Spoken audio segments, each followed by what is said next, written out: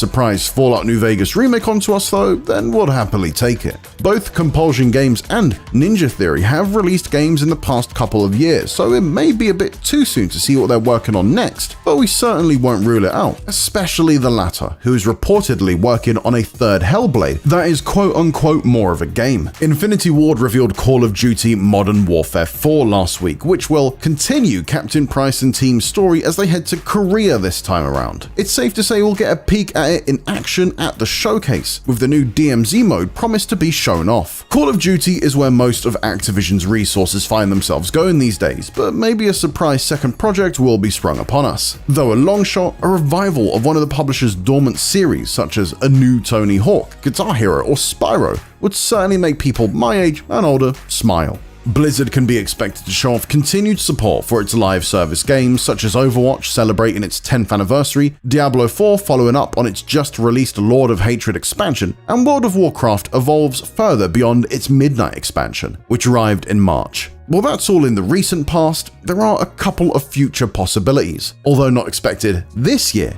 One of those is a look at WoW's upcoming The Last Titan expansion, which will serve as the finale to the World Soul Saga trilogy. Another is a look at Overwatch Rush, the mobile version of the hero shooter, although we admit this may not well show up at an Xbox showcase.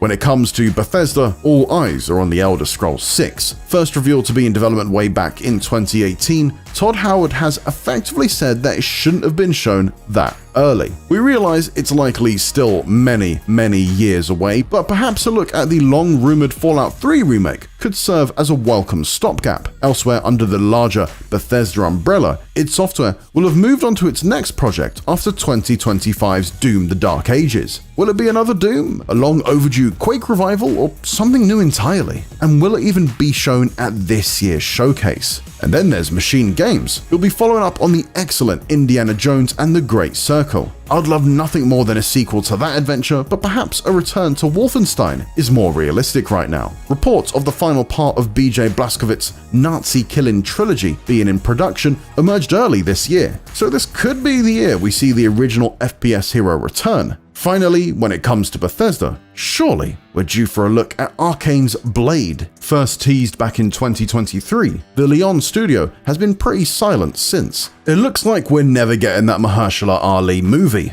so please at least give us this. In regard to what other games we could see, well, that's much more of a guessing game. Based on what's been showcased at previous Xbox shows though, we can at least take educated shots in the dark. I'd personally love to see Persona 4 Revival in action, as well as finding out when I can get my hands on the remake of Atlus's classic JRPG. Staying in Japan, Game Freak's first game outside of the Pokemon universe, Beast of Reincarnation, was featured heavily during January's Developer Direct, so it could well be there too. Action-adventure spin-off Resonance: A Plague Tale could well be in line to make a reappearance, as well as ex-Witcher 3 dev studio Rebel Wolves' vampire RPG, The Blood of Dawnwalker. Stealth shooter Mudang 2 Hearts made a flashy debut this time last year, as did Animo, yet another contender for Pokemon's monster-catching crown. There may be no Hollow Knight Silksong to speculate about this year, unless its DLC makes a surprise appearance, so let's throw some random guesses out there in its place. The Witcher 3 Songs of the Past expansion was just officially announced by CD Projekt Red, and while it seems too early for gameplay, you just never know. Ubisoft could also show up, either with a new look at Assassin's Creed Black Flag Resynced, the in-development Assassin's Creed Hex, or perhaps even the rumored next entry into the Far Cry series. But no, there won't be any sign of GTA 6. Xbox has been teasing its next-generation console, Project Helix, for months now, after formally announcing its existence in March. At GDC, Jason Ronald, Xbox's VP of Next Generation, said, "Project Helix is designed to play your Xbox console and PC games, delivering high performance and providing the ultimate player-first experience. We're partnering closely with AMD to define the next generation of rendering and simulation." We were hoping for some more news about it soon, but Xbox has since let us know not to expect anything from Project Helix at the show. What do you want to see at Xbox's Summer Showcase on June 7th? Let us know in the comments below, and for everything else, you're already in the right place with IGN.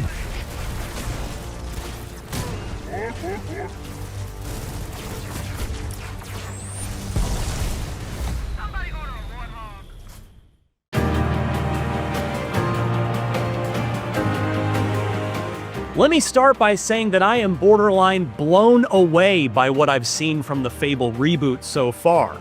New Fable developer Playground Games already had my trust.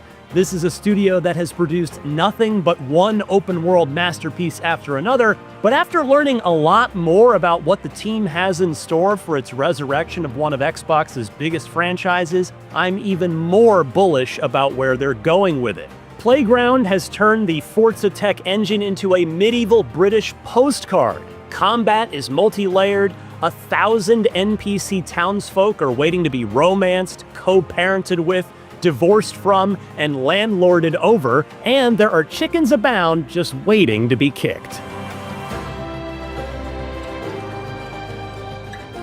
Alongside Fable's big coming out party at the recent Xbox Developer Direct, I also spoke with game director Ralph Fulton about the choices the studio has made with this revival, so there's lots to discuss. But first, if you'll permit me, a quick Fable history lesson. Right out of the gate in the early 2000s, Fable was always fantastic, even if its early days on the original Xbox got a little extra scrutiny because its director at the time, legendary strategy game developer Peter Molyneux, made crazy promises about players planting acorns that would grow into full-size trees over the course of the campaign. But while that lofty systemic boast never came to be, the game that Lionhead delivered was nevertheless a rich, textured, uniquely British fairy tale that players could meaningfully affect change in. Whether their good deeds manifested a literal halo over their heads, their sheer evil caused actual horns to sprout from their skull, or they got married to a townsperson and lived a whole other life outside of the bigger picture quest within the world of Albion. Lionhead arguably perfected the formula in the Xbox 360 sequel, adding a dog who'd be by your side throughout the story, and Fable 3 tweaked it further still while making the questionable in hindsight decision to move the timeline forward by 500 years, thereby changing the entire look and feel of Albion. And then Microsoft, well, they royally screwed the franchise up by trying to turn it into a 4v1 multiplayer game that cost the studio its entire existence. That's a story for another day, and since then, the franchise has been dormant for over a decade. Enter Playground, who produced smash hit after smash hit in Microsoft's Forza Horizon driving series. Fulton told me that Playground was looking to expand and build a second team after Forza Horizon 3. Quote, "I don't remember who said the word Fable first, but as soon as I heard it, I was like, that has to be it. That fits so perfectly. It's a series that we adored here and still do." And the conversation went from there, and it went pretty fast. I think everybody felt, certainly I know the folks we spoke to on the Xbox side felt really strongly that if a studio were to start working on Fable to pick that up, it had to be a British studio.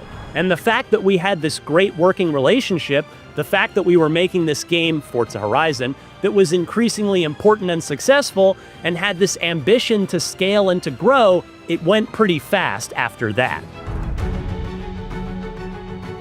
The studio's adoration for the series shines through in the gameplay it's shown so far. There are hobs and balverines to slay, swords to wield, and spells to cast, sure. And the humor and British charm look to be there. Look no further than a chicken spell wearing off, reverting the target back to their original form, but still flapping their arms and clucking. Or the chicken armor. You even start the game as a child just like you did in the originals. But where Playground is winning serious points with Fable fans like me so far is in its commitment to the game within the game. The town management aspects baked into Fable's urban areas. You'll be able to buy property, literally all of it if you can come up with enough gold apparently, and become a beloved landlord or a loathed slumlord. Not to mention a kind boss or a horrible boss, should you purchase any businesses. You can also date and marry all of them, have kids with them, and should it come to it, get divorced. There are also jobs to partake in, like blacksmithing. Where the new Fable breaks from the old one is in the morality. No longer will it be so black or white, Fulton told me. You won't manifest that halo or sprout those horns. Instead, individual people in each city or town will form their own opinion of you based on how you treat them. Meaning you could be a rich twat, in Fable's own words, while getting hailed as a saint in another one. Better still, one of my least favorite aspects of modern role-playing games, procedurally generated content and all of the generic time-filling tedium it brings with it, is nowhere to be found in Fable. Instead, Fulton told me that every NPC is a unique, handmade, and fully voiced character. That is so refreshing these days that it gets me extra excited to talk to as many of them as I possibly can once I get a build of Fable in my hands. That goal to make each hero's story unique extends to the larger world of Albion too. Remember the 2023 Fable teaser that introduced us to Dave, a giant? It turns out that the whole setup for the new Fable isn't a Jack and the Beanstalk story.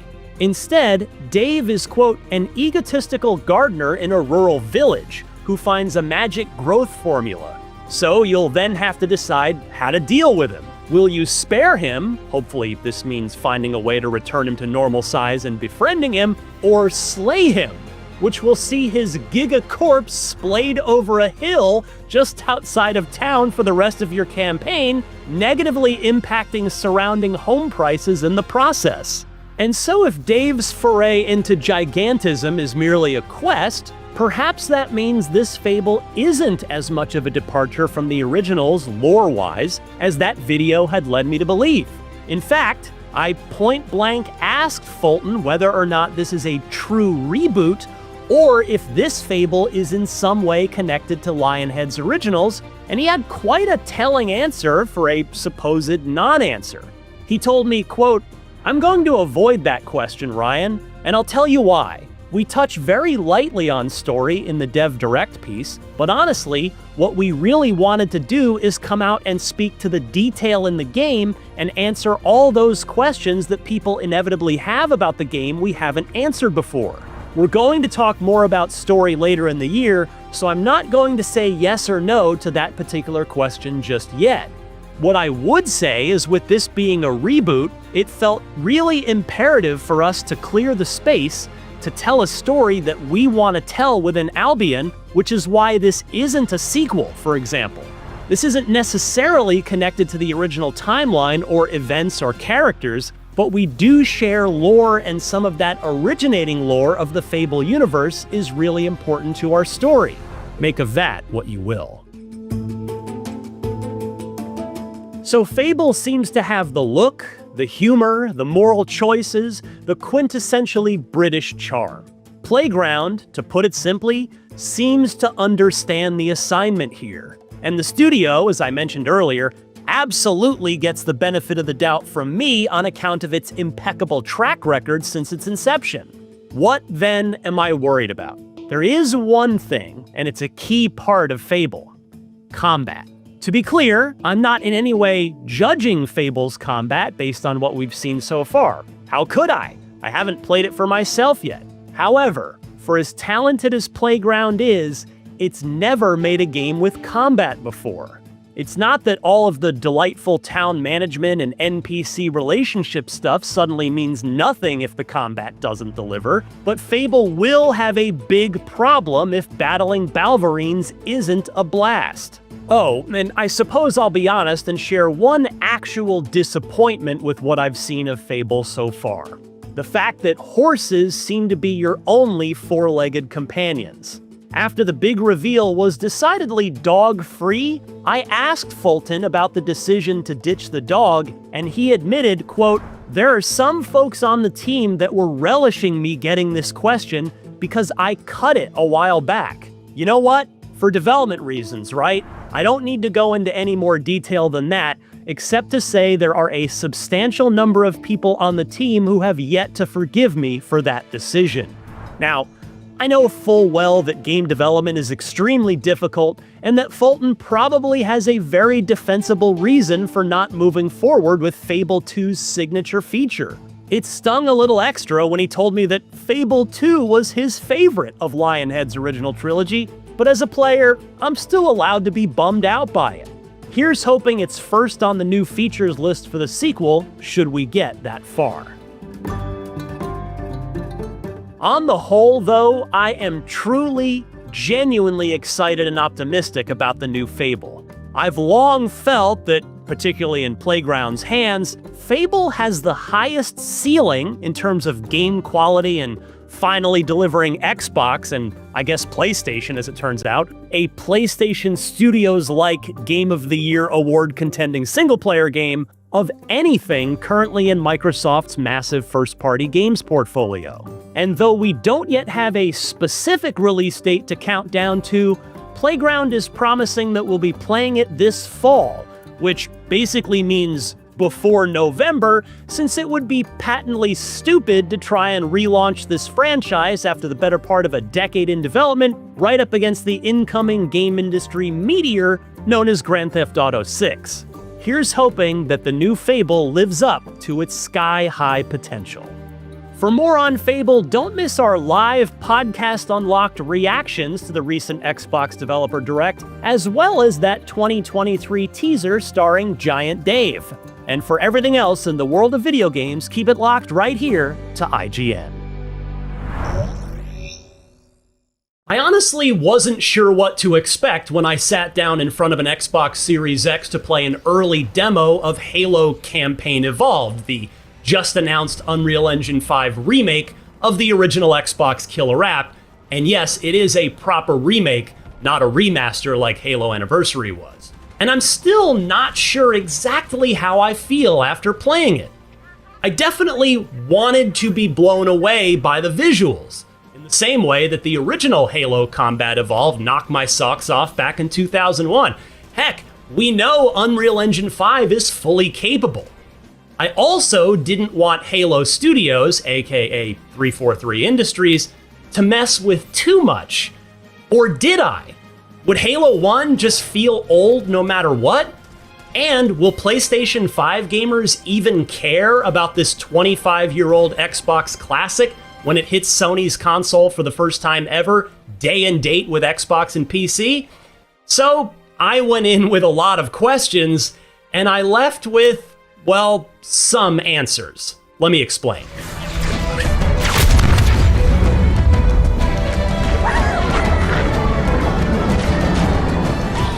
I suppose we might as well start with the obvious, how it looks. Is my face properly melted? No, but maybe yours is? I'll be curious to read the comments on this one. But anyway, Campaign Evolved does look very nice, no doubt. It certainly doesn't look like it's 2 decades old anymore. I played a chunk of the legendary Silent Cartographer mission from early in the campaign, and the skybox is beautiful, the water looks great, the trees look very nice, and the terrain texture looks sharp and clean. Once you get indoors, the alien architecture has a unique sheen to it that the original obviously never had. Meanwhile, the weapons all look exactly how you'd expect them to look in the modern era, and the grunts, jackals, elites, and hunters all look convincingly new rather than reskins of quarter-century-old creatures.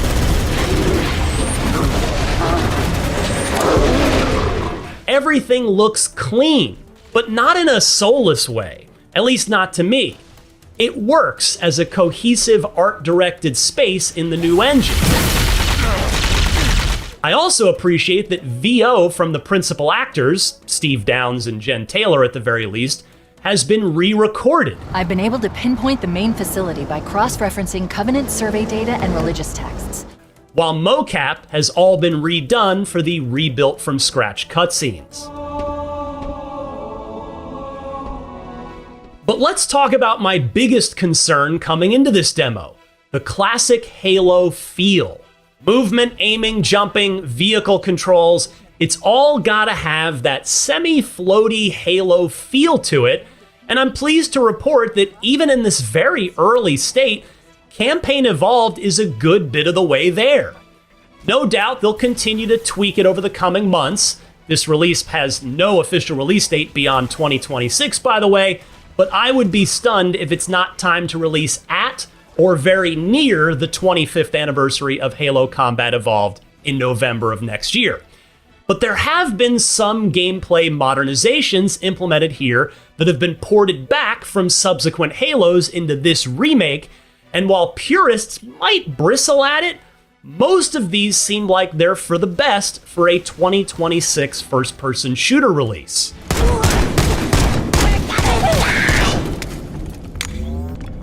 Interesting. I underestimated the Covenant's understanding of Halo's subsystems. For starters, vehicles are boardable and destructible now as they were in subsequent Halo games. That means a ghost can no longer torment you endlessly, nor are you effectively invulnerable in a Scorpion tank. On a related note, a fourth player can now sit on the back of a Warthog. Oh, and though I didn't get to try it out on the Silent Cartographer, the Wraith is drivable now too, as it first became in Halo 2. Also, any weapons the bad guys wield, you can too. As such, the energy sword is now in your tool belt if you take one off of the corpse of a gold elite. Halo Studios says that there will be 8 weapons from Campaign Evolved that aren't new to Halo, but are usable for the first time in Master Chief's first adventure. On the movement front, Sprint has also been added. It's not on a cooldown either. You can run endlessly. I could see this one annoying the Halo 1 purists most of all, but not only do the developers say that you can turn it off, you can also just not use it. I actually found it handy when running back down the beach towards my mission objective after I'd wandered off to go stare at more of the new Unreal Engine 5 rendered spaces. What about co-op? After Halo Studios fumbled that in Halo Infinite, you're probably wondering about it for the remake. 2-player split screen is confirmed, though sadly it wasn't available in my short preview build, and the development team also promises 4-player online co-op with full cross-play and cross-progression support. As for proper competitive multiplayer, though, unfortunately, the answer to that is right in the name of this remake: Campaign Evolved. There's no multiplayer here, which is a shame because it'd sure be fun to see Blood Gulch or Sidewinder or Hang 'em High in Unreal Engine 5 with online crossplay support.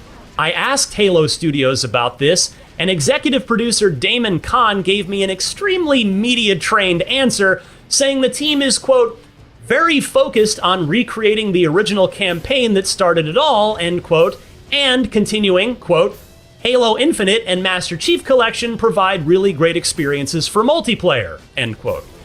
Well, sure they do. For Xbox and PC players, that doesn't really help new PS5 players fall in love with Halo's glorious multiplayer, though.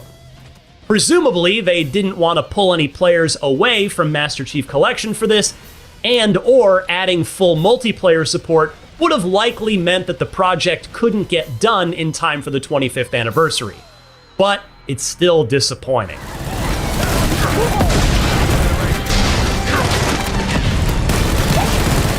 That led me to wonder about pricing.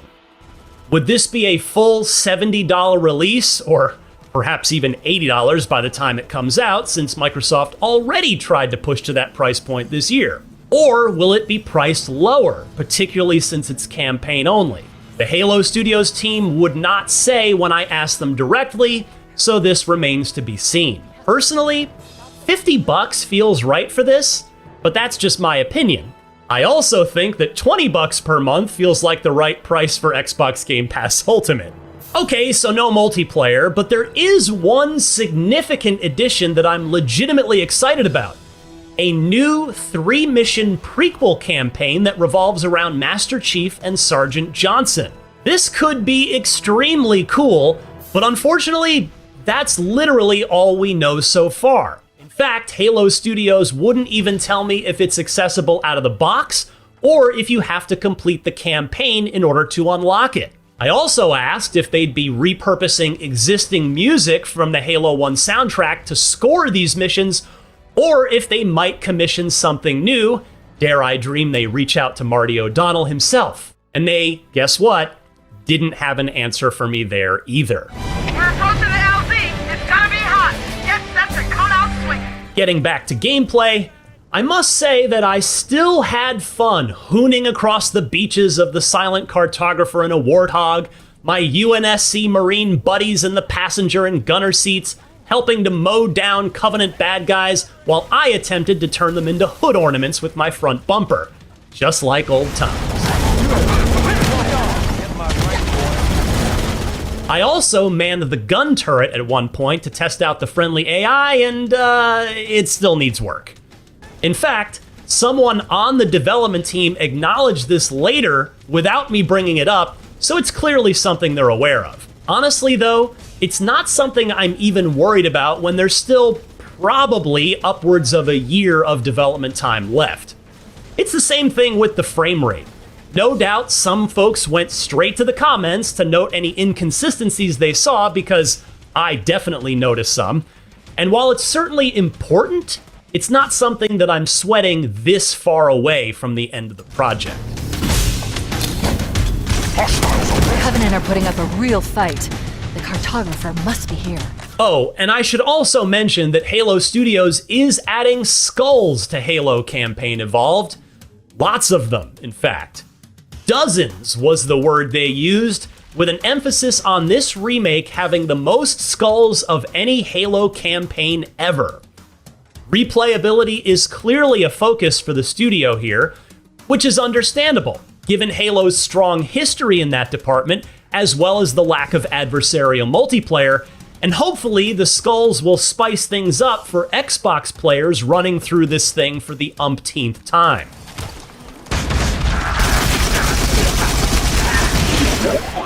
On that note, I couldn't help but wonder if PlayStation 5 players getting their first crack at Halo are really gonna care about this in a way that turns a lot of them into new fans of the franchise. It's a genuine question.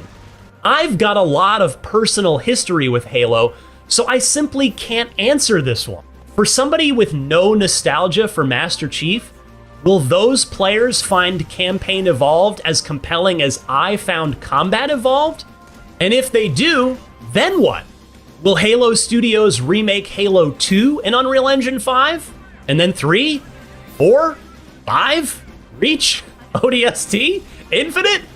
Or will they just port the Master Chief Collection and Halo Infinite to PS5 to catch those players up? I asked the team about this and again got a very media-trained half answer. Quote, "There is an opportunity for us to grow the fan base," executive producer Damon Kahn told me. "We're bringing the most players, we believe, to Halo ever. And so that growth is what we're truly interested in. And again, I hinted before, this paves the way for future stories and Halos," end quote. And so as you can see, I'm still left with many unanswered questions about this remake project. But to Halo Studios' credit, this early demo did answer a couple of key ones about how good it would look and how Halo-y it would feel. So far, so good there. I'm very excited about the new 3-mission prequel campaign featuring Sergeant Johnson, as it will be the first new single-player content in a Halo game in, by that point, 5 years. Can Campaign Evolved relight Halo's spark? That's the biggest question of all, and it'll have to remain unanswered for a bit longer.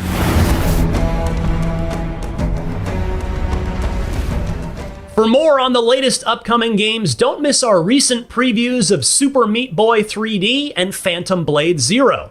And for everything else in the world of gaming, stick with IGN. Why hello there! It's just come to my attention that June will once again be taking place in the immediate future, and as has been the case in several of the previous iterations of June, new video games will be coming out in said month. So here are June 2026's biggest game releases.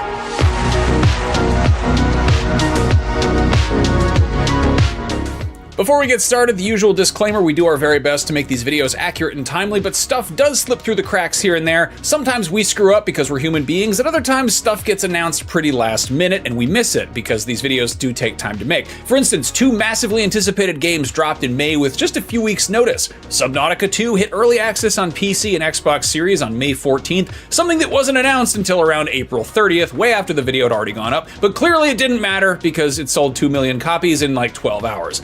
Meanwhile, Mina the Hollower, Yacht Club's first game that doesn't have the words shovel or knight in the title, but still involves digging lots of holes, that hit both Switches, the newer Xbox and PlayStations, PC, Mac, and yes, even Linux on May 29th. Considering that June is a month when historically a lot of big video game presentations take place, it is very likely that some of June's biggest games get release date announcements in June after we've already made this video you are presently watching. So for best results, always check your local listings. Now let's talk about what we do know about that has release dates. Most fantasy RPGs are designed for people who fantasize about playing the role of the hero. Well, what about the humble shopkeeper? Arcane Merchant is a cozy management sim where you're the one buying and selling rare loot and enchanted artifacts and magic potions from various adventurers and townsfolk, building strong customer relationships. On the other hand, or perhaps arm or neck or maybe even the lower back, if you ever wished for a game that was kind of like Power Wash Simulator, but with regrettably decorated human flesh instead of grimy building and vehicle exteriors, look no further than Tattoo Removal Simulator. Both of those games are on PC on June 1st because, of course, they're on PC. If you'd like to try your hand at crafting with some handcrafted critters, there's Odd Fauna, Secret of the Terra Beast, which hits early access on the 2nd. It's a systemic sandbox with some gorgeous Leica Studios-like visuals, so if you like things like-alike, you should give it a look. Among the Sleep is a first-person narrative horror game played from the perspective of a 2-year-old, which was originally released way back in 2014 for consoles and PC, and if you were only 2 years old when it first came out, now you can check it out for yourself on Android and iOS on June 2nd, and there's even a free demo. On June 3rd, Final Fantasy VII Rebirth comes to Xbox Series and Switch 2, which is the second installment in the as-of-yet unfinished trilogy of games remaking the classic 1997 JRPG. You probably knew that already. Here's hoping they announce Part 3 pretty soon. What do you think they're going to call it? Final Fantasy Reborn or Return? Is that too obvious? Maybe Final Fantasy Reno after that one guy from the game. Or Riku, who's from a different Final Fantasy. Or Ramza. Or Regis. Or maybe they'll just put a bunch of weird, emoji and wingdings in there. You know what? Square Enix has a tendency to name things some pretty stupid stuff. Anyway, still that day, the spooky cowboy boomer shooter Blood West gets an endless roguelite mode with Scavengers DLC on PS5, Xbox Series, and PC. Hey, you remember House Flipper, that 2018 game about renovating and reselling houses to turn a profit? Well, great news, because House Flipper Remastered Collection takes that dusty old fixer-upper as well as all of its DLC and gives it a fresh coat of paint, some new faucets, and perhaps a dash of shiplap so you can buy it all over again. That one's on Xbox Series, PS5, and PC, and if you already own some of the DLCs, the owners are willing to go slightly below asking, so give it a shot. Calx hits PC that day as well. That's a third-person action game with a dash of puzzles and platforming that looks like a cross between Sable and Chants of Sennar and Saros, and I'm always happy to see another game that is clearly taking some visual cues from Jean Giraud, aka Mobius. If you want to do some cozy, whimsical puzzles, you should take a gander at Swan Song, which not only features songs, it also has an actual swan. Imagine that. Even better, not only does this game look finished, it also has a title, which is more than you can say for those other half-assed, phoned-in games about waterfowl. Looking at you, the unfinished swan and untitled goose game. Finish that swan. Title that goose. If you would like to do some puzzles while being startled by phantasms, The Seventh Guest remake is in fact a remake of The Seventh Guest, which is one of those games I remember being so scared of as a kid I was afraid to go near the box in CompUSA. And now, it doesn't look scary at all to me, but maybe that's because since becoming an adult, everything else has become so much scarier in real life than any video game could possibly be. That one's on Xbox Series, PS5, and PC on June 4th. A month before the actual 2026 Tour de France kicks off, Tour de France 2026, the video game hits PS5, Xbox Series, and PC. And if the idea of riding bicycles through the placid European countryside isn't hardcore enough, on PC that day you can also snag Pro Cycling Manager 26, wherein you play as the guy who, I don't know, figures out the budget for shorts or something, gets these guys mineral water sponsorships, perhaps drives alongside them, feeding them calorie-dense food out of the window of a Citroen or something. I don't know what a cycling manager does. If any cycling enthusiasts take umbrage with my good-natured skewing of this comically aerodynamic sport, well, as the Australians say, on your bike. On June 5th, 2026, Masters of the Universe hits theaters, and if seeing it gets you all pumped up about Trapjaw and Fisto and Ram Man and all those other half-naked degenerates, you're in luck because you can go home and play the co-op deck builder Legends Unite on Amazon Luna, which is free for Prime members. That same day, if you want to venture into a considerably darker fantasy realm that doesn't have Orko in it but has plenty of orcs, Gothic Remake hits Xbox Series, PS5, and PC. This is a full overhaul of what is hailed as a classic RPG that I was totally unfamiliar with up until the remake got announced, and I think that might have something to do with when it was released. The original Gothic was released in North America exclusively on PC in late November 2001 during what is possibly the best holiday season in console gaming history. Gothic dropped a week after the GameCube and original Xbox were released, and within the same 3-month span that saw the launches of Halo Combat Evolved, Super Smash Bros. Melee, Grand Theft Auto 3, Devil May Cry, Silent Hill 2, Metal Gear Solid 2, Eco, Jak and Daxter, SSX Tricky, Burnout, and Max Payne 1's console versions. So yeah, I imagine Gothic slipped through the cracks for some other people too. But hey, it's got a remake now, so you can check it out in all of its console and PC glory. Oh, and if you're a purist and you prefer to experience Gothic in its original form, that one's getting ported to both PlayStations and Xbox in late July, which is a little bit weird timing-wise. I feel like usually you drop the original to drum up interest in the remake, not the other way around, but what do I know? I'll tell you what I know. On June 8th, Solarpunk hits all of the newer consoles and PC, which is a brightly colored, vaguely cozy-looking survival game about harnessing the powers of the sun to develop your floating islands. And look, I don't want to be that guy, but how is this remotely punk? I get that it's a play on cyberpunk, which has in turn been spun off into steampunk, dieselpunk, biopunk, decopunk, nanopunk, and so on. Generally, whatever the prefix to the punk is suggests a society built around a corresponding technology, but I feel like the punk part also denotes an implicitly beat-up, grimy, possibly dystopian aesthetic as well. The world of Solarpunk looks not just competently assembled and well cared for to a utopian degree. 20 seconds into the trailer, they craft a piano and acoustic guitar, which is about as punk as Mumford & Sons is death metal. Anyway, Solarpunk looks like a perfectly pleasant game. I'm just being pedantic. This is what happens when I spend all day jacked into cyberspace staring at a screen instead of frolicking in the sunshine. I promise I will go touch grass after I'm done shooting this video. Voidling Bound is a third-person creature collector that'll have you hatching, evolving, and wrangling some cool little monsters. This game kind of reminds me of Skylanders. If Skylanders was a kid you went to middle school with and then didn't run into until like junior year of college, and they had changed, but like for the better, but they still kind of reminded you of the kid you knew in middle school. I mean that in a good way. It looks like Skylanders grew up a little bit, but also doesn't look that much like Skylanders. That is on PC, June 9th, with console versions coming sometime later on. That same day, NBA The Run hits Xbox Series, PS5, and PC, which is a 3v3 basketball game reminiscent of NBA Street, but with way less of a dress code and also a bit of NBA Jam because players will periodically do basketball so hard that they start emitting glowing auras like they're about to beat up Majin Buu or something.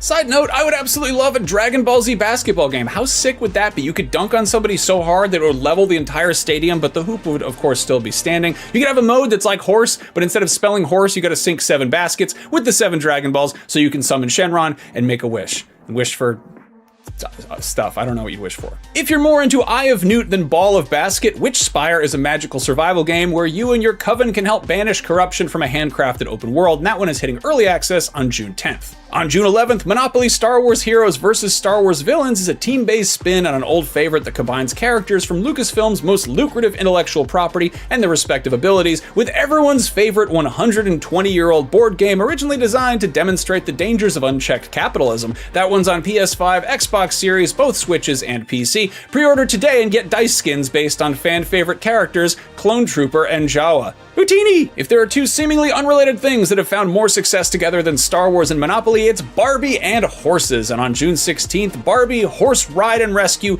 comes galloping onto iOS and Android. My producer Amanda said that June's game release list was a little bit thin and she wasn't f***ing around.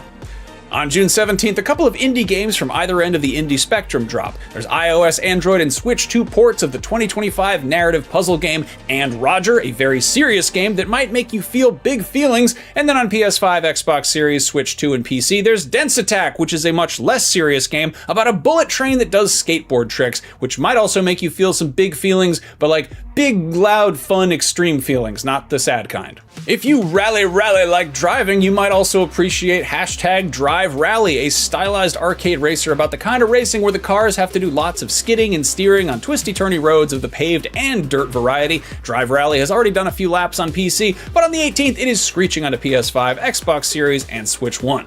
A Type R is a model of Honda Civic well suited to rally driving, not to be confused with R-Type, which is a long-running shmup series about spaceships and lasers. Usually it's a fast-paced, reflex-intensive bullet hell, but sometimes it's a bit more of a strategic, turn-based tactical simulation affair. R-Type Tactics 1 and 2 Cosmos is a remake of the original 2008 PSP game, released in the US as R-Type Command, and its sequel, Operation Bitter Chocolate. If that sounds like a sweet deal, you can grab it for everything but Xbox One. Finally, on the 18th, something that is actually brand new is The Adventures of Elliot the Millennium Tales, a brand new action RPG from the team behind Octopath Traveler and Bravely Default, which features more of those gorgeous HD 2D visuals. That one is on all the newer consoles and PC. If you prefer Octagon Battlers to Octopath Travelers, or are just a fan of video games with titles that are like 75% abbreviations, EA's UFC 26 hits Xbox Series and PS5 on the 19th, and after it hits them, it does a few kicks, and then a little headlock, and then it winds up rolling on the floor, grappling with them for a while until someone taps out or loses consciousness, and subsequently their Monster Energy sponsorship. If you want a cozy game about burnout, but also managing a tea shop developed by a supergroup of indie luminaries whose past work includes the Stanley Parable, Minecraft, and Gone Home, give Wanderstop a shot. That one's already on PC, Xbox Series, and PS5, but on the 23rd it wanders onto Switch and Switch 2, so you can take a break from work and go play it in your favorite cozy, warm beverage serving establishment. On June 25th, Switch 2 owners get a brand new game that isn't on anything else unless you count Nintendo 64 and 3DS and sort of Wii U, and that game is Star Fox. Might be a little bit of a drag for die-hard fans that this is largely a better-looking version of a game they've already played a few times, but keep in mind it's also an entry point to the franchise for a whole new generation of players. Hopefully, it attracts enough new fans to necessitate a 100% brand new Star Fox game, but hopefully those fans don't get so interested in the titular Vulpine pilot that they feel it's necessary to draw pictures of him doing inappropriate things with his woodland colleagues. Please don't do that. If you're good on dog fights with actual dogs and you'd prefer some proverbial cat fights involving human women, Dead or Alive 6 Last Round is a souped-up, upgraded version of Team Ninja's 2019 entry in the storied 3D Brawler series, the next installment of which is currently in development, and which will probably get its souped-up, upgraded version 7 years from now for PlayStation 6 and Xbox Avenue Q, or whatever they decide to call it. And in the meantime, DOA 6 Last Round is on PS5, Xbox Series, and PC. It's the game where you can make people fight. And there you have it, those are June 2026's biggest games. Last month I asked you if I should keep reading the platforms for each game, and enough of you said that you appreciate that extra information that I'd figure I would just keep doing it. There's enough stuff that gets slightly shittier each month as is, so if it ain't broke, don't fix it. As always, if there's anything we missed, shout it out in the comments and let me know what you're playing. And also, as always, a big huge thank you to Amanda and Chris and Logan for helping this video come together each and every month. And of course, an even bigger thank you to you, wonderful person who's taking the time to watch this video all the way to the end. I appreciate you. I'll be back next month with a look at July's biggest games to hopefully distract you from the harrowing reality that we are hurtling into the second half of 2026. I'll see you then.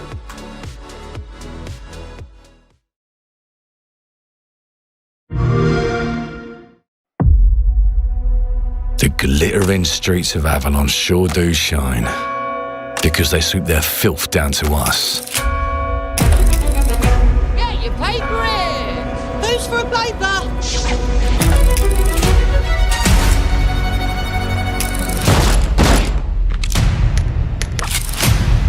Here's to playing in the mud.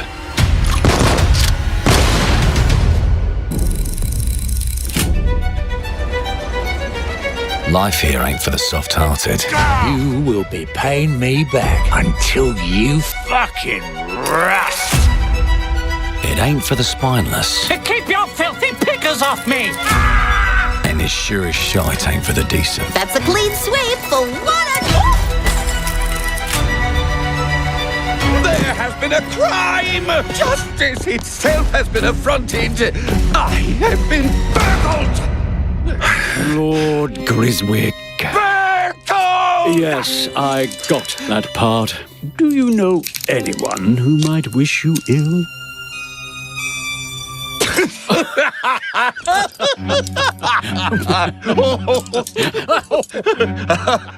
We can't arrest and question everyone. Let's see if we can narrow the suspects down a bit. They were, Trust your instincts, sir. tall, Yes, sir. built rather slim, well, muscular. Mm-hmm. Was very quick, agile. Go on. With a mustache. No, larger. I see. Quite fashionable. That's the fiend who robbed me. They got my good side this time. Breaking in is the easy part. Your brandy, sir. Getting away with it is the real trick. These candlesticks ain't gold. Worthless and dull, just like you. Nah, I have a customer. How can I help you? I'd rather talk to you, Errol. Sounds like I'll get a better deal. You talk to me first, and him never. Got it? Uncle's a bit touchy, ain't he, Errol? Touchy?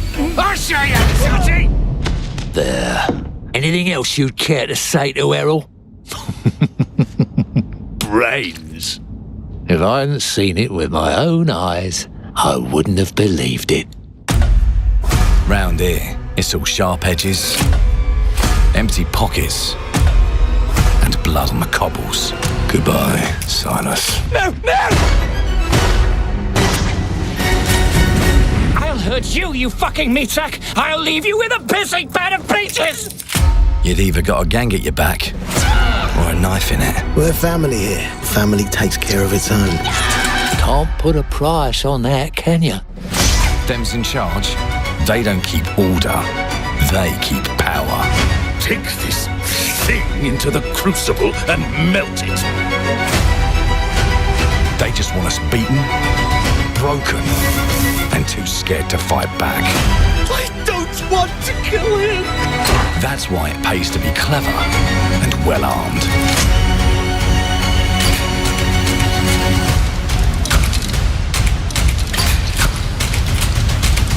Let's go and end a few arguments.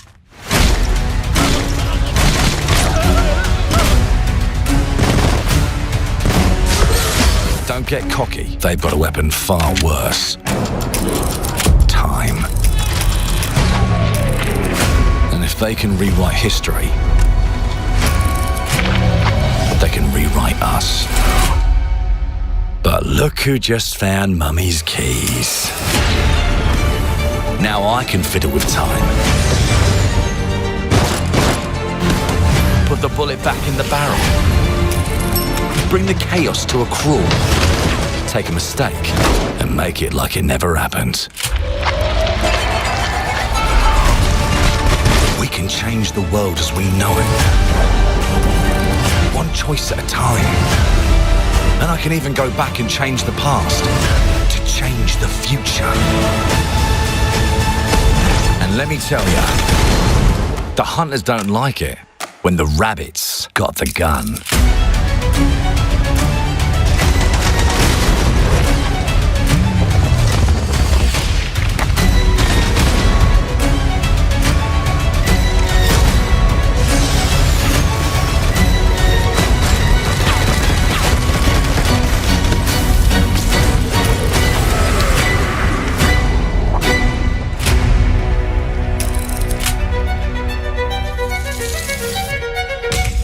Now let me alone and piss off!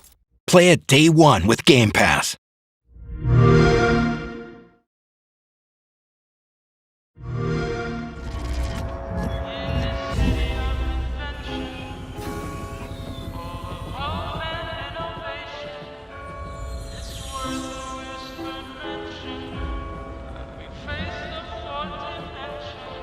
This city is a miracle of progress. A finely tuned, delicately balanced machine.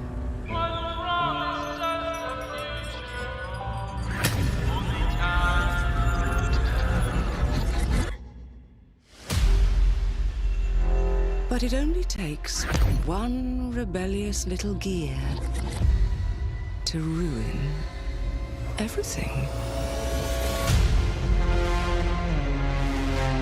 If you resist my rule,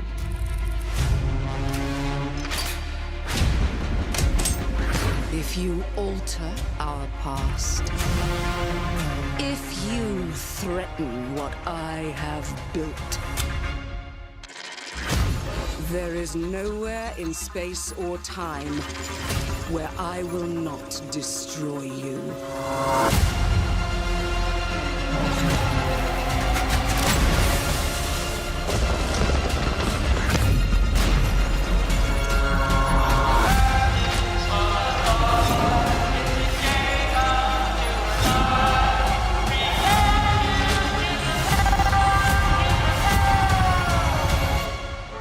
Oh no.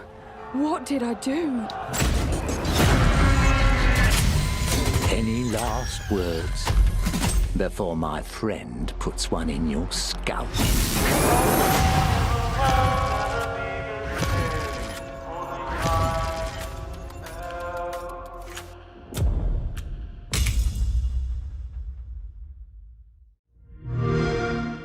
Play it day one with Game Pass.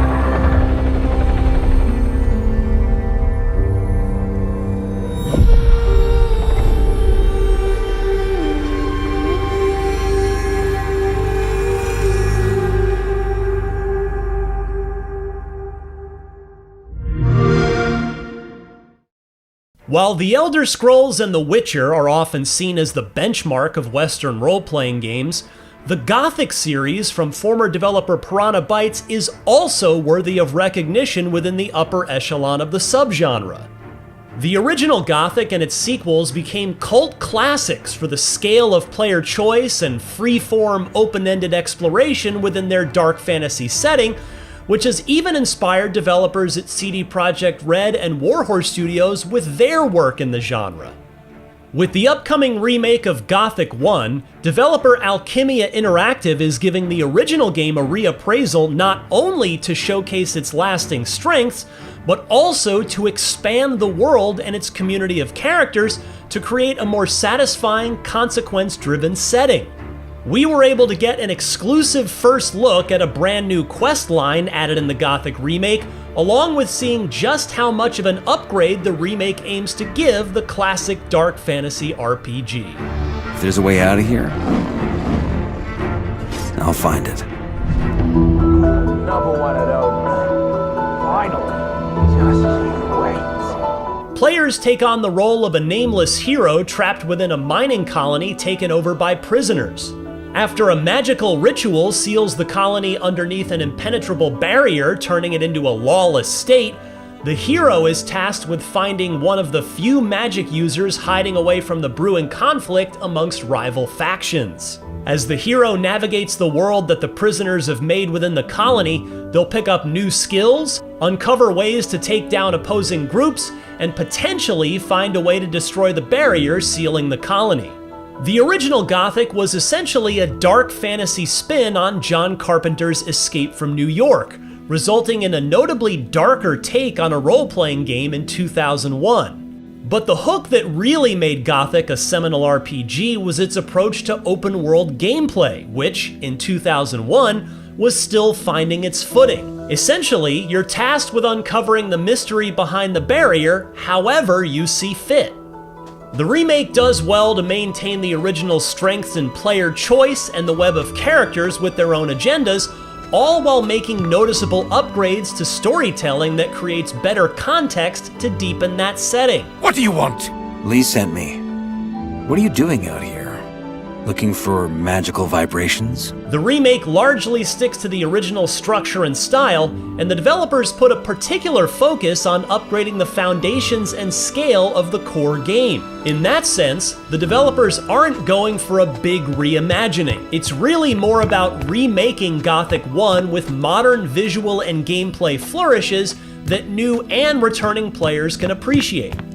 Generally, the upgrades in visual style, gameplay, and storytelling really do wonders to flesh out the dark fantasy world of Gothic further, enhancing the sense of navigating a bleak yet still intriguing setting that can fall into chaos at any moment. However, I couldn't help but feel that the remake's scope felt more like a souped-up 2000s PC or original Xbox-era game, which sometimes felt a bit overly modest. Still, it does aim to capture the tone and vibe of Gothic, which it succeeds well at so far. The vibrations are getting stronger. We're getting closer.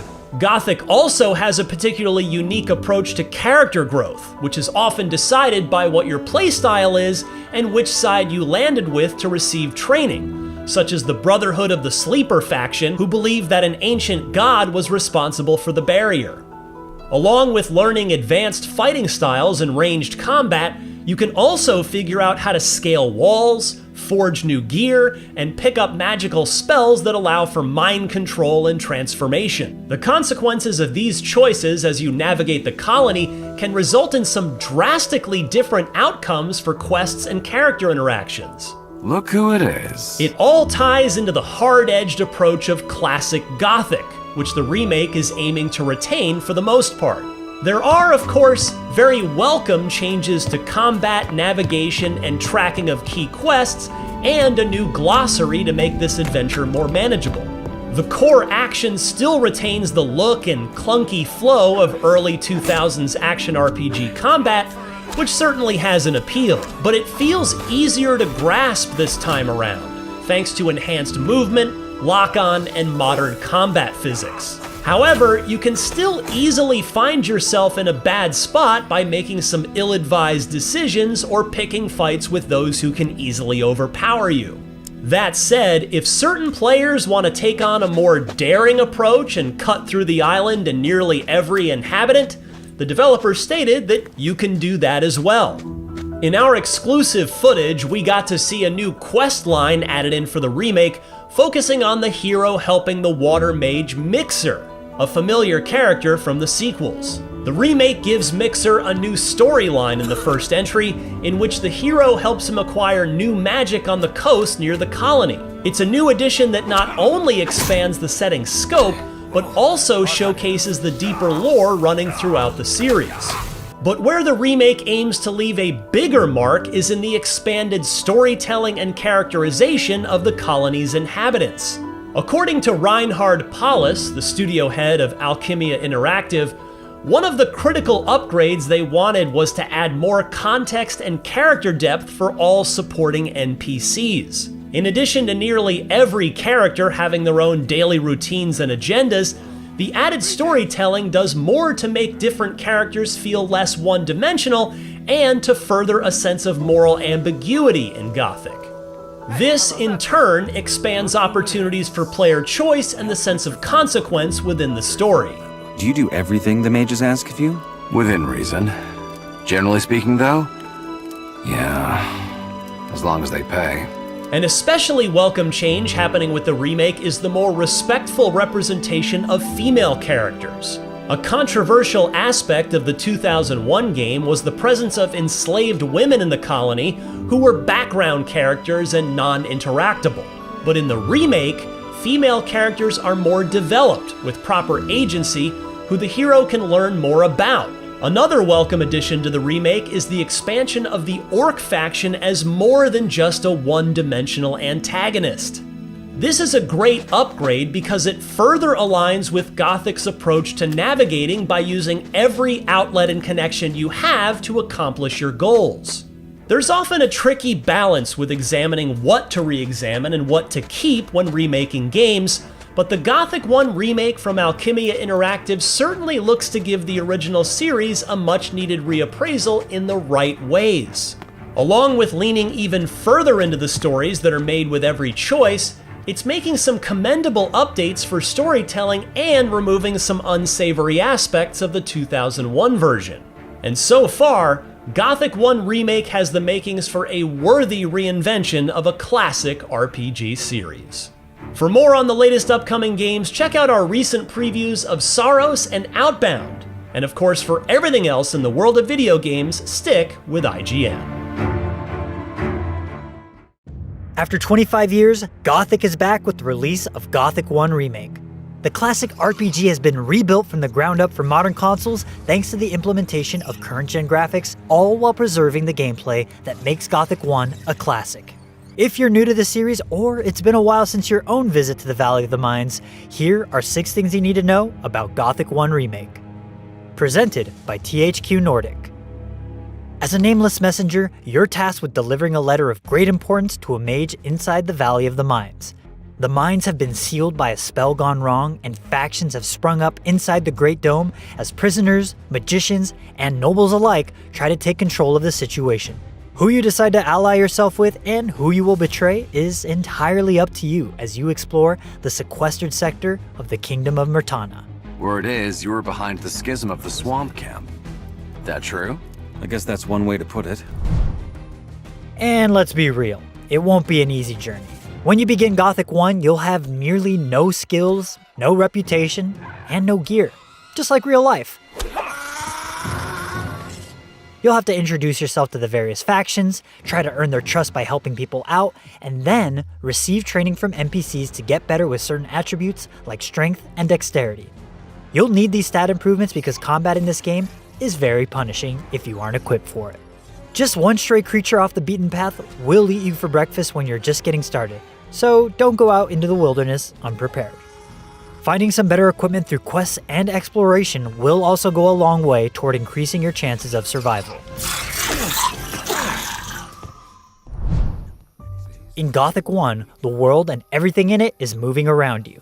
NPCs have their own routines, the weather and time of day changes dynamically, and monsters in the world have their own stomping grounds too. So don't go expecting to find people manning the stalls in the market when it's midnight. Everyone's gonna be in bed. And don't turn your back on someone's favor lightly. You may just find yourself punished for your deeds if you upset the wrong people. Do you do everything the mages ask of you? Within reason. Generally speaking, though, yeah, as long as they pay. It's been 25 years since the release of Gothic, and the team at Alchemia Interactive have been hard at work remaking the entire game from the ground up in Unreal Engine 5.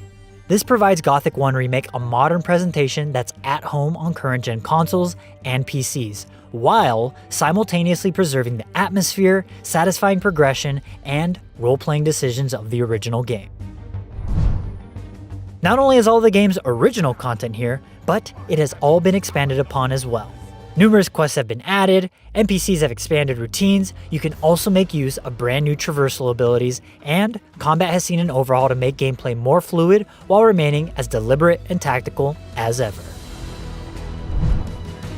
Extra story details have been added to the world of Gothic in this remake, crafted by none other than Nicholas Samuel Litzau, known for being the project lead and lead writer for the excellent Enderall series of overhaul mods. Any and all additions to the game not only seek to match the tone and spirit of the original, but enhance and elevate it, all while leaving plenty of room for the original content in the game to shine. Who will you decide to help in the war for control of the Valley of the Mines? Will you lie, cheat, and steal? Or serve and protect the people who promise to help you? The choices are yours to make. Gothic 1 Remake is available now on Steam, Xbox Series X and S, and PlayStation 5. For more on Gothic 1 Remake and all things video games, stick with IGN.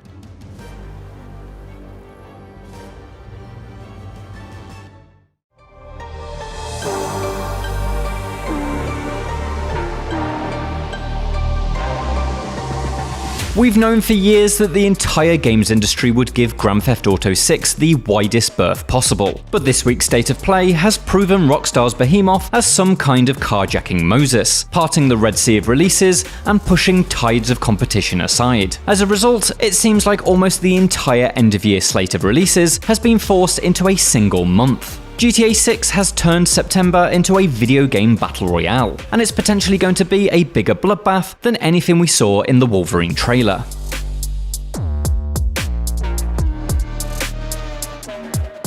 There are now 5 of what I'd consider heavy hitters wrestling for space in September. The Blood of Dawnwalker has a head start, launching on September the 3rd, but this massive vampire RPG has only 2 weeks of freedom before Marvel's Wolverine slices its way onto the scene on September the 15th. The following week, there's 3 games in 2 days: Control Resonant and Silent Hill Townfall, both landing on September the 24th, and Onimusha Way of the Sword the day after. I am Suten Tochi, Miyamoto Musashi, the fool who seeks strength yet rejects the power of the Oni. Arriving around these 5 are a number of other significant games that will be fighting for any attention they can get. Illphonic's Halloween creeps into stores on September the 8th, the long-awaited Warhammer 40,000 Dawn of War 4 drop pods in on September 17th, and the Trails in the Sky Second Chapter remake arrives the same day. The console version of Dune Awakening carefully steps into place on September 22nd, and in the first couple of days of October, there's Ubisoft's 3D remake of Rayman Legends, a remaster of Dynasty Warriors 3, and the brand new Ace Combat 8. These guys belong to you, Rex. Go take what's yours.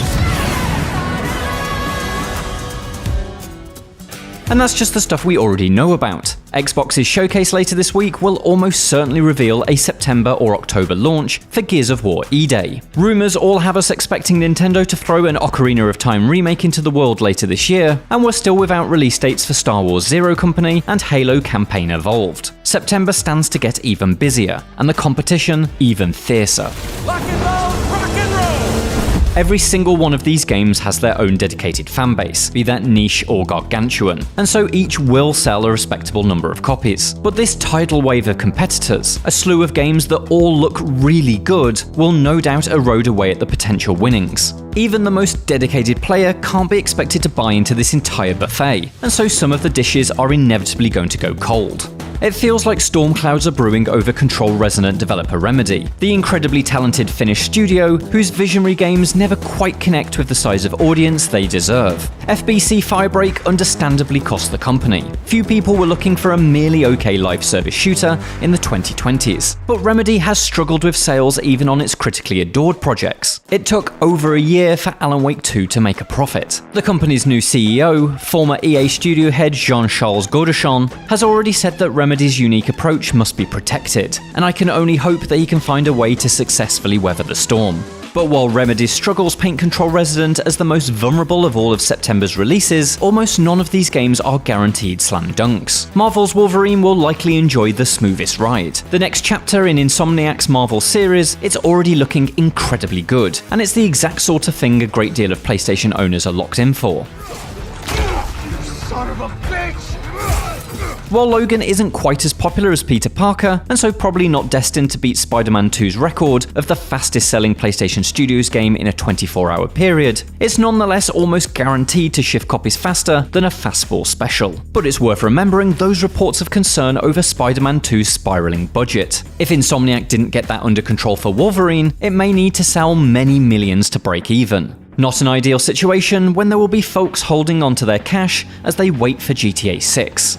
The Blood of Dawnwalker faces its own hurdles too. This deeply ambitious RPG is helmed by the director of The Witcher 3, whose new studio Rebel Wolves includes multiple veterans of CD Projekt Red among its staff. The game looks great, but the busy period poses many threats. Will PlayStation owners want to embark on a 50 to 70 hour RPG when Wolverine is just around the corner? And will Geralt fans, now safe in the knowledge that there's a brand new expansion for The Witcher 3 arriving next year, be willing to give this one a miss in exchange for some of September's shorter offerings that can be completed before GTA arrives on the scene? Debut projects are often a make or break situation, and I really hope that being the first of the September games, arriving after what appears to be the classic long summer drought, plays in Dawnwalker's favour. I'm just trying to save my family. It may be that those who don't have Rebel Wolves' head start on the action may reconsider their position, certainly after the likes of Summer Games Fest and the Xbox Showcase add even more dates to the pile. We've already seen Phantom Blade Zero abandon its September 9th launch in favour of October 29th, a date that's perilously close to GTA 6's D-Day of November the 19th, but free from the competition of a glut of third-person action games where you cut things up with blades. Developer S-Game puts the delay down to important last-minute refinements, but intentional or otherwise, stepping outside the September battle arena will likely be beneficial for this incredibly stylish action RPG. Phantom Blade Zero's 50-day gamble is nothing compared to some though. The parting of this Red Sea of releases means there's a near and a far side, and we've already seen a couple of games that were originally destined for 2026 make a tactical backslide into next year. Playground Games' reboot of Fable, which had been promised to release this year after being delayed out of 2025, has now repositioned itself for a February 2027 launch. Xbox's Matt Booty provided a straightforward reason for this, so it can have the dedicated moment it deserves. There's no easy victory within the shadow cast by GTA 6, and so there's no shame in stepping backwards for a second time. Also backflipping into February 2027 is Tomb Raider Legacy of Atlantis, the flashy remake of Lara Croft's original 1996 adventure. Yes, this means Crystal Dynamics and Flying Wild Hog's celebration of Lara's origins misses its intended 30th anniversary launch, but those few months could buy Tomb Raider a much stronger victory. It also potentially means we'll get 2 outings with Lara next year, as Tomb Raider Catalyst, a brand new game that will push the series' timeline forward for the first time since 2008's Underworld, is also due to launch in 2027. There are other shifts too. The Witcher 3's Songs of the Past expansion was originally planned to launch this year, but was pushed to 2027 to achieve the best possible result. While that may refer to development polish, there's no denying that Geralt's One Last Hurrah will enjoy more attention if it stays outside of GTA 6's gravity well. And as this week continues, with Summer Games Fest, the Xbox Game Showcase, and others announcing new dates, we'll likely see this space around GTA become increasingly defined. Few will brave arriving within weeks of the biggest game of all time. Some will try to get ahead of it, others will find safety in 2027. And as September fills up, I wouldn't be surprised if we get a scattering of last-minute dashes as developers and publishers realise that the 9th month of 2026 wasn't quite the safe haven that they thought it would be. Hey, if you got friends, can you hook me? September is going to be tough, both for avid players attempting to find a way to play everything that they're interested in, and developers fighting for the sort of attention that's basically a lifeline in this industry right now. It's undeniably an exciting time. Almost every game I've mentioned is something I want to play, and it's clear that the games industry has so much to offer this year beyond the open world crime simulator that's on everyone's wish list. I just hope the impossible task of navigating GTA 6 doesn't mean that there's devastating casualties along the way. For more like this, check out Jim's video, which discusses how State of Play showed that there's more to AAA than just GTA 6, and for everything else, stick with IGN.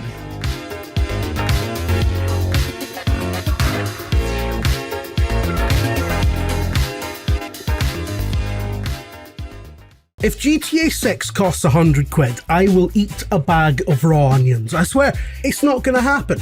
They won't do it. But what if they did? Well, let's explore that. I don't want to eat a bag of raw onions.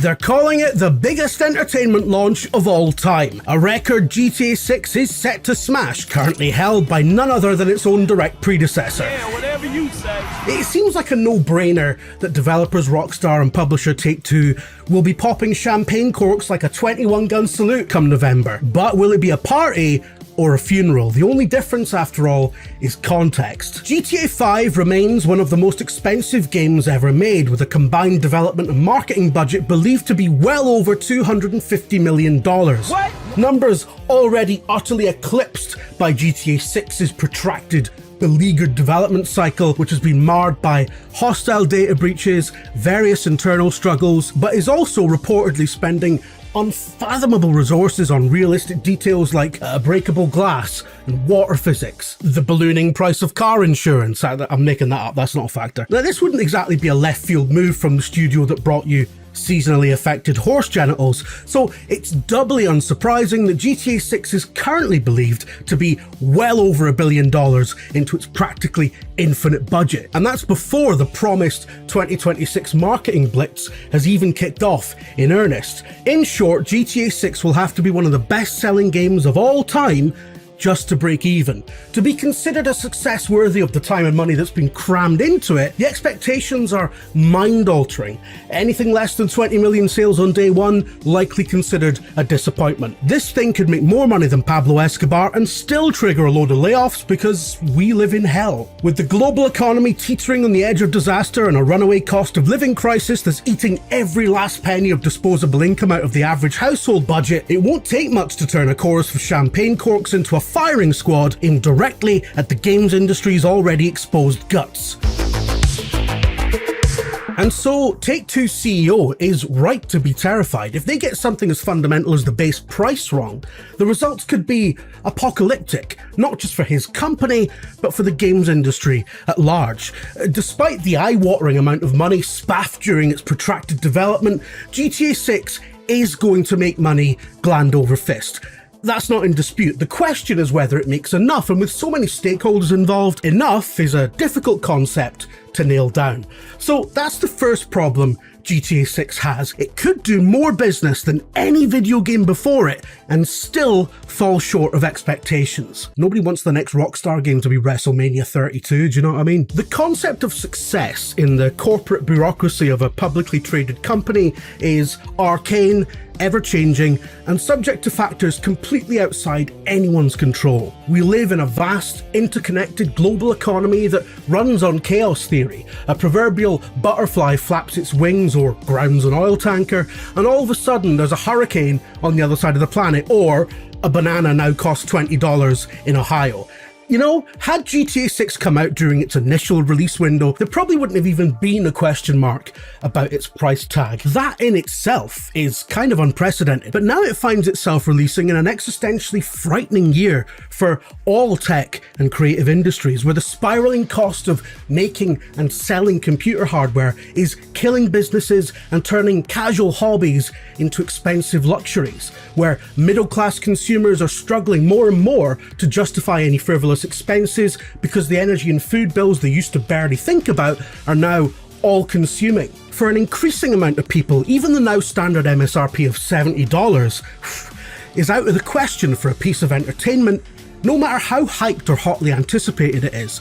And the higher that number goes, the more people are just going to wait for a sale. In a world enthralled to the knee-jerk whims of the stock market, any major hit to those crucial first few weeks of sales could be a major problem for Take-Two, and also present a cat among the pigeons in terms of wider industry investment. If the industry is so screwed that even its biggest golden goose fails to lay enough eggs, then what hope does any other project have? Yes, that would be a stupid, unnuanced, self-sabotaging conclusion for investors to draw, but boardroom capitalism is often an arena of bullshit and vibes. In short, perception is everything. If GTA is too expensive, it might miss targets in that initial window of launch week hype, and the consequences of that would be ludicrously far-reaching. However, a diminished short-term performance of GTA 6 might not be an issue, as it will likely, eventually, provide the basis for GTA Online 2.0. Much of the reason that GTA 5 continues to enjoy such longevity as a going concern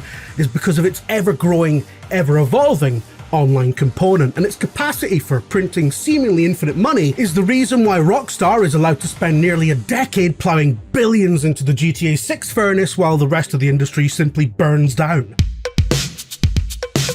But without a reasonably low barrier to entry, the next Grand Theft Auto Online might face an uphill battle for attendance, with its chief competition being its own predecessor that Rockstar will continue supporting beyond GTA 6's release. Now, it's not a given that GTA Online's current players will make the jump.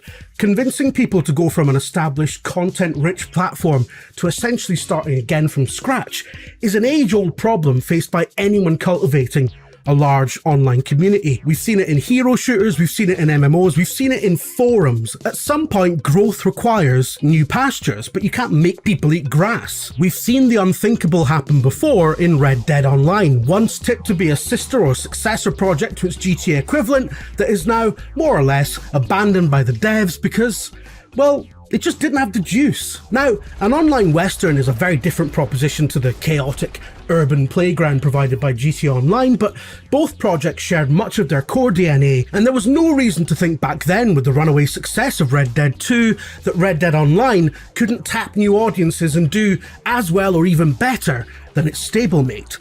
But it simply wasn't to be. It just didn't happen. And sometimes things just don't happen. You know, like Lisa Scott Lee's solo career, you can't have everything. GTA 6's long-term prospects are currently very precarious, which means that Rockstar's position in the industry as a studio whose entire USP is the ability to plow infinite money into everything it does is also precarious.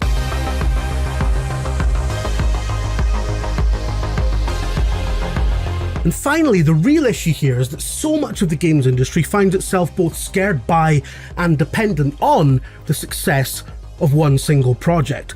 Every time GTA 6's release date changes, the rest of the industry reorganises itself to give it a wide berth. Like Moses parting the Red Sea with knob gags. It has affected the lives and livelihoods of countless people who aren't even directly involved with GTA, but whose own studios and publishers have to navigate the choppy waters left in its wake. And the games media ecosystem is in a state of constant flux right now, as we keep betting the farm on a big GTA 6 content push that has so far failed to materialise twice. And this has led directly to a lot of the turmoil you've seen in that side of the industry. It shouldn't be like this. Our industry long touted itself as recession-proof and entirely insulated from petty, mainstream ideas of what constitutes art, what constitutes a valid pastime. Now we find ourselves at the hard, bleeding edge of the consequences of a world order in its death throes. A civilization on the brink. How did we get to a place where the most important piece of media in my lifetime is, as much as I adore it, a willfully stupid game about car theft and blowjobs? Wow, life is really empty. GTA 6, I believe, will be brilliant and do a phenomenal amount of business by any reasonable standard. It's unthinkable to suggest otherwise, frankly, but we live in a time of the unthinkable becoming reality. And on that basis, we need to brace ourselves for the possibility that GTA 6, rather than being the saviour of the video games industry, the thing that's going to take us back like a time machine to the good old days, might overshoot and take us all the way back to 1983 and trigger the next big video game crash. Which, as a British person, I plan to do what we did before and simply ride it out playing Chucky Egg. I mean, what video game crash? What the f***'s an Atari? If you've enjoyed this edition of The Trinket Perspective, take a look at my playlist on IGN, it's full of good stuff. And if you think I'm talking rubbish, please, by all means, tell me in the comments. Or not, you know, if you want to be nice, do that as well. It's fine, I won't read it anyway, I will read it. We are not ready. We could all die tonight, we don't even get a choice. I'm Ryan McCaffrey with IGN, and I am joined by my friend Mark Medina. Mark, you made the trek down to Infinity Ward in Los Angeles in secret in the dead of night. Yeah. With your night vision goggles on. Yeah. To go check out Call of Duty Modern Warfare 4. Mm-hmm. It is the new one this year. It's just been unveiled. It is out on October 23rd, and you got yourself some multiplayer hands-on. Yeah. Did you not? I did. I played probably like 2 hours of multiplayer just across the various modes, against just other media personalities and creators and stuff like that. It was a good time. So you came back, and your preview article on IGN is headlined, Modern Warfare 4 feels like the first truly next-gen Call of Duty. Yeah. You kind of came away with 9 points, like 9 key differences, 9 key changes. But can you kind of explain what you mean when you say feels like the first truly next-gen Call of Duty? Yeah, Call of Duty has, Call of Duty's always kind of known to push graphical fidelity and all that kind of good stuff. But no matter how good something looks on PS5, right, it still has to serve the Xbox One and PlayStation 4, right? So even up to Black Ops 7, that has to be able to run on the 2013 PS4 and VCR Xbox One. And so it's one of those things where it's like when you play it, you're like, oh, this looks great. This looks so good. And then you jump into Modern Warfare for the first time and you're like, oh, never mind. No, Black Ops 7 looked not that great. Never mind. This is what looks good. And it's like, it's immediately apparent that they are not having to cater to those older consoles anymore.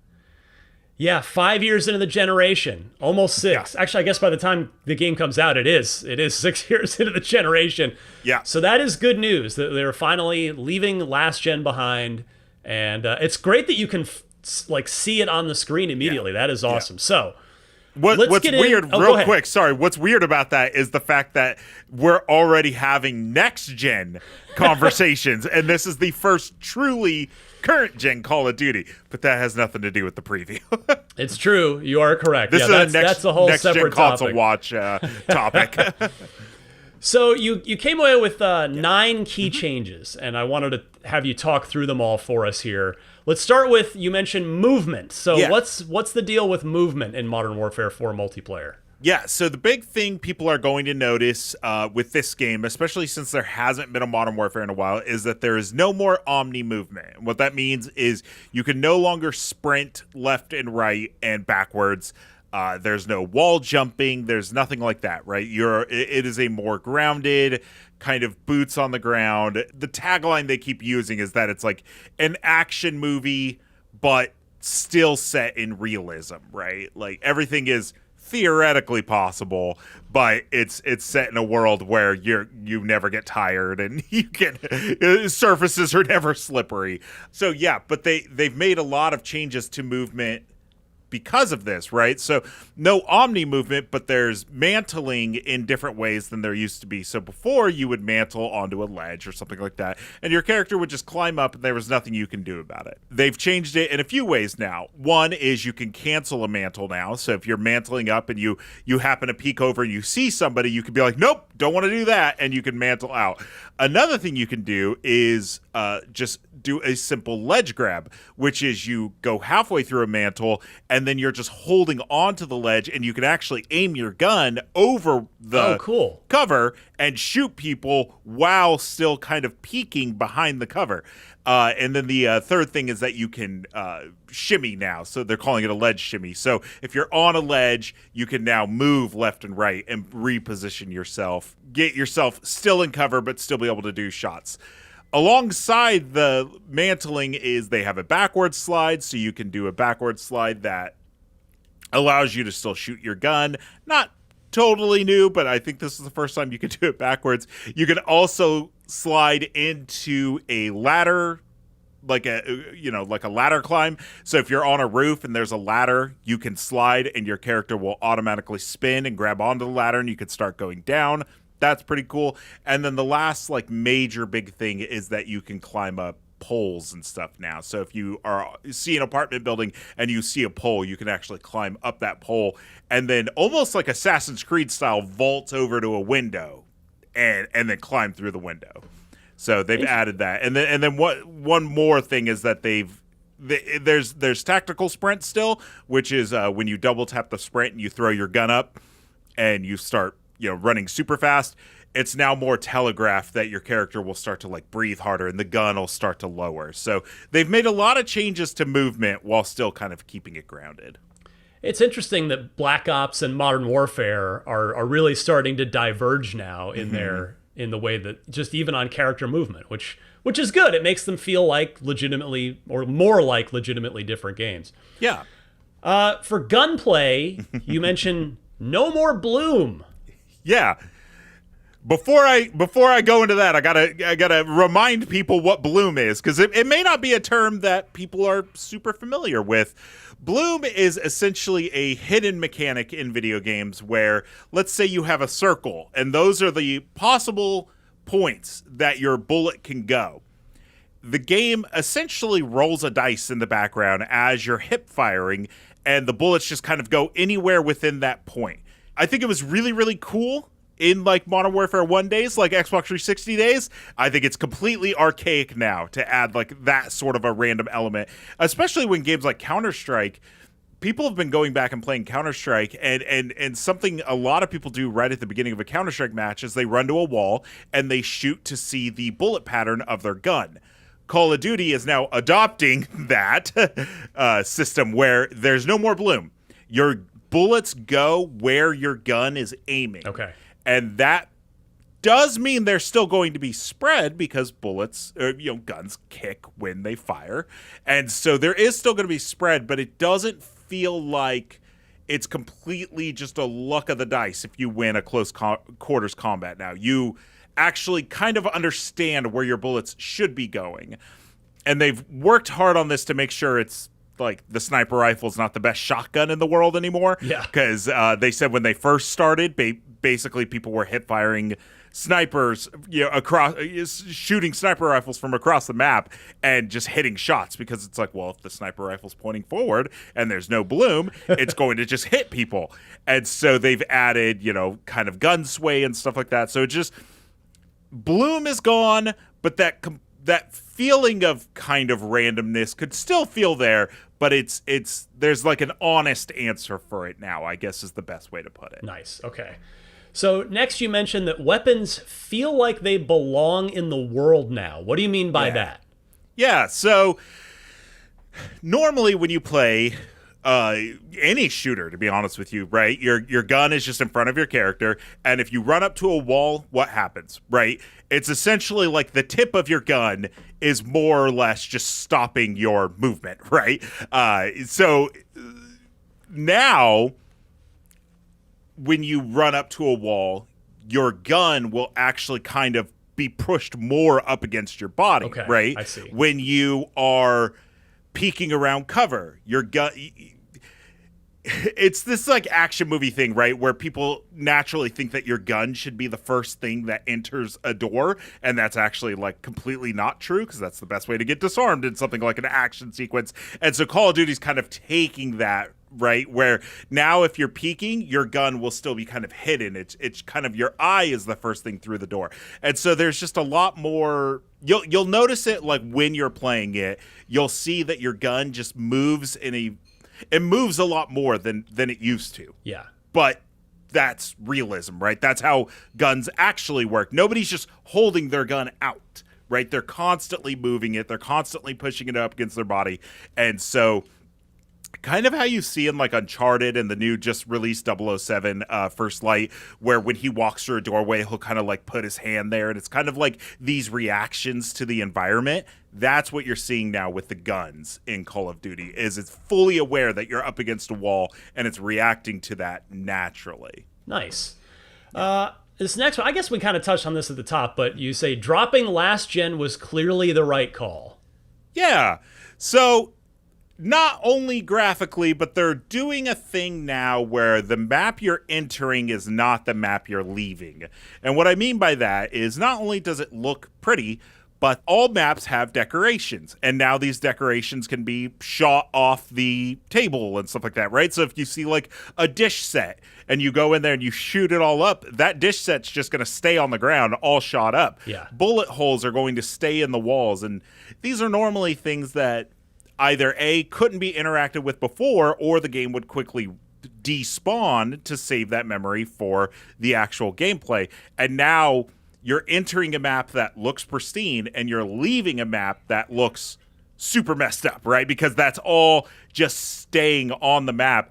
And they said that that's basically not possible with the memory limitations of PS4 and Xbox One, but the PS5, PC, and Xbox Series X and S allows for those decorations and just visual aesthetics to persist throughout a whole round without the need to despawn them for other things. Cool. That's good stuff. All right. Apex attachments, you say, are where things get a little wild. Yeah. So every gun in every Call of Duty has its own leveling up system. And as you level a gun up, you'll eventually unlock new attachments and stuff like that. In this game, you can do 5 attachments. But when you get to the end, it's like, normally it's like, okay, you got the best scope. Or usually, in the case of Call of Duty, it's you got this really cool, like, tiger glimming skin. Stuff like that, right? In this one, you're getting Apex attachments. They are separate from your normal gunsmith loadout, and they get added, and they change fundamental things about your gun. So some examples are having a pistol that when you go into the Apex mode, all of a sudden becomes a hammer fire pistol that as quick as you can pull the trigger is as quick as the pistol could shoot.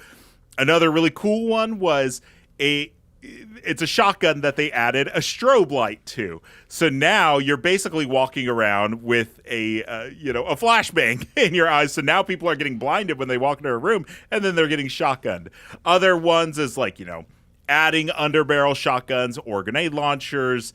One really, really cool one was taking a submachine and adding throwing knives to it. So the character will kind of move it over and then be throwing knives. So it's that just kind of cool stuff where you're like, okay, I have used this gun a lot, and now I'm actually getting some sort of like actual fundamental kind of special bonus for staying dedicated to that gun.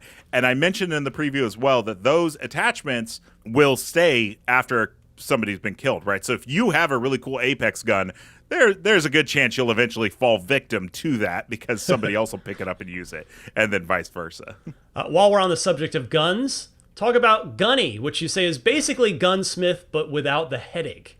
Yeah, so Gunny is my favorite thing that they've added to this year's Call of Duty, which is you want to try a new gun or you've been leveling up a gun and you're going through the gunsmith and you're like, okay, this has this kind of sight, but does this kind of sight match up with the actual caliber of bullets that I'm using or the buck of the gun, all these different things. You're like, am I building a good gun or am I building a monstrosity? The pro Call of Duty people are aware, but me, I'm over here on YouTube being like, how do I like make something actually where it's not like a Frankenstein's monster of a gun? And so what Gunny does is now when you go to the gunsmith, it'll say like running gun, close range, long range, balanced, and you just select it and it goes, okay, this is the gun you want to use. Here are the attachments for that playstyle that you've selected. So then from there, you could be like, okay, but I don't like that scope. So I'm going to change the scope still. But everything else, I trust you with. Or you could be like, I want to do run and gun. And you're like, actually, I don't like what you've built. I'm going to click run and gun again. And it'll build another setup for you. And it's all still just based on stuff you've unlocked. But it gets rid of that, I would say, like math in between matches where you're like, what's the best kind of, you're just like, no, this is my kind of preset loadout based on what I've added to my gun. And it makes for some really cool but very easy ways to make loadouts and actually stay competitive. Sweet. All right, quickly tell me about maps, modes, and lots of variety. Yeah, so the game's launching with 12 maps. I would say probably about half of them are from the single player, variations of the single player that have then gone on to become multiplayer maps. And then a few others that are, made from the ground up for multiplayer. And so you'll be on, the streets of Korea. You'll be in a Korean nuclear base. You'll be in Russia. You'll be in New York, Mumbai. It's a globe-trotting game, and the multiplayer kind of lends itself to that. There's one specific map called Kill Block, which is really cool, which is basically they have what they call slabs. And so you play a 10v10 gunfight mode, which for folks that don't know, it's between rounds. You're getting put with a gun that everybody's using the same gun. And it's 10v10 permanent death until the next round.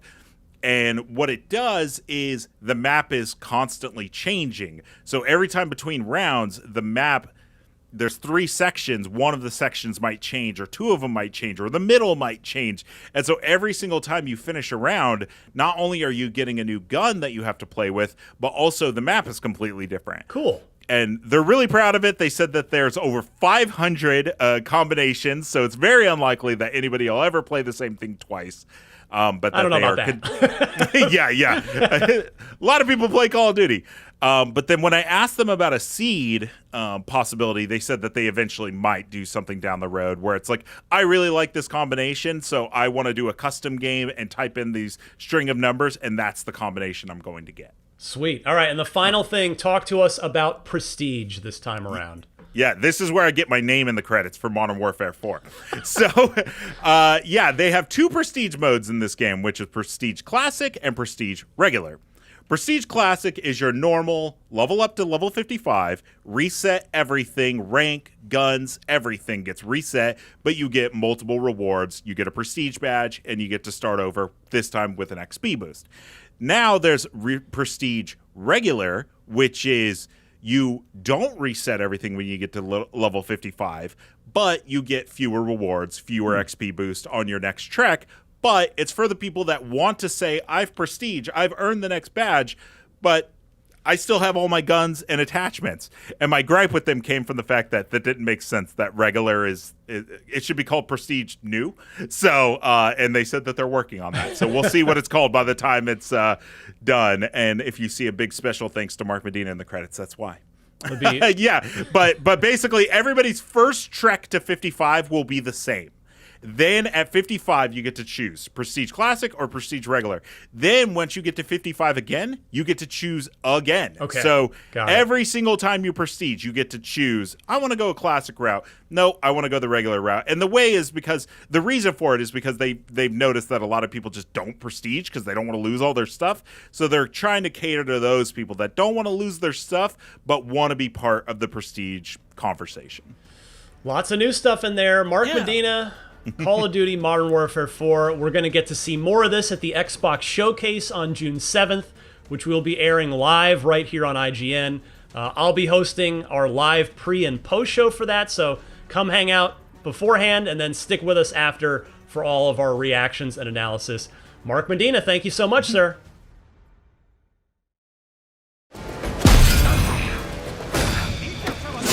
13 years after Ubisoft ditched Desmond Miles to go full pirate in Assassin's Creed 4 Black Flag, this seafaring adventure is still considered by some to be the best pirate simulator of all time. So it's no wonder at all that Ubisoft has decided to dust off this bad boy and remake it in the style of last year's Assassin's Creed Shadows. Complete with all the modern trimmings you'd expect. That includes stuff like drastically improved graphics, modernized combat mechanics to make Edward Kenway faster on the draw, and my personal favorite, a near complete removal of all the pesky loading screens that is an absolute godsend. My time with Black Flag Resynced included a few red flags to go along with the black ones though. Like how some of the modernizations involved removing aspects of the original, it seemed like maybe they'd be best left as they were, but on the whole, it's pretty hard to be mad about this gorgeous second voyage of one of the best Assassin's Creed games. Many of Black Flag Resynked's best parts come courtesy of the Ubisoft Anvil engine, last seen in AC Shadows. It's been used to recreate Black Flag from the ground up, and that allows it to be every bit as beautiful as more recent Assassin's Creed games. The tropical environment of the Caribbean is a night and day improvement over the original, specifically when it comes to how bright and colorful areas are versus the previous generation's somewhat muted and dark appearance, especially when running around forested areas. Similarly, character models somehow managed to look absurdly better than they did in 2013, while also being exactly as I remember them. That said, I did find many of the characters to be a bit prettier than I expected, particularly when it comes to pirate characters who spend all their time boozing, sailing, and fighting. The cast seems to have been given a Hollywood glow-up and aren't nearly as gross and dirty as you might think. Black Flag Resynced also benefits from many of the other upgrades the series has seen in recent iterations, especially changes to combat that make it faster and more decisive, and to sneaking around that make it a more competent stealth game than the original. Despite the Assassin's Creed series ostensibly being all about sneaking around, it's wild to think that it wasn't until Assassin's Creed Unity that we got a dedicated crouch button. Absolutely insane in retrospect. In the original Black Flag, you could only go undetected when hidden within a group of people or when walking in bushes that automatically put you into crouch mode. Aside from that, your character genuinely couldn't crouch at all. Thankfully, Black Flag Resynced adds a dedicated crouch button so you can go about your business of stabbing enemies to death from the cover of shadow as you please. There are also a few new gadgets in your stealth tool belt, and some that were in the original but come to you much sooner in this iteration. For example, the badass rope dart that didn't appear until the tail end of the story is now added to your inventory in the opening chapters, so you can almost immediately start yanking enemies toward you like Mortal Kombat Scorpion. Get over here! Which I think we can all agree is just a great decision. If you aren't in the mood for stealth though, one change to this iteration of Black Flag is likely to bring you joy. Those deeply irritating tailing quests have been reworked. Whereas before you'd have to slowly follow people around town unnoticed, paying the ultimate price of having to start over from the beginning if you got caught, now you're provided alternate ways of completing the mission instead. In the one example included in the demo, I decided to sprint right at the two people I was told to follow just to see what would happen. And although the result was sloppy and most unbecoming of an aspiring assassin, I can confirm that I was indeed given separate means for completing my objective anyway, though they were significantly bloodier and less smooth than planned. A pretty great change if you ask me. Likewise, combat has been modernized to focus on player skill, complete with my favorite, a perfect parry mechanic that opens enemies up to be instantly killed if you get the timing just so. As someone who's been honing his parry timing for years in the crucible of Souls-likes and uber-difficult action games, this is one of my favorite changes. Not only does it make you feel like a complete badass when you slap someone's sword out of your face and finish them off with an execution, but it also allows for combat to go faster, something that feels quite needed at times with all the samey boarding combat sections that happen every time you want to pillage a ship of its cargo before sinking it. I also played with the difficulty turned all the way up and found myself dying quite a bit, both in ship-based combat and while swashbuckling. Some of this is surely just the fact that I was playing the remake for the first time and learning as I went, but here's hoping this iteration of Black Flag is a bit more challenging than the original, where I rarely found myself in any real peril.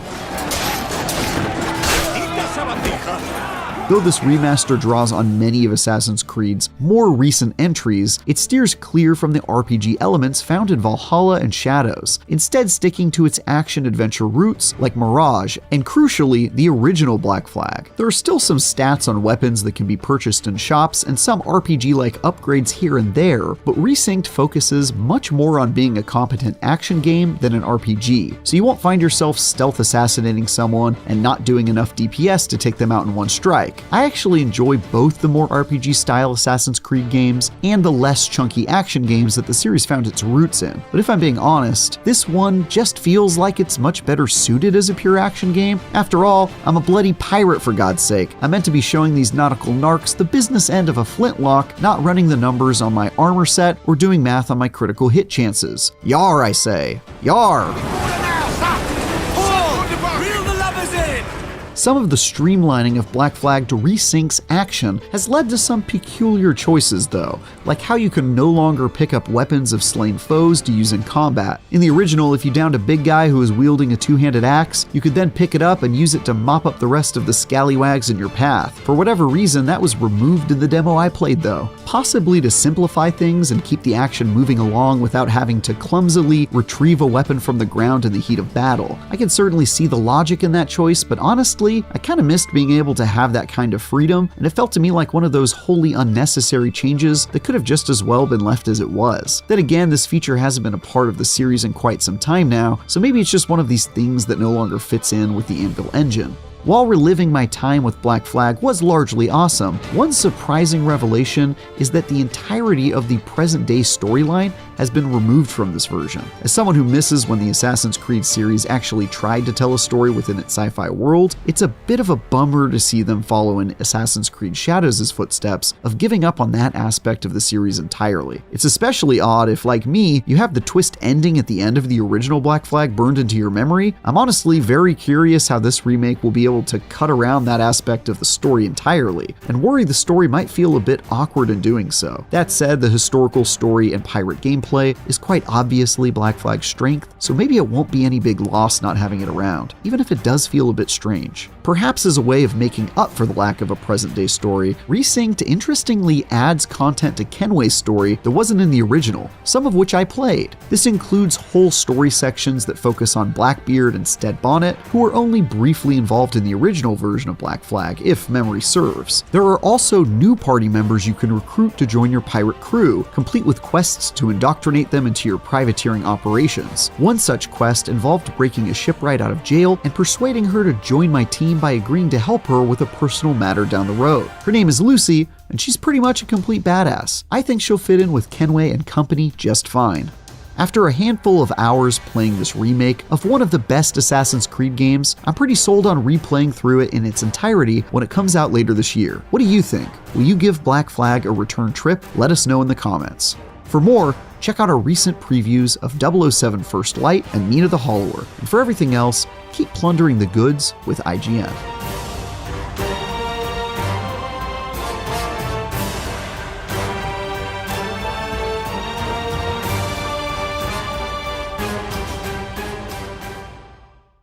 Xbox is gearing up for another game showcase this summer, with a good look at brand new games, trailers, and reveals promised for Sunday, June 7th. Followed by a dedicated deep dive into Gears of War E-Day, it's set up to be a big day for all those looking forward to seeing what this new era of Xbox has in store. For context, last year's event saw the reveal of Call of Duty Black Ops 7, Persona 4 Revival, Grounded 2, Beast of Reincarnation, Keeper, and Super Meat Boy 3D, as well as new looks at The Outer Worlds 2, Clockwork Revolution, and Ninja Gaiden 4. But what can we expect this year? Let's start with the one game we know is definitely showing up, Gears of War E-Day. As noted on the Xbox website, the E-Day Direct is set to take players into the start of Emergence Day, offering new details, gameplay, and insights. The prequel was first teased at last year's showcase, but very little has been heard or seen since. We can expect a lengthy look following the main showcase this year though, as well as presumably finding out its 2026 release date.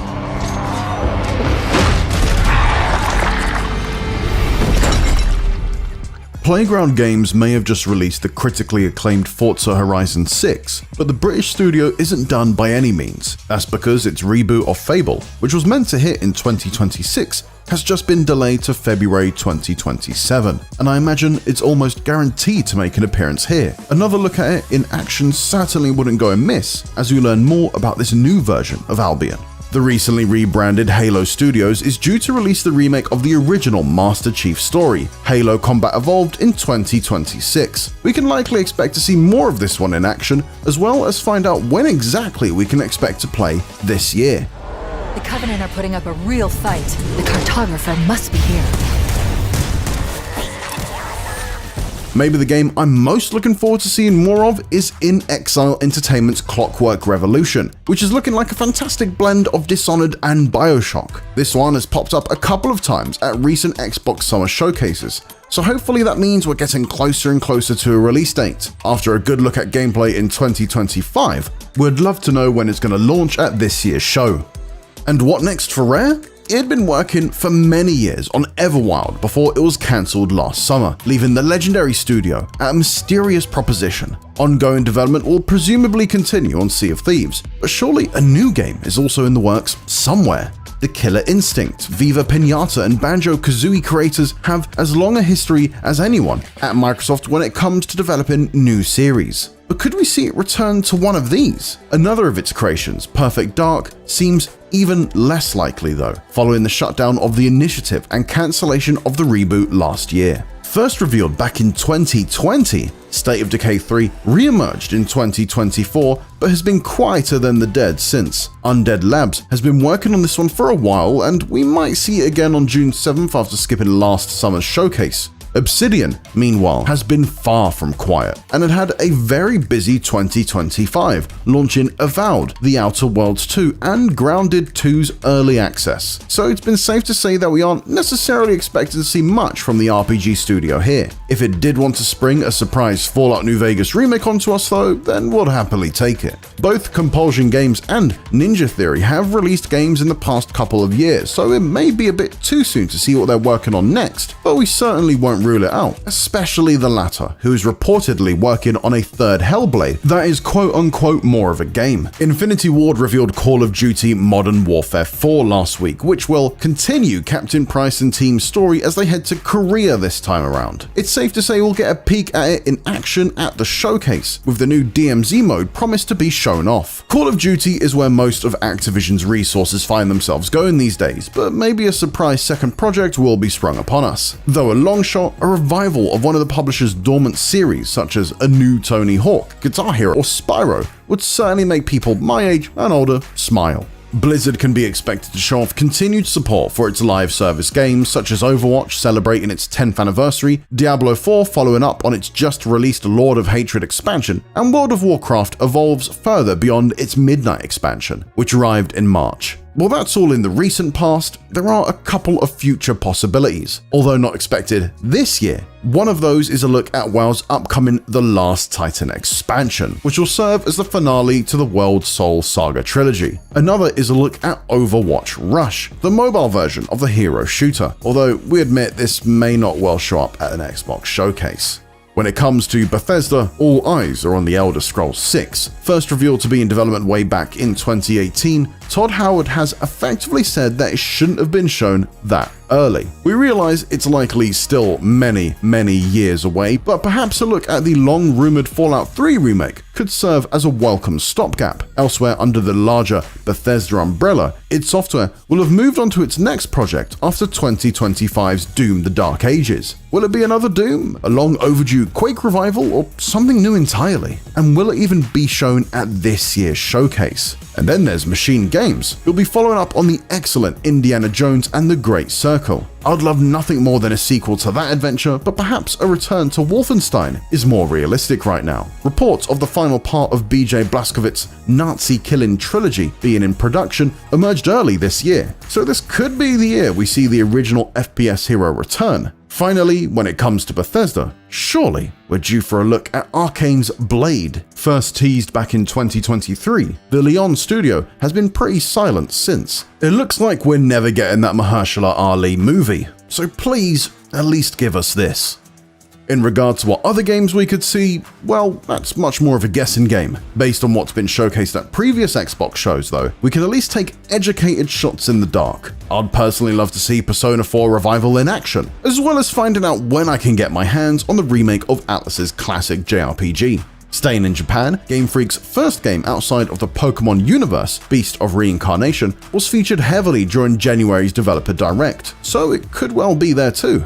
Action-adventure spin-off Resonance: A Plague Tale could well be in line to make a reappearance, as well as ex-Witcher 3 dev studio Rebel Wolves' vampire RPG, The Blood of Dawnwalker.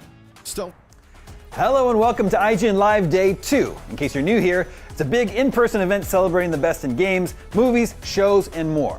Later today, we'll be joined by some very special guests, getting a closer look at everything from the Xbox Game Showcase, and you can join me for a special live edition of Game Scoop. But before any of that, we've got a solid hour of brand new trailers for upcoming games, plus some awesome clips to give you a glimpse at what's in store from some of the biggest shows and movies of the year. Now, if you thought I was full of hot air, that's nothing compared to our first game, and this trailer might literally blow you away. Here's a look at Leaf Blower Company. It's about leaf blowers.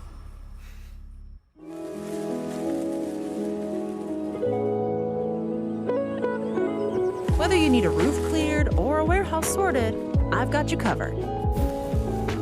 Fill the bin, grab the bag, and toss it to the tarp. That's it. From my garage, I run a leaf blowing business of myself, my cat, and a smorgasbord of projects. Each day is a new mess to be sorted, but my equipment's charged up and ready for the task, rain or shine. Courtyards, playing fields, beaches. Every place has its challenges and quirks. I just relax and let the leaf blower hum. sometimes it's nice to cut corners with some unconventional methods. There's plenty of clutter to clear out for a busy bee, but with a leaf blower in hand, everything looks like leaves.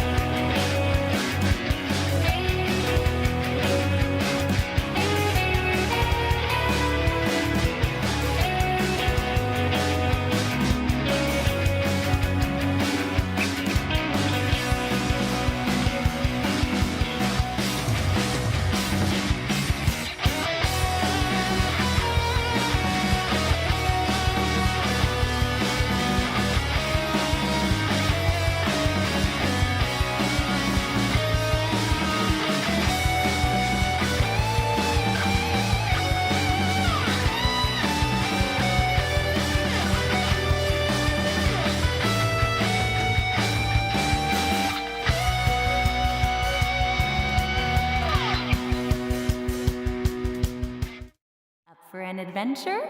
Gross. Ah, my way. Stop. I guess I better get going then. Lost in a dream, side of the road. Pick me up, yeah, where we gonna go? 'Cause I just want to. This is where, yes, I think I remember. Maybe we come back here one last time when we're old and feeble. Yeah, maybe. Hey, is this yours? Kinda. Now, does this dog belong to you or not? Forget it!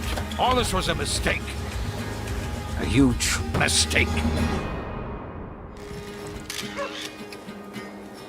When I flip through your journal, it feels like someone really wanted you to see this through, to keep going.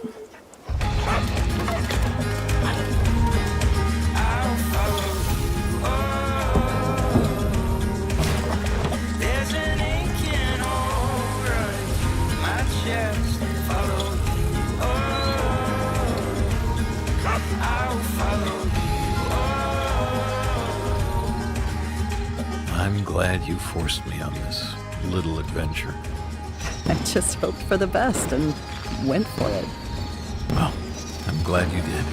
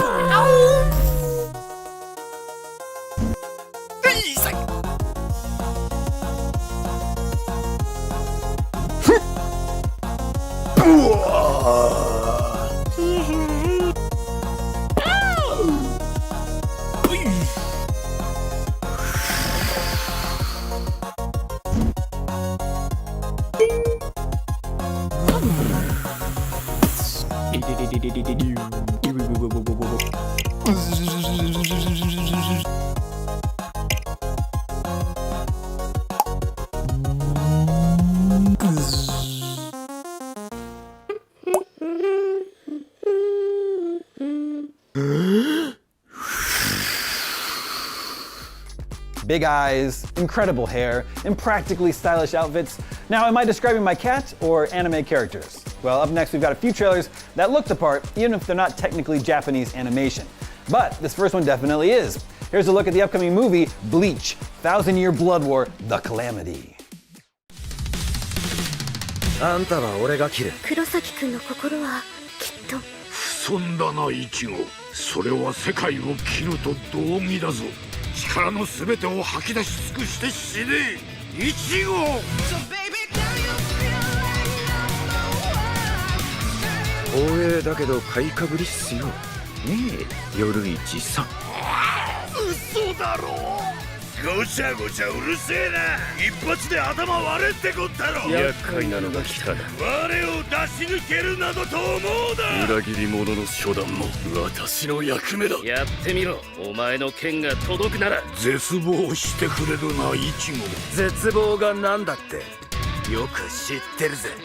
今まで何度も乗り越えてきたんだからな。バッカイ。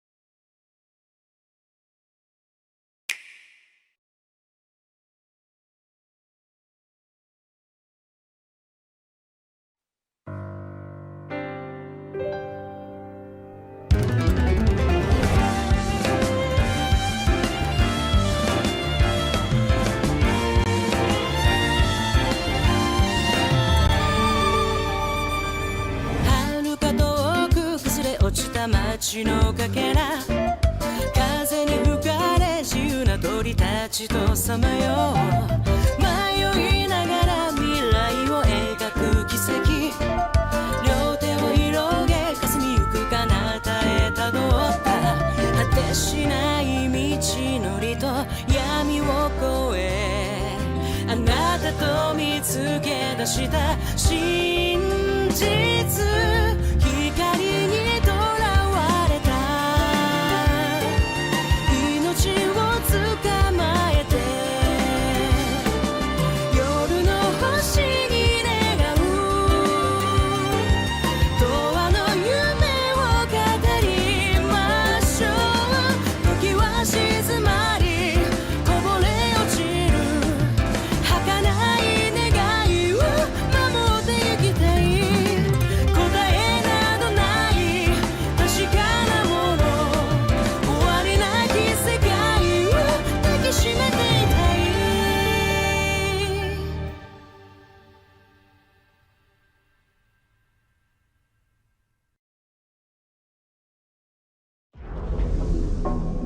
For years, I would only revisit this place in my nightmares. Finally, our homecoming. This may be the last time.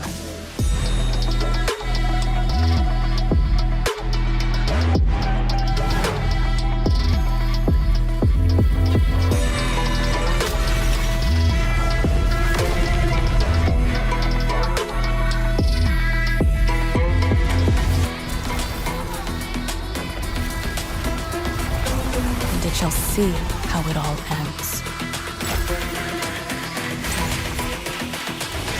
Send them on their way.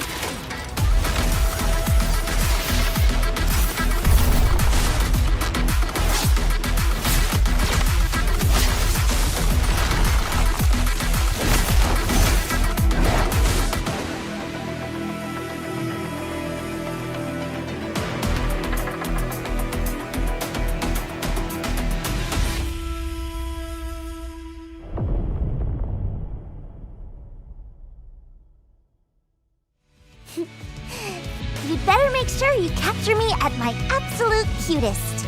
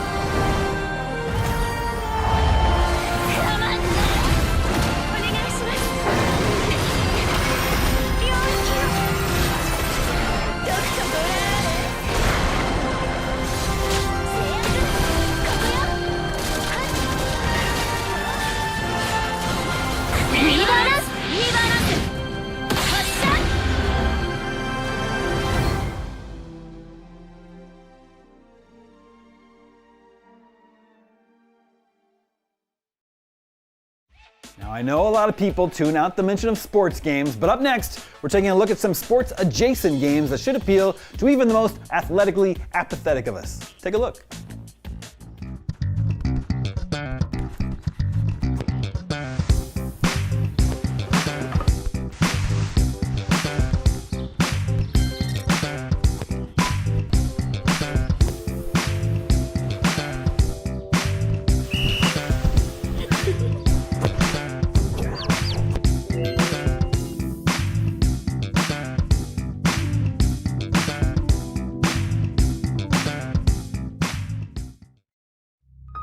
In a tiny pocket universe, tucked away at the edge of our own, there is a hotel for lost balls of all kinds.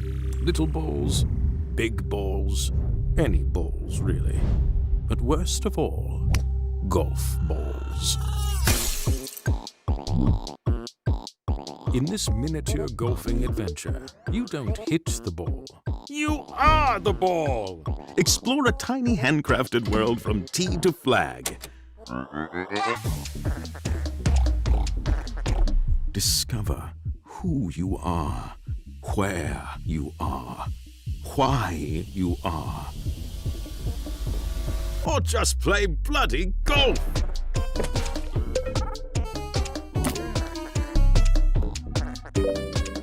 Dozens and dozens of devious holes.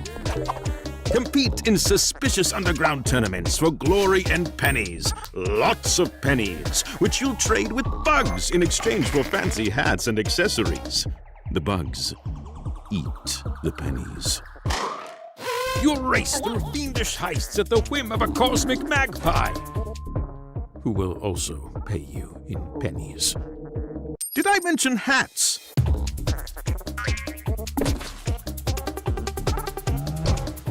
And that is Ball Game, a physics-bending journey that will test your skills and tickle your fancy. Wishlist and try the demo on Steam now.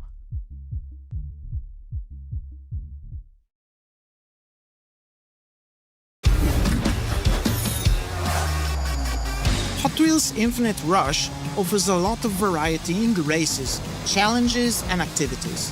Most of them are found across the huge maps that need to be explored. First, let's play a Daredevil challenge. Daredevils zip across the world and need to be found, chased down and caught to be raced against. As soon as you do that, a one-to-one race starts, and if you win it, you obtain the car. As you can see, it's a tense battle through the gates to the finish line. Next, let's do something more relaxing, a tourist challenge. Every one of them will be a task with a picture to take, with some specific items in it. In this case, a speeder car and the city burger building. We've got the speeder, so let's jump on the burger and mission accomplished. This was easy, but some of them are more tricky though. Let's switch to a drifter car in real time. I think you can do anytime for a drift stunt. There's a lot of variety among these challenges, as you can see, and we chose the best car for the task. We need to pull out a number of drifts within the time limit without missing the gates too. Precise control is the key to the victory. And finally, a stuntman challenge. Perfect with the Titan vehicle, the heavyweights of the game. Let's smash as many items as possible within the time limit. 4 vehicle classes, lots of challenges types, and that's a lot of fun.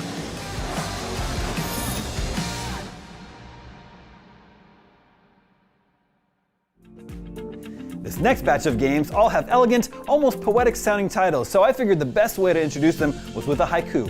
Here goes. A sea of ashen, tulips, where birds go to sleep, and Soul Walker. Look!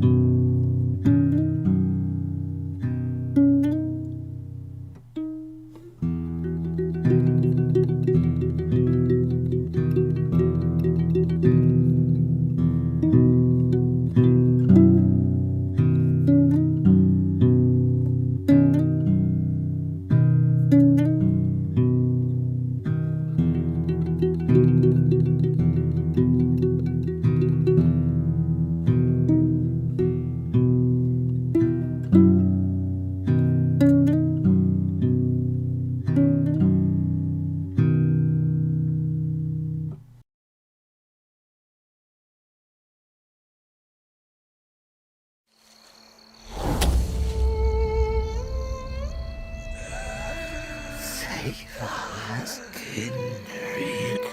Do not be afraid. All right, I'm here to make money. It's a secret mission, you see. You must feel strange in your body. I can help you with that. There's someone above your head. It tells you what to think, what to dream of. Are you in league with the voices? You stupid woman! I'm in control, not you! You understand your kind can't be trusted, right? He is not on our side. He will sabotage us. I'm no coward. I'm a man. And I will do what is necessary. What is needed. Save us, please. Save us. Kill it. Save. Save it. I don't think so.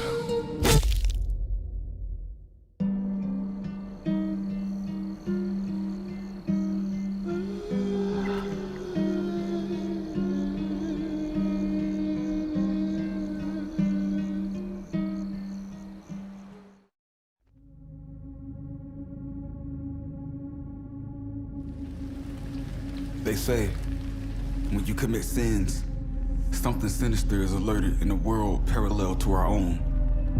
Perhaps this is what awakens what we know as karma. The wrongs we commit never go unnoticed, observed by the soul walkers that dwell in the void, a place you'd never want to go. You said you'd never leave me.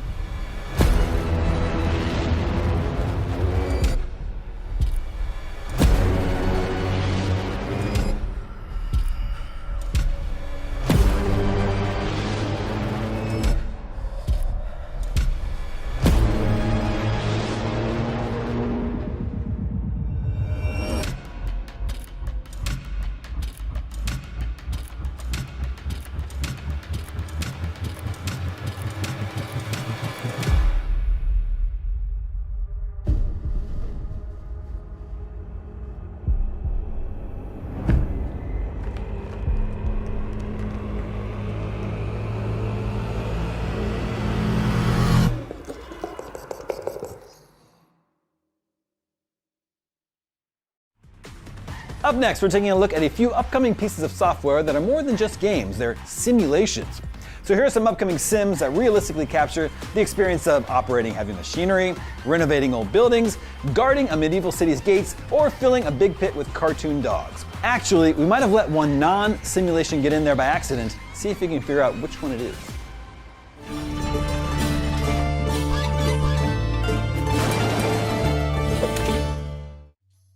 Ah, you must be the new guard. Your predecessor's career ended abruptly. Let's hope you learn from his mistakes. For example, when you review a visitor's papers, make sure the names match. If they don't, do not admit him. Next, make sure you check their guild stamps. Forgeries abound. And of course, search all belongings for contraband. Can't risk anything unnatural making its way into our fair city. And if there's ever anything out of the ordinary, you'll find a bit of common sense goes a long way. If you're issued a club, save it for criminals. Don't go clubbing innocent peasants, as fun as it may be. Now, when you do have a prisoner, we always treat them with the same respect we do anyone else in Ramburg. And don't forget anyone in the cells. Trust me on that one. God forbid, if plague or pestilence should come to these fair lands, you'll need to examine visitors for signs of disease. Do your job, and the city will thrive. We're all counting on you. I have only one final question. Are you an idiot?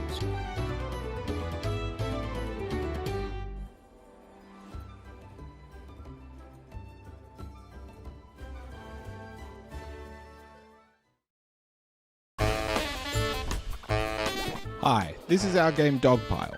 It's a roguelike deck builder about merging dogs into bigger dogs. After launching late last year, we've hit 96% positive on Steam, and we've been cooking up a huge DLC pack.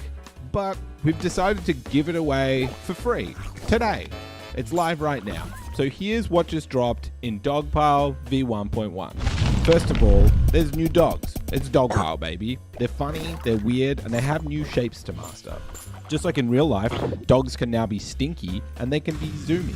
We've added over 50 new gameplay modifying tags, expanding what's possible in Dogpile, and giving a bit of love to archetypes that needed it. And generally, just heaps of new gameplay. I'm talking new decks, new endless system, and a bunch of stuff to discover yourself. And that's not all. With the v1.1 comes localization into 7 new languages. And in a few weeks, we'll be launching on iOS, Android, and Nintendo Switch 1 and 2. So you can play Dogpile anywhere, anyhow. It's time to pile those dogs. Thanks for listening. We hope you like our game. And give your dog a treat. We'll know if you don't.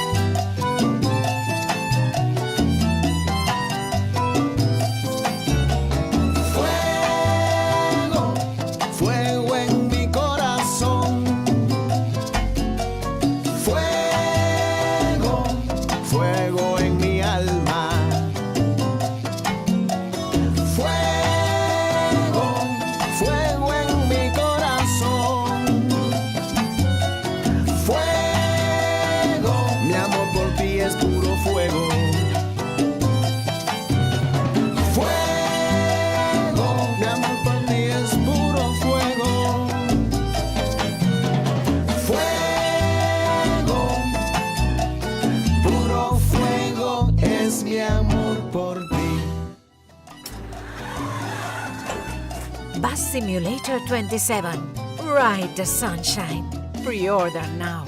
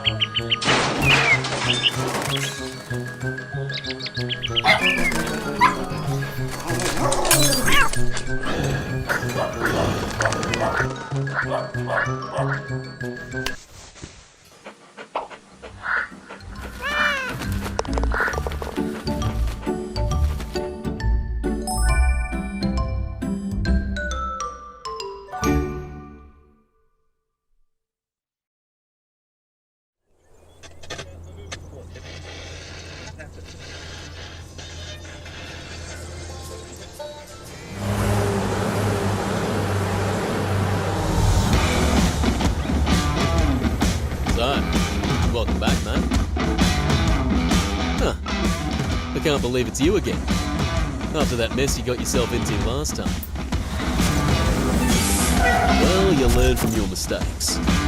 Anyway, we got a new job for you. It's a lot harder than it looks. You got to get it together. The main thing is, no fuss, no rush. And next time, fill up your bloody truck.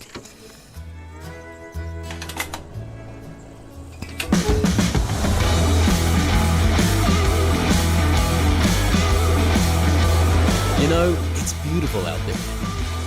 But things can get rough real quick. The road couldn't care less who you were before, rookie. Just keep it steady and keep moving. Once you make a few bucks, she'll be right, and that shit'll sort itself out.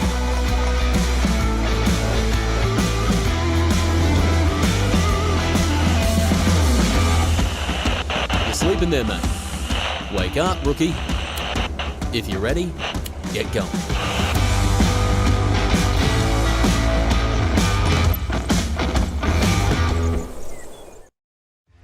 Most of the time, playing video games with your friends brings you closer together. Other times, it can tear friendships apart, turning your once trustworthy pals into your worst enemies, either because they're beating you at a competitive game or they really suck at co-op. Either way, if you'd like to put your friends and your relationships with them to the test, here are some new multiplayer games to keep an eye on. Oh my god, the walls are closing again! There's too many bones! He looks really hungry. We should get him some food.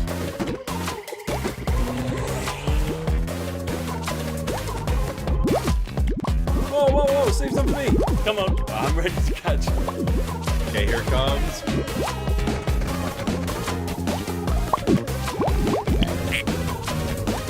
Let's go!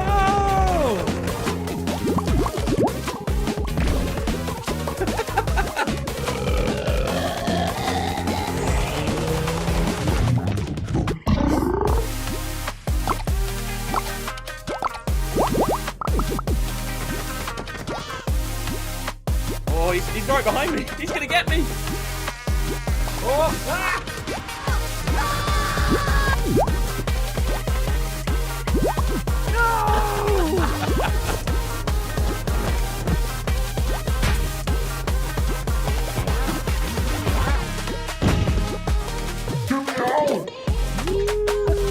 Oh yeah, look at this. Crossbow!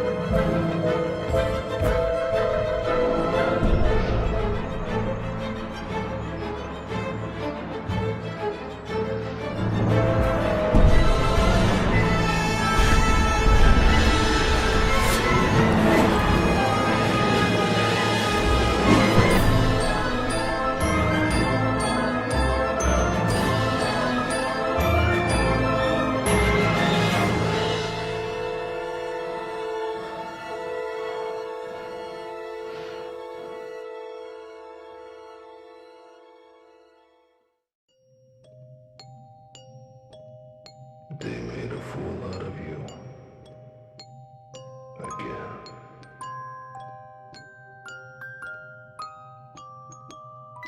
Keep failing, and you'll never become Marco.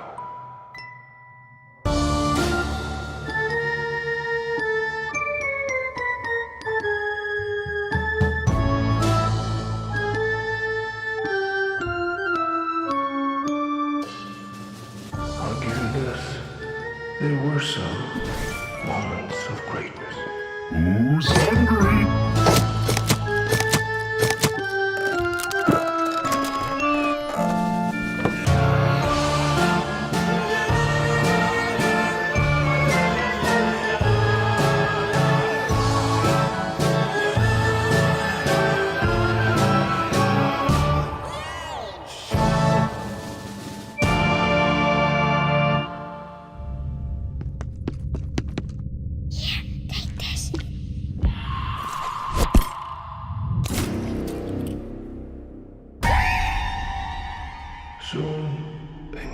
land will arrive, and the stage will change.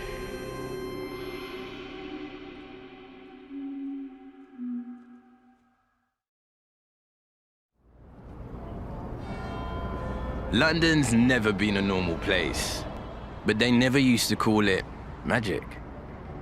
Same city, same problems, rent's too high, trains are late, everyone acting like they're fine. Only difference now is, sometimes your neighbors got hordes. Folklore showed up before I was born. Most of us just kinda grew up with it.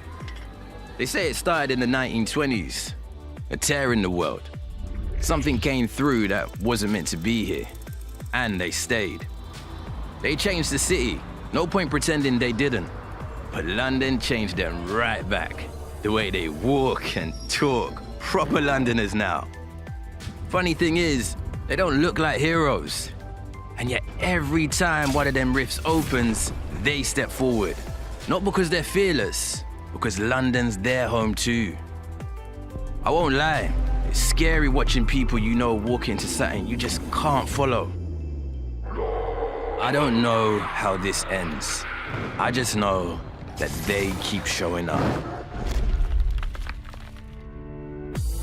This is the world we're building for our co-op combat game, Cast Odds. We're a small team, building the fun as we go. Early on, we were experimenting, throwing spells together, breaking the game, rebuilding it, trying to find what actually felt fun. A co-op action sandbox where run and gun flow, tag team casting, and tactical synergy spikes are the core toys. Since then, we've been refining the chaos, making it readable, deeper, and something players and their friends can truly experiment with. It's been shaped by how people play, react, and surprise us every step of the way. If you want to be part of this journey, wish us Cast Odds and join our Discord. Life comes at you fast, so sometimes it's nice to relax with a video game that lets you take your time. Up next, here are a few games that'll let you take a minute to plan your next move.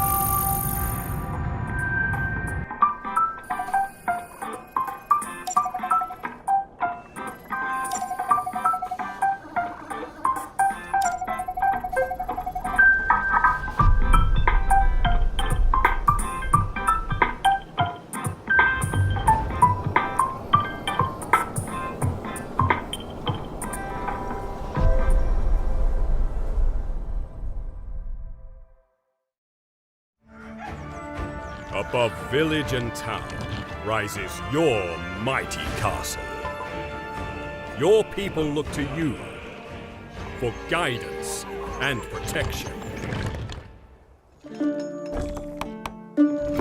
Build castles, towns, and watchtowers to protect the land.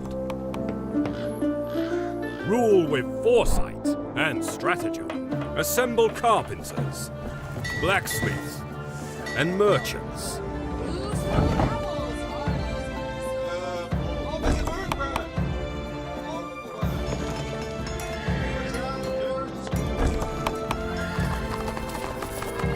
Yes, my lord. Guard the roads and defend the peasants. Uphold justice by the sword. Defend your lord even unto death.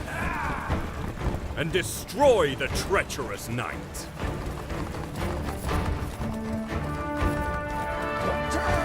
When your castle and town is under siege,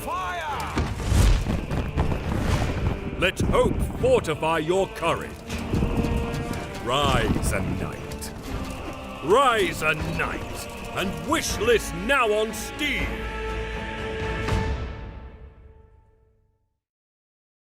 All right then, Miss Gia, the dangerous smuggler. What is it you figured out exactly? New York City, 1939. A floating metropolis, ruled by the iron fists of the barons. It's an empire of steel, held aloft by the miracle of aether, a substance that can lift the tallest buildings to the heavens. Dive into an alternate history, where aether and iron rule the skies. You are Gia, an underworld smuggler, taking on a last chance job that pulls you into a world of betrayal and political intrigue. Recruit allies and make enemies. Roll the dice, because when luck runs out... Gia, the car! One down, 100 to go. We both know you don't beat barons by playing fair. Your skills and your companions are your only hope. Save the city, and you just may save yourself. Wowzers! Which ones?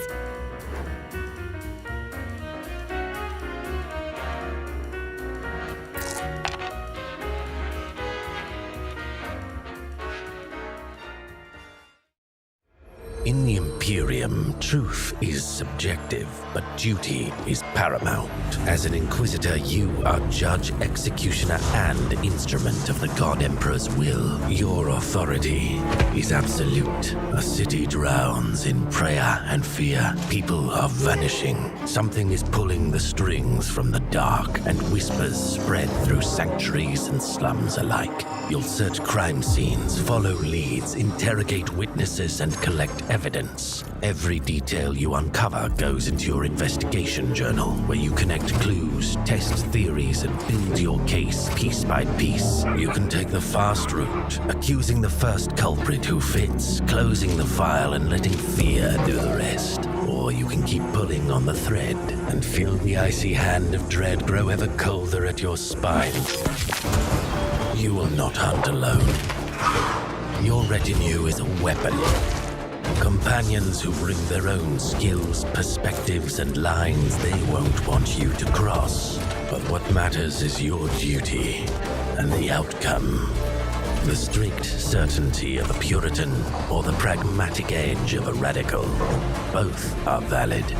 Both come with consequences. In your investigations, combat becomes yet another way of asserting control. When words fail, judgment becomes tactical. The system is built to keep fights sharper and more responsive. Cover is streamlined, and it can be destroyed. You can also aim at specific body parts to disable enemies before finishing them. Concentration lets you deny opponents their most dangerous attacks, while morale can break a force even before the last shot is fired. And once a battle is clearly decided, you can end it on your terms. It's up to you to choose how you want to deal with the suspect. In this war, no one's hands are clean. Anyone can be guilty, because innocence proves nothing.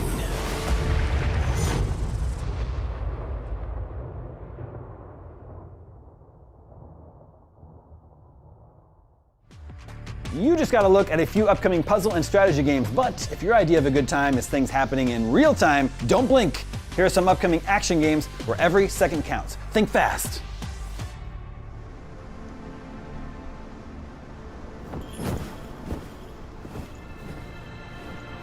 Oh, Wabi, you've been through so much.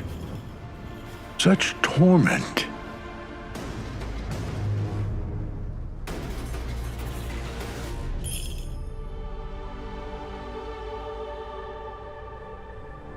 I know you want to avoid the violence. But peace will not bring your siblings back.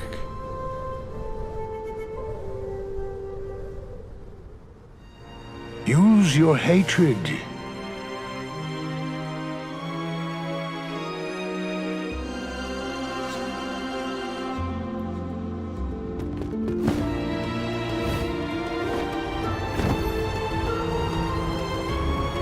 To save your family, you must destroy them.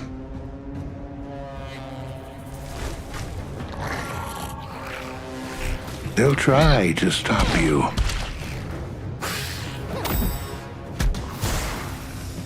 And they might. But you'll rise again, stronger than ever before. Remember long-forgotten skills.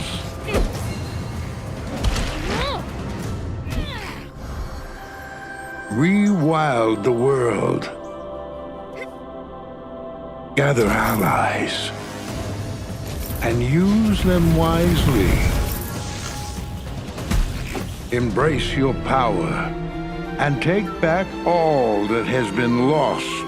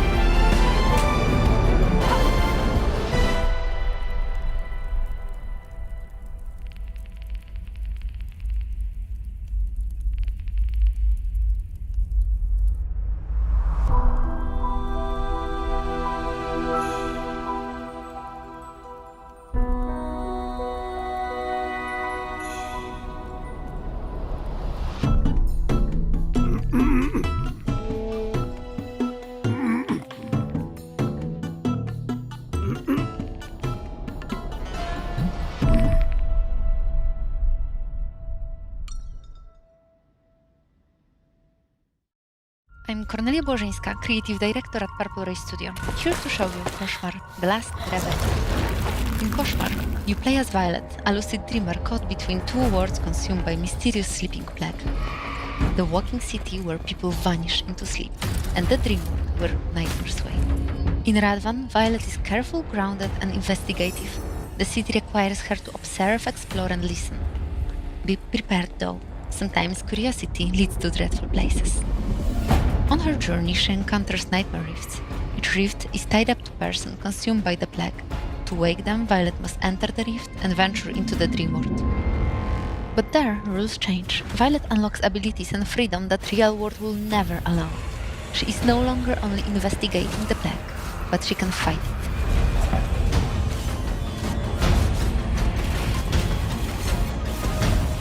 The deeper Violet travels between dreams and reality, the greater cost becomes. The cost is not abstract, it's real. Her actions and choices are transforming what she is, a nightmare that nightmares fear, or lost in the comfort of delusions. While you're still awake, wishes Koszmar, the last reverie on Steam.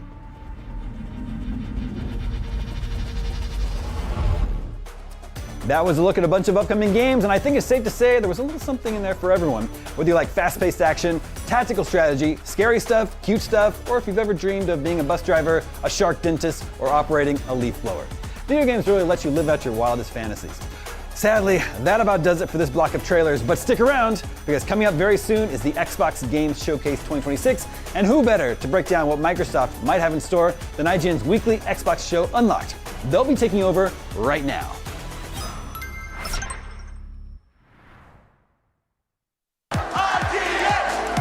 Welcome to IGN Live, a celebration of all things gaming and entertainment.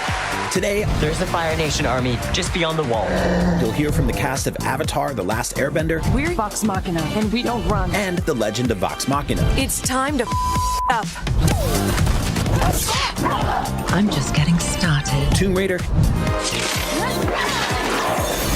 Magic the Gathering, plus live episodes of IGN's Game Scoop and Unlocked. Are you guys ready? But first, we're kicking things off with the Xbox Game Showcase, which is bound to be jam-packed with trailers, gameplay, and maybe even a new glimpse at their next-generation Xbox console, Project Helix. Get ready because IGN Live starts right now.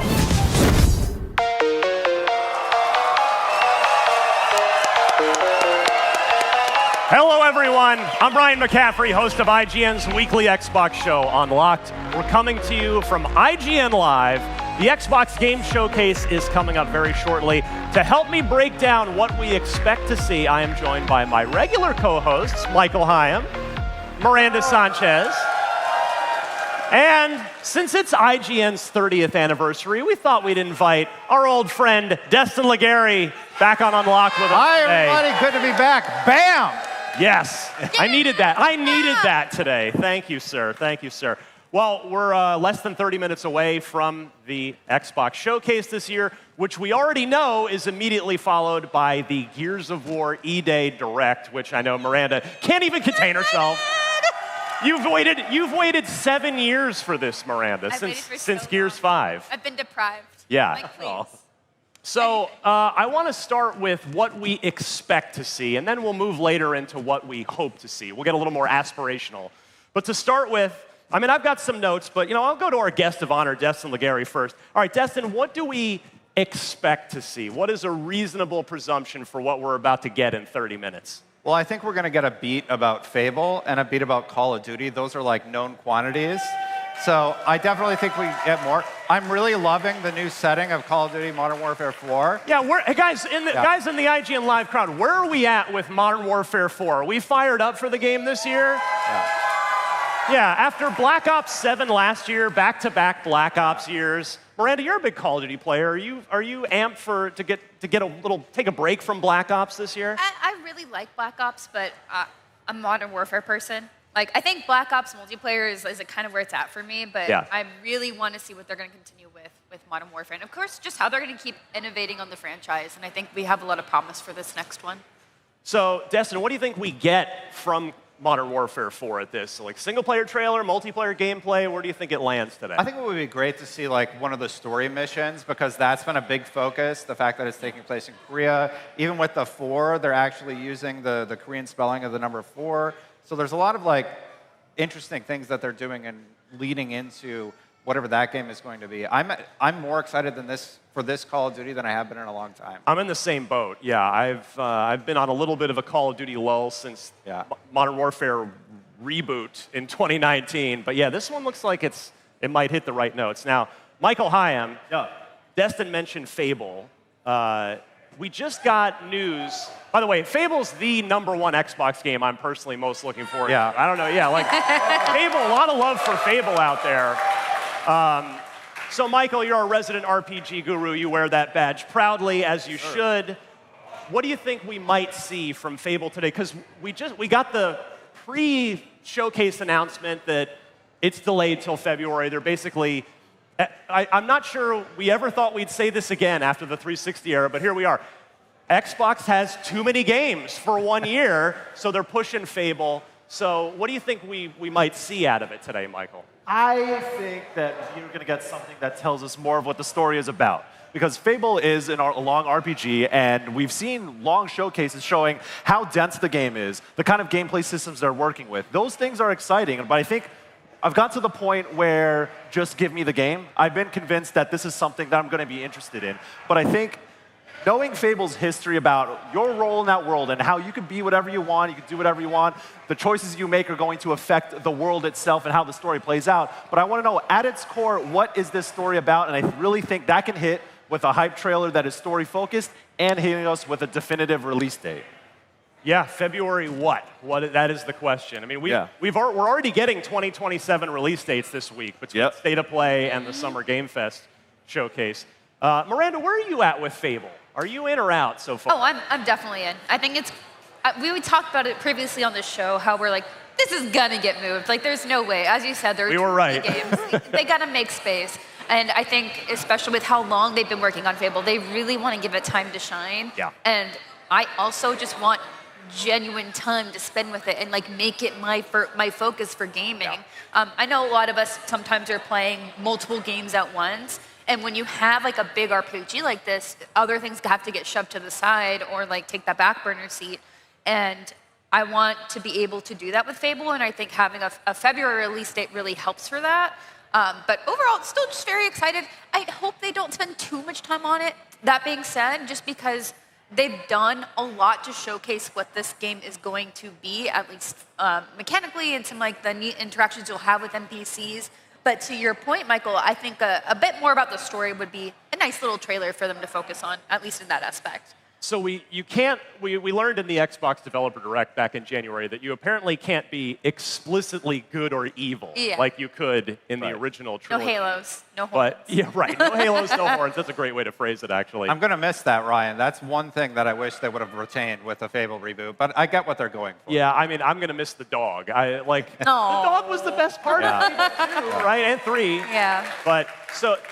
But you can earn a reputation in sort of a town-by-town basis. Yeah. We learned from the Developer Direct of whether or not the townsfolk like you. So, Destin, are you going to be a nice guy, or are you going to be like a real pain in the backside? Because it's town by town, I'm going to split the map, and half of it I'm going to be completely evil, and the other half I'm going to be completely good. Also, as many children as I can possibly have in the game by the end of it. You're going to Elon Musk it as far as... Yeah, that's the plan. That's the plan. That is the most Destin answer. This is why you're back. How can I mess with the sandbox? That's what I want to know. Michael, you strike me as you're going to be a good. Oh, I'm always a good guy. Oh, thank you. Yeah. I got a rep in these streets. You know, I'm a very good guy. But to that point, though, I played Mass Effect so many times. Every time I think, like, this is my Renegade run. I'm going to see what this is like. And then I get, like, a little bit... I make, like, 3 bad decisions. I'm like, damn, I feel pretty bad. And I revert back. I reload my save. But I think with Fable, morality systems being more interesting these days when it comes to games, it's not just, here's the good choice, here's the bad choice. It's more like, just make decisions and see where you end up based on that. And I think that kind of moral ambiguity in RPGs can lead to interesting storytelling, but I do think it's more ambitious. And Fable has that reputation, so I would trust Playground Games to really account for that and do something that would push RPGs forward. This is an opportunity for Xbox to put out a game that they don't necessarily put out very often. You know, we often think of Xbox being action games. You know, we have the Gears, we have the Halo games, cars, we have Forza, we used to have Motorsport, now we got Horizon. So they have those bases covered, but can they deliver a true in-depth RPG? They have Obsidian, and they've done that with Avowed and the Outer Worlds series, but if you could have another studio like Playground kind of take up the mantle of like what modern RPGs could be, that will be a big deal. Now, you have to do a Mass Effect Renegade run. Okay. The decisions get so awful by the end of the trilogy. That's not my Shepard I know. Yeah. Destin's like, you've played Mass Effect how many times? Hold my beer. All right, we've got a bunch of other games I want to talk about here. Halo campaign evolved. What's the hype level in the crowd for the remake of the campaign? So, you know, like, we're definitely getting a release date for that, right, Miranda? Like, there's no question. We have to. In the next hour here. If it's not coming out this year, right. Which I'm like, of course it will be. Like, that's like one of the most Forrester things they've had. So I think, you know, it's only the campaign. It's not that long. So. Right, and you and I love Halo so much. Are you hyped for this? Because I can't quite reach maximum hype level without multiplayer involved. I am bummed that there's no multiplayer, but at the same time, this is the game I've played most, like replayed constantly. Like I know the game like the back of my hand, and I know they've changed some things for this. So I'm really curious to see what they've changed when we get into the game. Overall, though, like I mean, I'm excited to play. I'll of course play it. I played a bunch and probably play it like 3 times, but you know, I'm excited for my another fellow co-op run legendary. with your siblings. Yeah, I'll drag them into it. But yeah, I think it's hard to be as excited because it's just such a known quantity, right? And like we've had remakes, we've had the glow up for Halo Combat Evolved specifically in such like a really cool way. So this is, you know, cool for the tech to see it in a different engine, but ultimately it's just like, I mean, we know this. Well, while Halo may be a known quantity, something that isn't, that I expect to see today, is State of Decay 3. We've been waiting a long time for State of Decay 3. It's been teased in a couple of showcases over the course of like 5 years at this point. It's been a minute.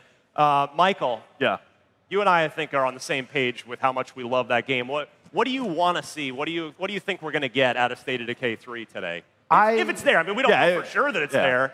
I think, you know what, I am kind of a fan of like the gameplay walkthroughs at showcases where they show you what the moment-to-moment beats look like with those games. And I think State of Decay, because of the kind of people who are interested in State of Decay, they are systems-heavy people who are interested in that more in-depth stuff. So if that's a big part of the showcase, I think that's a W right there. Because like gameplay is the #1 thing that I'm most curious about it. Like how have they refined the series? What kind of modern elements are they incorporating? They've learned a lot, obviously, from State of Decay 2, and it's been so long. And so you expect 3 to kind of be this really polished thing out of the gate. And we've talked many times about how State of Decay has always come out the gate fairly rough. That's just kind of the nature of those games, and that's fine for what they were. It took time to get there. But I think State of Decay 3, out the gate, needs to be solid. It needs to have a lot of content. It needs to be polished. And hopefully, like with it being in a showcase, if it is, they can get over that reputation of being a janky game and be like, this is what it is, and it's coming soon-ish. But that's what I want to see from it. Destin, there's been a little bit of a hubbub in the Xbox Online space over the last week or two about what system logos do you show at the end of the trailers for these things. And so one thing I want to ask you is, Forza Horizon 6, it's a 10 out of 10 game, says IGN.com, and a whole bunch of other outlets. 10 out of 10, it's and a whole bunch of players. It's another masterpiece from Playground Games.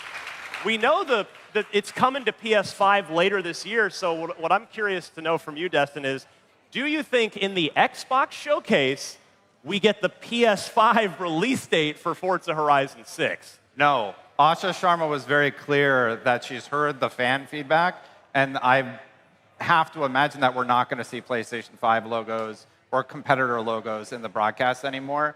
That was a decision Phil Spencer had made, I believe, at the time. And It's just the community said they didn't want it. So no matter how we feel about it, she's made the decision to, going forward, not have that as part of the presentation. And core is one of her main tenets in her new strategy in terms of the business. So no, I don't think we get a release date for Forza Horizon 6 on PlayStation 5. And I would be surprised if they didn't do a file export without logos for this presentation. Yeah, I'm with you. All right, we need to take a quick break, but stick around. IGN Live will be right back.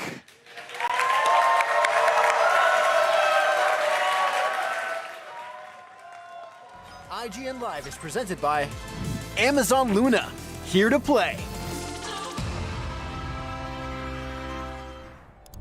IGN Store has everything you need to level up your life. Red 6 standing by. Refresh your wardrobe with official gear you won't find anywhere else. From Fallout, Expedition 33, Romeo's a Dead Man, and more. Treat yourself to the coolest collectibles like an adorable SKA plush, your very own Assassin's Creed Hidden Blade, and a fully functional Pip-Boy 3000.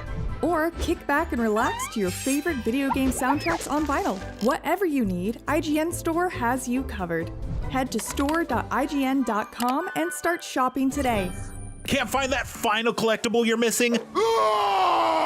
IGN strategy guides and interactive maps are here to help. One step at a time. IGN guides are trusted by millions, easy to use, and best of all, free.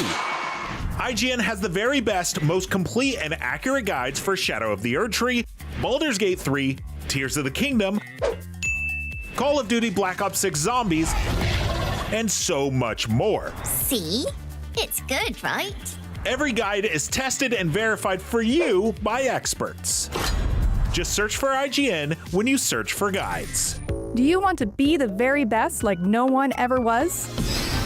Streamline your journey to becoming a master trainer with Planet Pokemon. Choose your Pokemon, filtering by type, stats, or game availability. Then use the full team builder to assemble an unbeatable lineup. Plan out the optimal set of moves, items, and abilities. Play to your strengths by analyzing your team's resistances and offensive coverage. Or really maximize your Poke potential by digging into the stats by adjusting EVs and IVs. And save multiple team builds for different strategies in different games. Plan your dream team today at planetpokemon.com.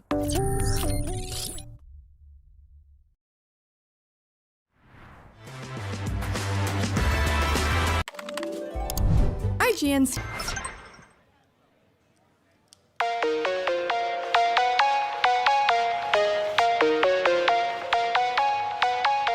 And we are back. Just a friendly reminder to stick around after the Xbox Game Showcase, because we'll be right back right here for our live post-show, plus tons more great interviews and gameplay demos coming out of IGN Live. All right, time now for what we hope to see. We talked in the first block about what we think, what we expect to see, but now let's do a little wish casting. Let's have a little fun. Michael Hyam, what do you hope to see in the Xbox Showcase in another 13 minutes and 34 seconds? I was here 1 year ago getting hyped for Persona 4 Revival. I was a little disappointed by what they showed because they didn't show enough gameplay, they didn't give enough details, but this is the year in which they can follow up on that from last year. You know, I'm a big Persona guy, and I have a rep in these streets for being into RPGs on that level, but I'm interested in story changes, how they're doing gameplay this time around. It's gonna come soon, hopefully. It's a remake of a game that has been done many times at this point, so I need to be convinced that this is a game worth remaking. I think Persona 4 Golden, for what that game is, that is a pristine version of that game. Yeah. Why would you want to remake it? That's what they should do at the Xbox Showcase. I don't know if Atlas has much to show at all, or if they're saving it for another time or anything like that, but the fact that they have like this relationship with Xbox is very interesting as a Japanese dev that has traditionally been on PlayStation. That's true. You know, and I've always liked Xbox championing Japanese games, whether it's Sega stuff, or if it's Atlas, or if it's Square Enix and things like Gaiden? that. Yeah, and so Persona 4 Revival, I want to see more in-depth coverage. And listen, I'm gonna put my clown makeup on if this doesn't happen.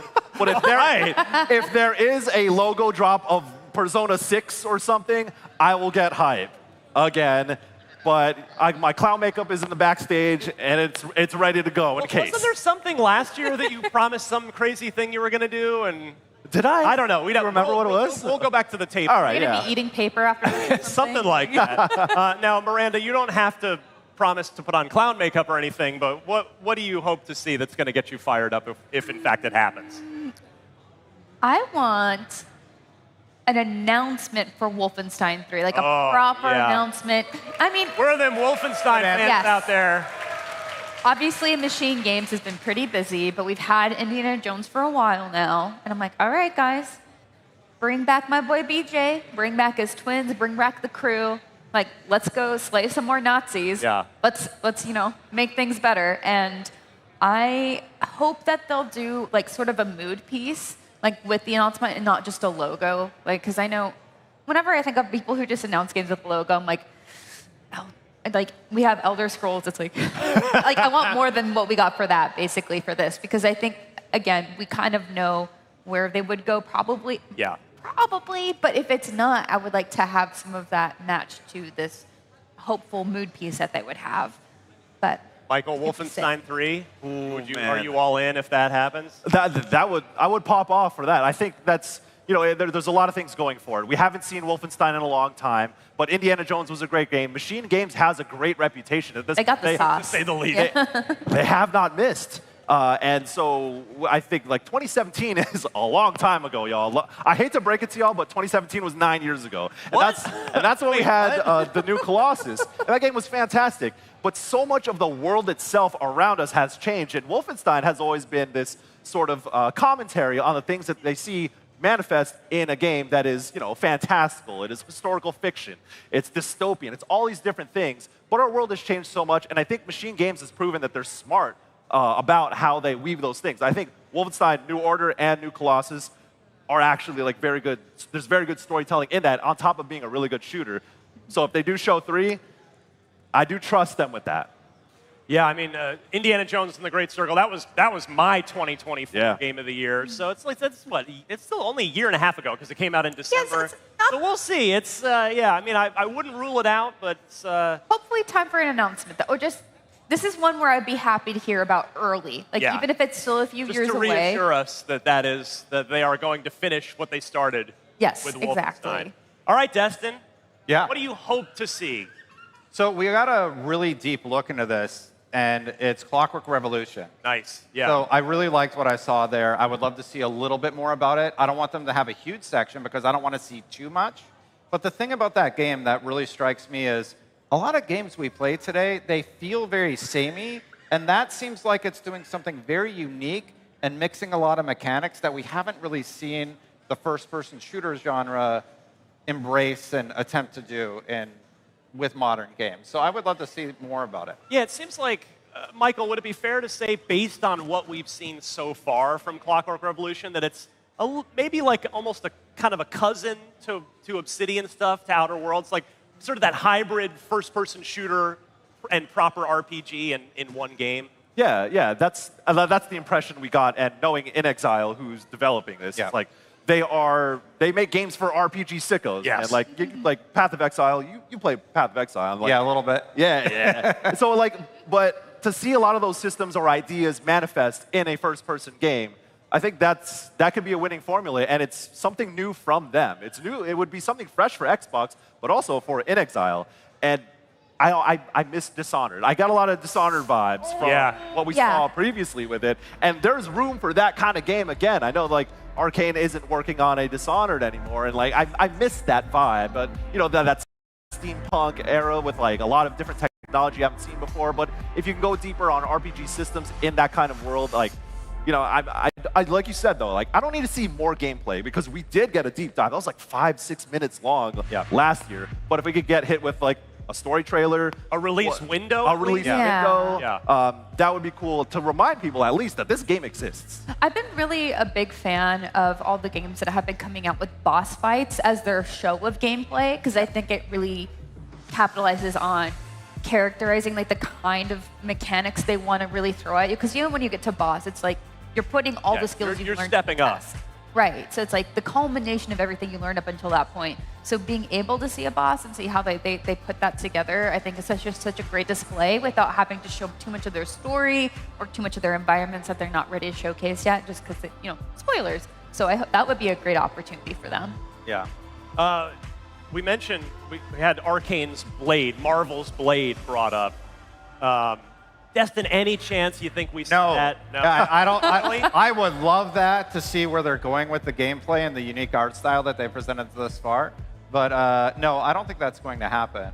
What I would really like to see from this showcase is I want to see Xbox sort of showcase why you should invest in their ecosystem again. Yeah. What makes them special? And I don't know, are Gears and Halo going to be able to do that again, or is there something new that they have up their sleeves that will reinvigorate their base and get that new audience that they're trying to capture?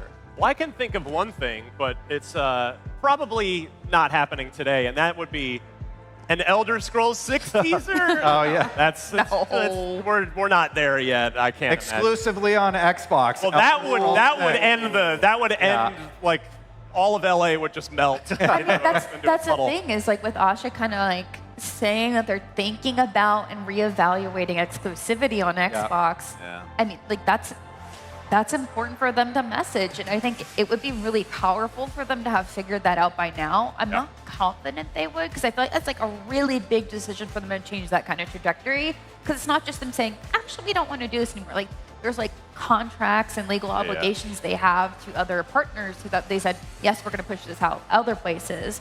But I think there's still something, to your point, Dustin, about the future that they can at least start messaging.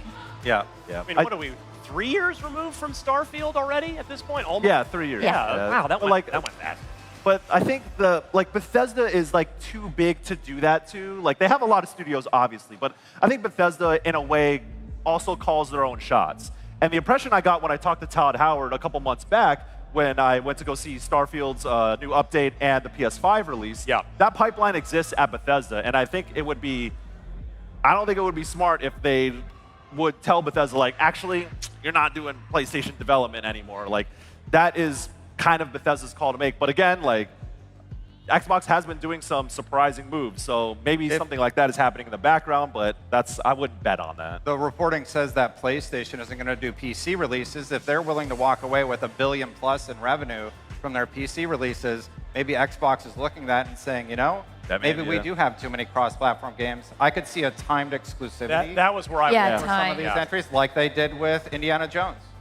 Yeah, but again, probably too early for Elder Scrolls 6. It's still always fun to talk about. But one thing, so for me, what I hope to see, not saying this is going to happen, but we've seen Asha Sharma come in, try to get some wins, right? And I think, to her credit, I think she has done that. She lowered the price most of the way back down on Game Pass Ultimate after it went through the roof last year. Good course correction there. Yeah, and that was definitely very welcome because quite frankly, I can't think of any other major gaming or entertainment streaming service that has lowered its price. They only ever go up. Certainly my Netflix bill only ever goes up. Yeah. But I wonder if Asha, and today, maybe we get a tiny price cut on the Series X and the Series S, because when she came in, she did address hardware as in sort of her introductory blog post is, hey, this is like hardware is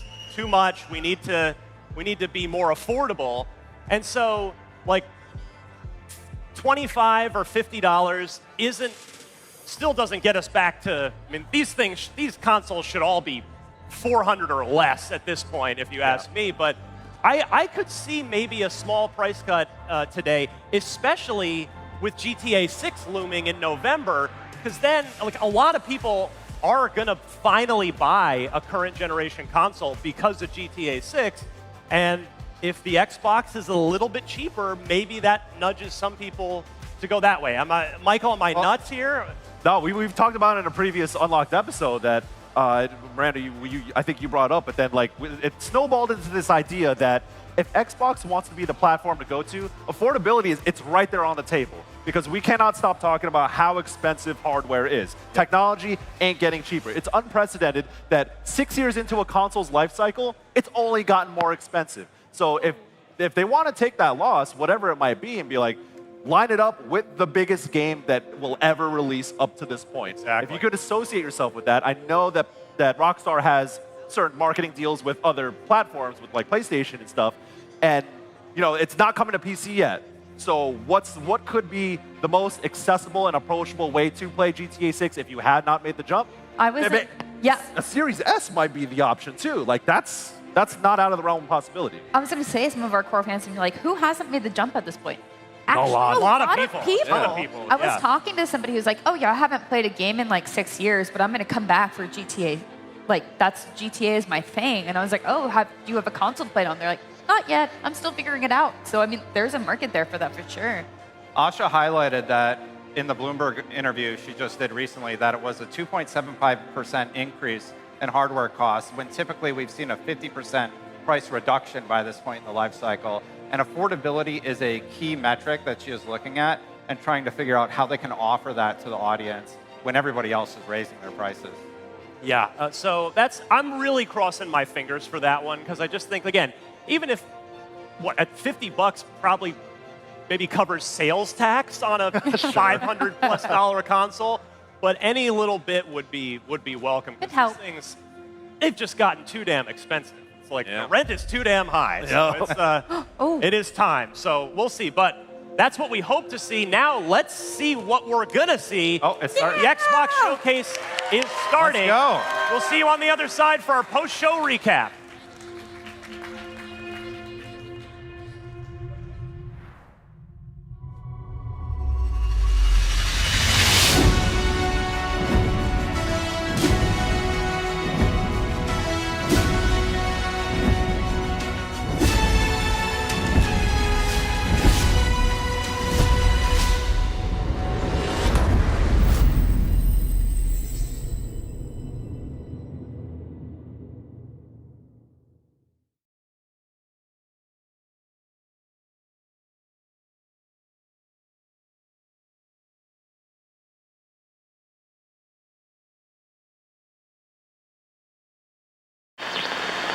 This is the Coalition Emergency Broadcast System.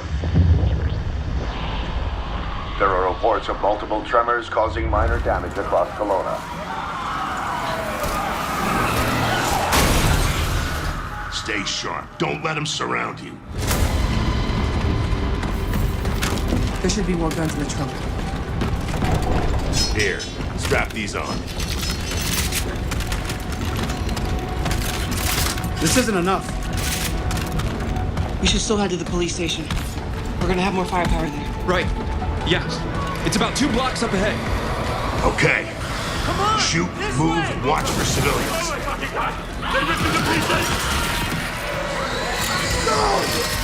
Get inside, now!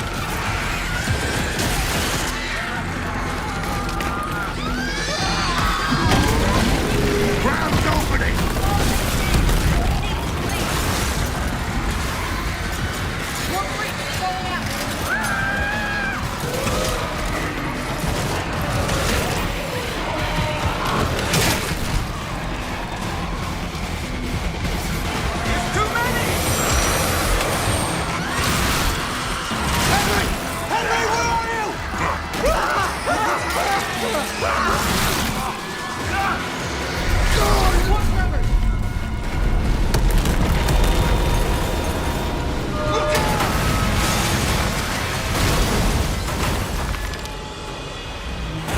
You see that? It was something big! Like huge crab figures picking up through the street! Just the adrenaline, kid. We need to keep moving through the underpass. People! Let's get moving. Let me see what I can do. I'm at the fire safe. I need backup. These things are all over me. More tremors. Any gears out there? Anyone that can hear this?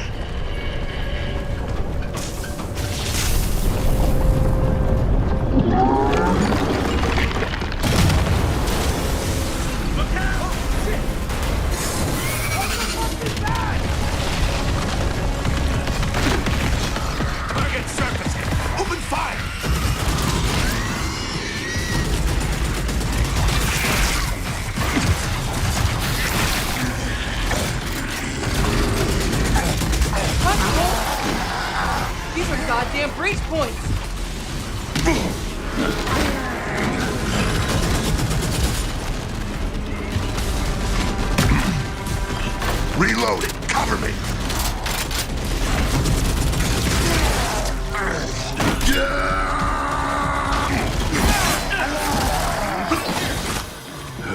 All right. That gear said they're stuck in the pay and save. Which way? It's on the other side of those apartments. At least that thing carved us a shortcut. Through here.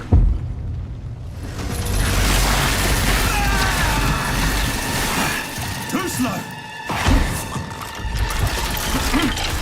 Oh, bugger! Come on, then. Oh. Nice shot. Oh, where the hell did you lot come from? We heard your distress call. Well, you saved my ass. But we need to make ourselves scarce. These fuckers keep pouring in every few minutes. More trappers, watch it! Right on schedule. You guys scared? Yeah. Who are you? Where's your squad? Hasty took out my squadron a couple of hours ago. We went to protecting some survivors nearby. I was about to get back when I got cornered in here.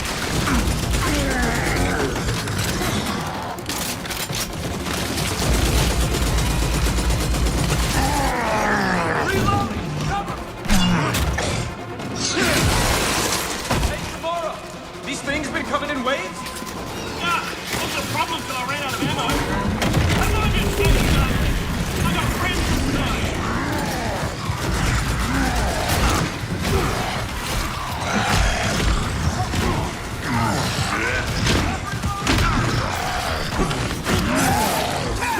Eat that! Throwing a grenade! They come! Watch back! Reloading.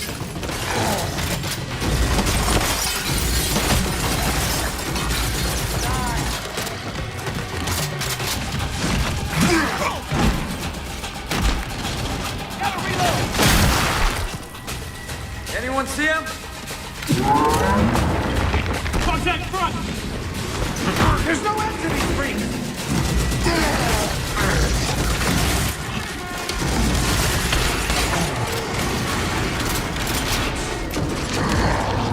Pick him off!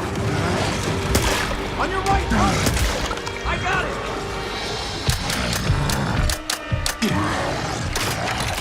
Jams!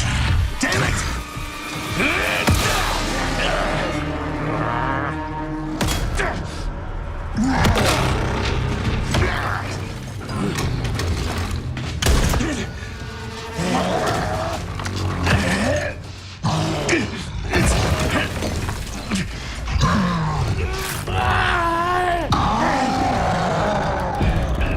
Tom! I'm almost out! Fall back!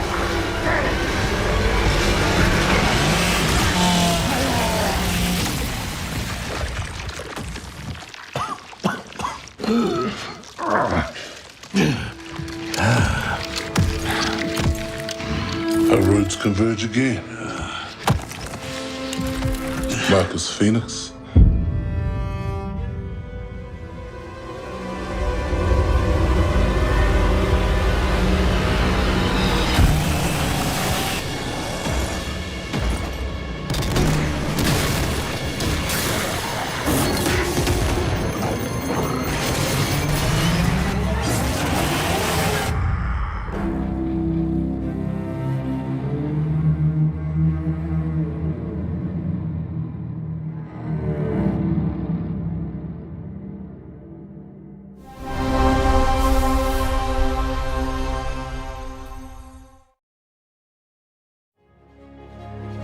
Welcome to the Xbox Game Showcase.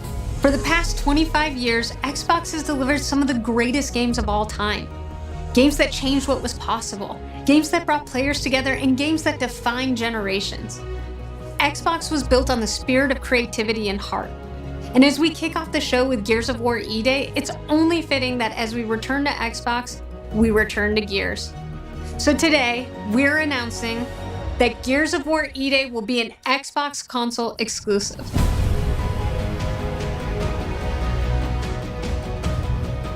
core of Xbox is great games, and that's what today is all about. We're going to show you more than 25 titles from creators around the world, followed by our Gears Direct. Enjoy the show.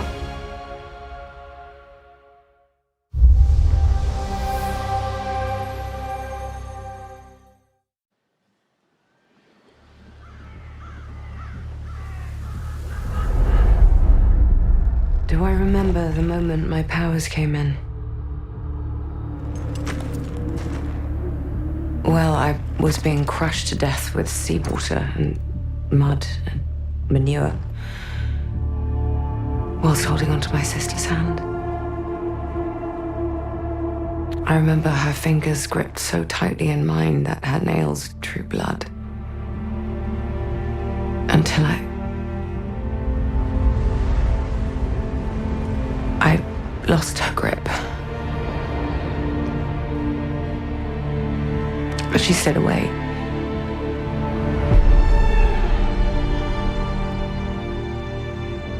Does stick in the memory a bit, yeah.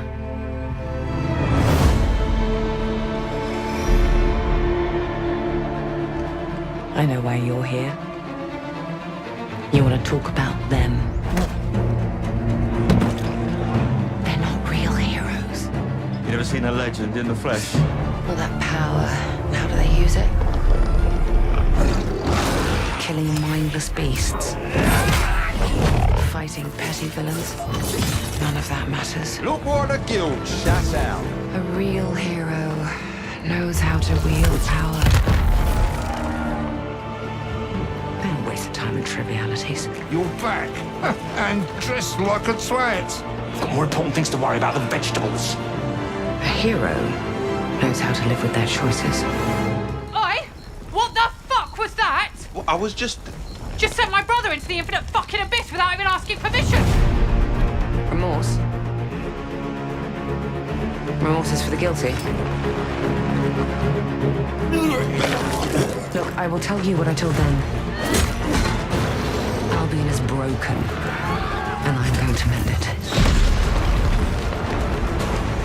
Albion doesn't need heroes. It needs a hero. You're a monster. And that hero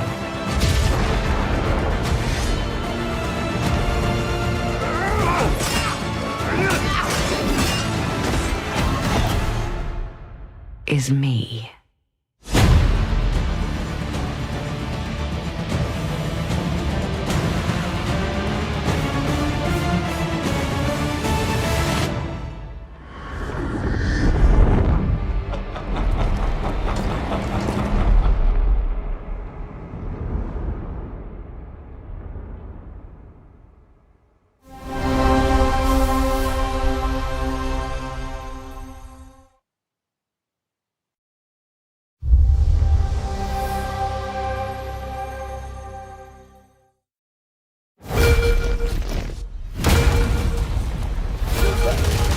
You've heard the story. Halo, the Chief, stuff of legends.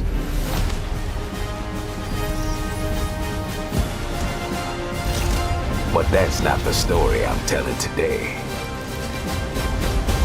This one you haven't heard. I've started simple enough. Drop in, grab the goods, get out before anyone noticed. Well, guess what? They noticed.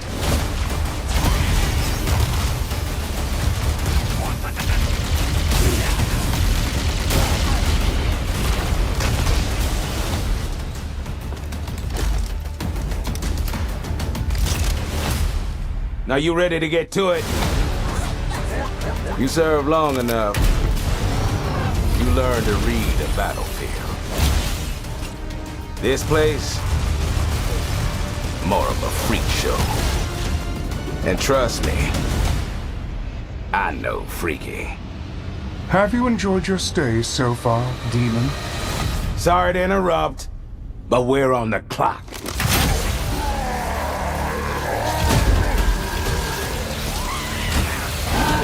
The thing with simple jobs is, they always get complicated. Plans change. Odds get worse. My advice, bring a Spartan.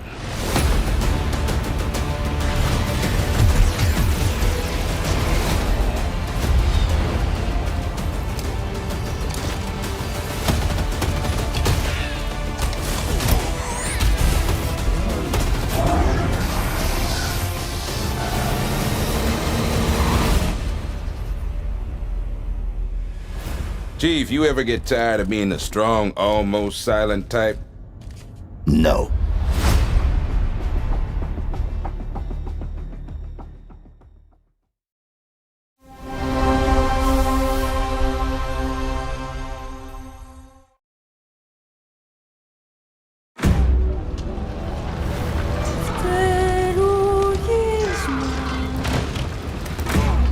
There's something on this island.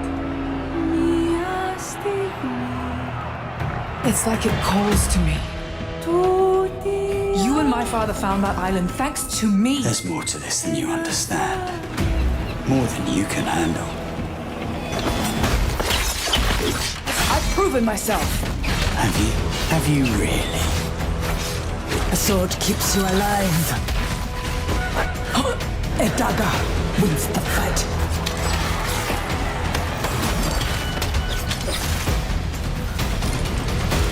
Look at this place. It's mad. The final confrontation is about to begin! Where are the others? Ezra's dead, Lenny. They're all dead. Move! But you couldn't have said, hey, Lenny, you know those ancient death curse rumors? Well, maybe they're true. Sit in.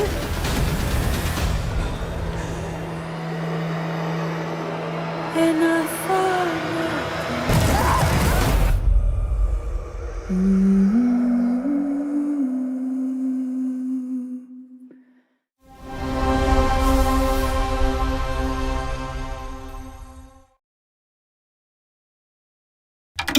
You ever heard of the Midnight Channel? Domino might have been on that Midnight Channel before she died too. Wait! Whoa! Now, where are we? Whoa. Feels like we're someplace totally different. Look out! Now then, whatever's going on here, we're getting to the bottom of it. To wield a persona is to wield direct control of one's heart. And the heart is strengthened through bonds. Doesn't it sound cool? Someone had to see that. I'm glad it was you. Was that supposed to be him? Good times never seem to last long, do they? I hate you, sneaky, stupid, bully jerk! I can't wait! So, shall we? Really? So neat! Come on, don't call me that. All shadows were originally born from humans. Well, then that means Senpai got killed by her other self. No! Get out of here! Don't look at me! Does that mean you're just gonna stuff me back in your head and pretend I'm not real? I can't! I can't!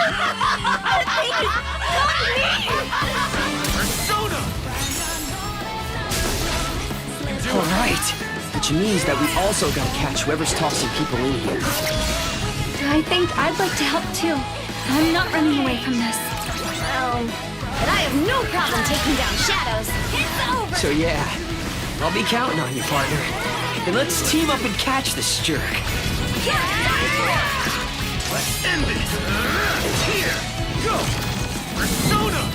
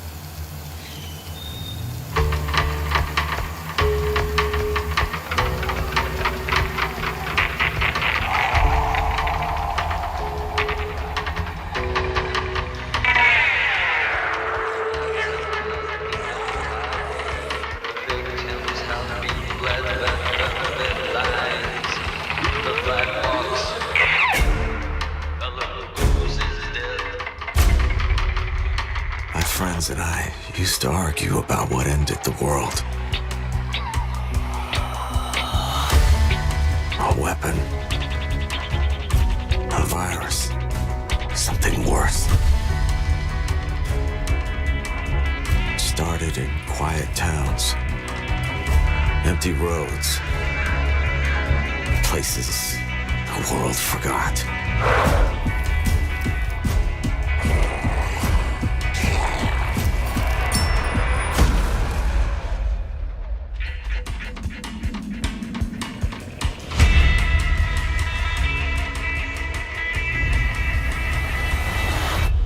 Guys, I found a nest. These survivors found each other, built walls, pushed back against the night. We'll always have each other's back. Because the world has become more dangerous than ever.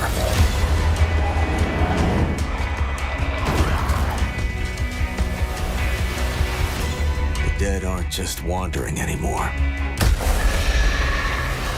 They hunt.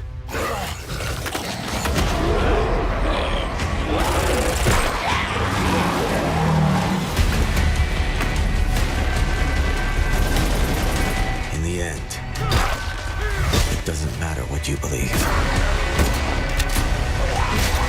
What matters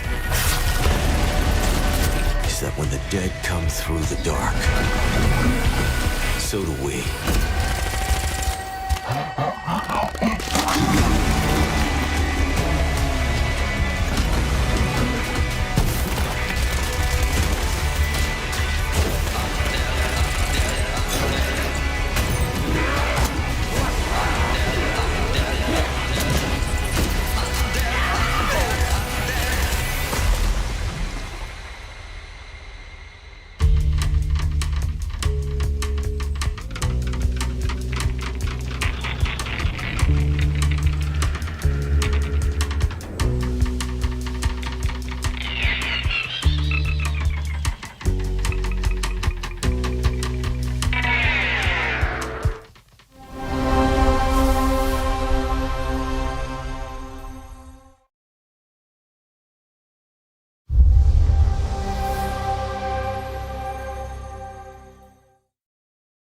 On the Sea of Thieves, there have been plenty of grand adventures.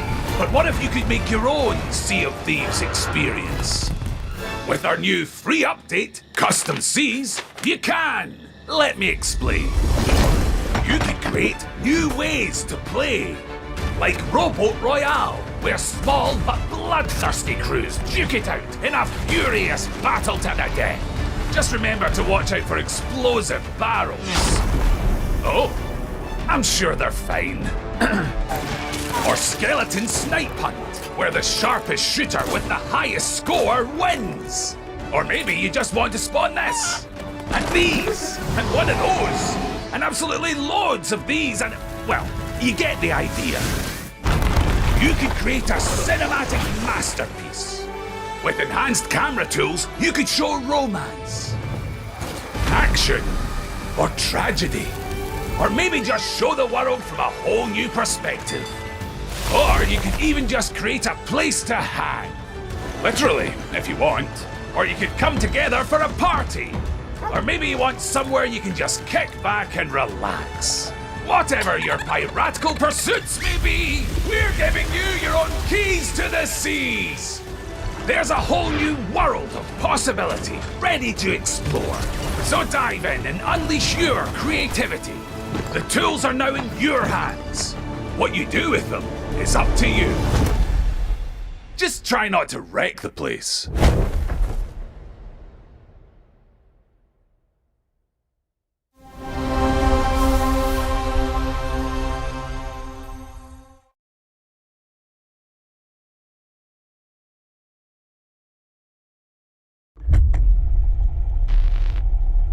There is a liar in these tunnels.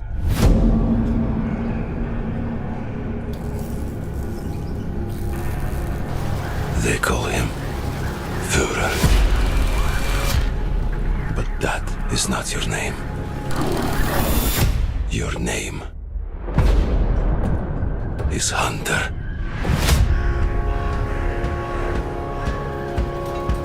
As a Spartan, you were a legend. You stood for something. But where are the Spartans now? To protect the Metro from you. You promised a brighter future for our people. Now, the Norai spreads tyranny in your name. You swore to crush the enemy, to face them head on, and guide the Metro to the light.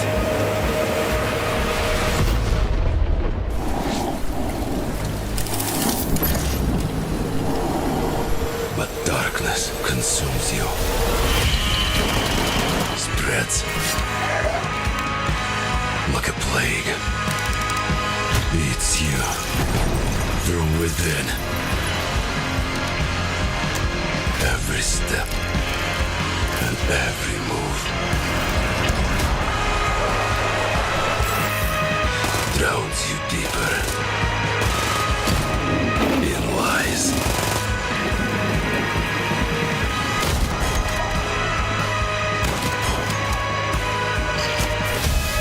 Your lies, and now, Hunter, that legendary Spartan is gone. Turn to ash. I won't stop until the Führer burns with him.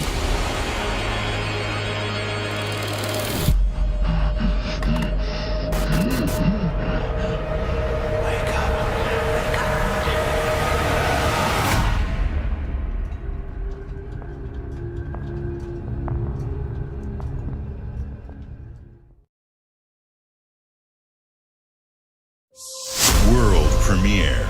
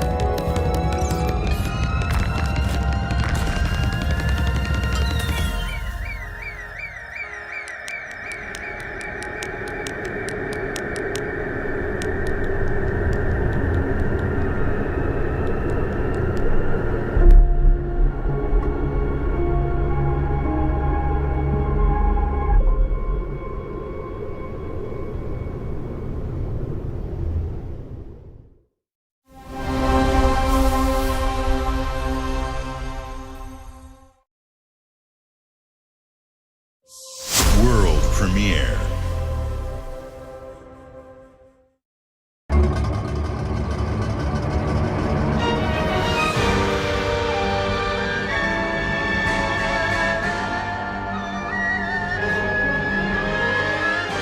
Countless wars have been waged throughout history in pursuit of the elixir of immortality. A champion rises, destined to quell the chaos of this senseless cycle.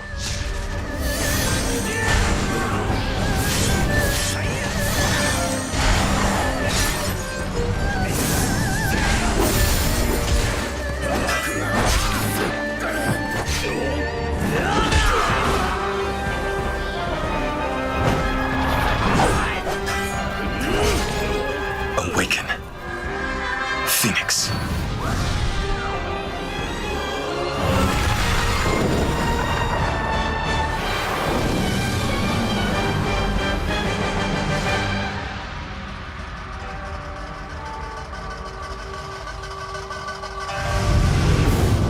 So, it was you who set the Red Cliffs ablaze.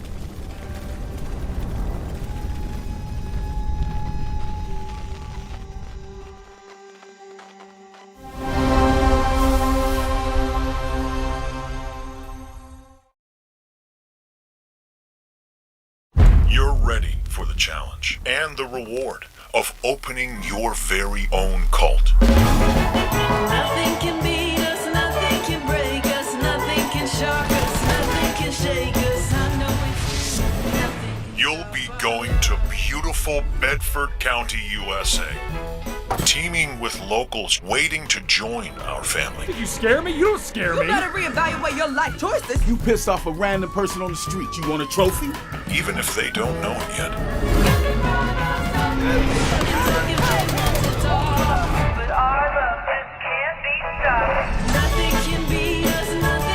Build a cult, and I will shield you from the apocalypse. Join us. Join us. Nothing can stop our love. Looking for the owner of a severed human head. Come and collect it, or it will be given away on a first-come, first-served basis.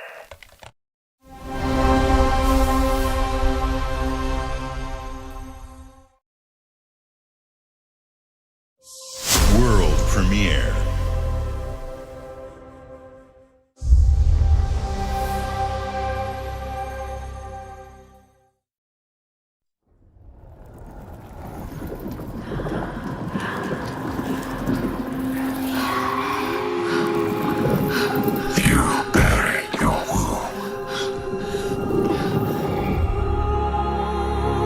Left your people behind. Believing time would see them heal. But what is left in the dark sickens. And some binds cannot be broken.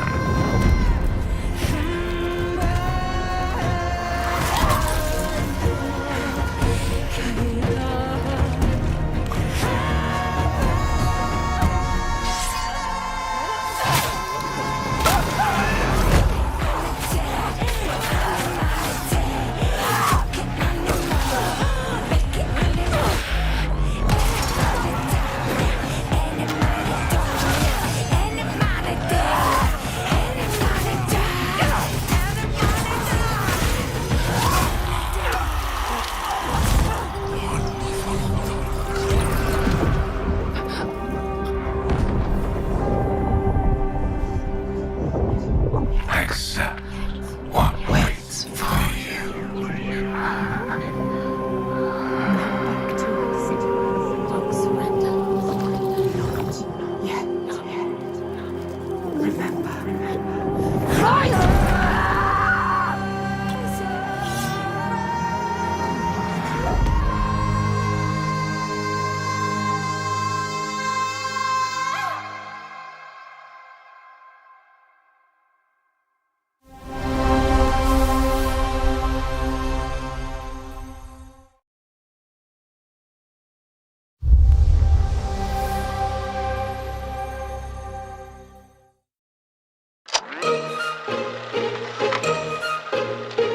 Answer the call of Vault 76. Welcome to the surface, a sprawling paradise. Meet the locals, learn to fish. Doesn't that sound nice? What a hoot! You found loot. This is no time to hoard. Share your stroke of luck with your pals. All aboard. Build your camp as a team. Hey, life's pretty swell. But in this Appalachian wonderland, All is not well.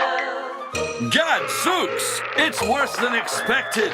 Enemies are waiting in places undetected. So suit up, son, and defend our great nation. And gather all your friends when you fight this infestation. That's the play, Daddy-O. We'll tackle them all. Rebuilding our bright future from the ashes, rising tall. When you hear adventure calling, when you're looking for kicks. Answer the call of Vault. Answer the call of Vault. Answer the call of Vault 76. Oh, dear.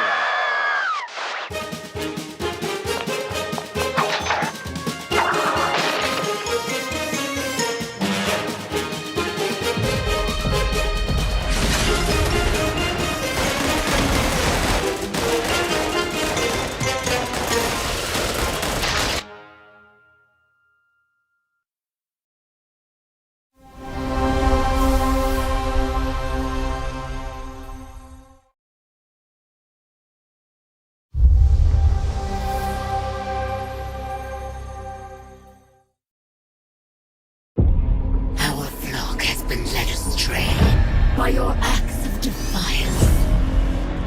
Argent Anor trembles in the wake of your actions. They follow you now.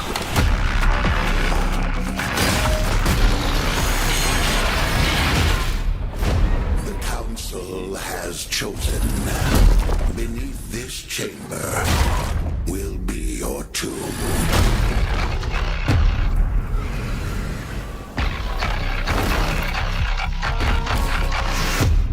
This place is your pain given shape. It holds many secrets. Only a cleansed soul may leave. I am not your enemy. I am your way out.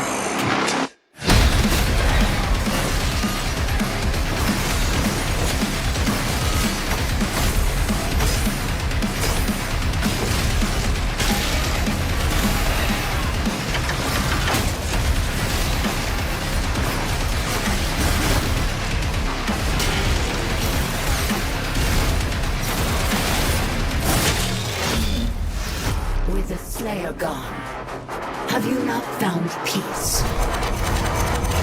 The demons, they have retreated. Their war is with him.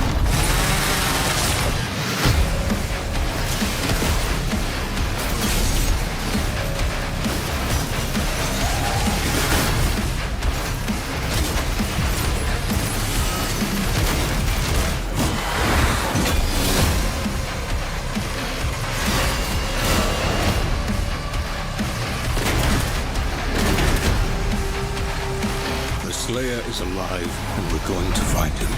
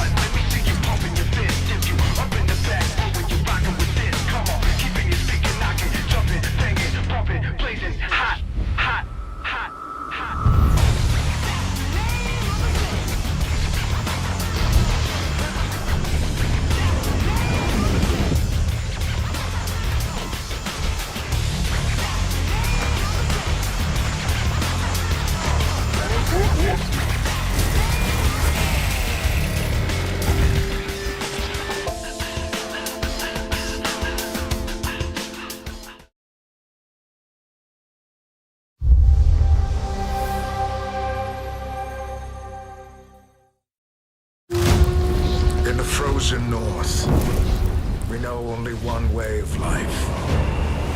We know the thunderous crash of the waves against our ships. We know the bite of cold steel. The roar of fires that consume our enemies. And that the moment of peace is only temporary.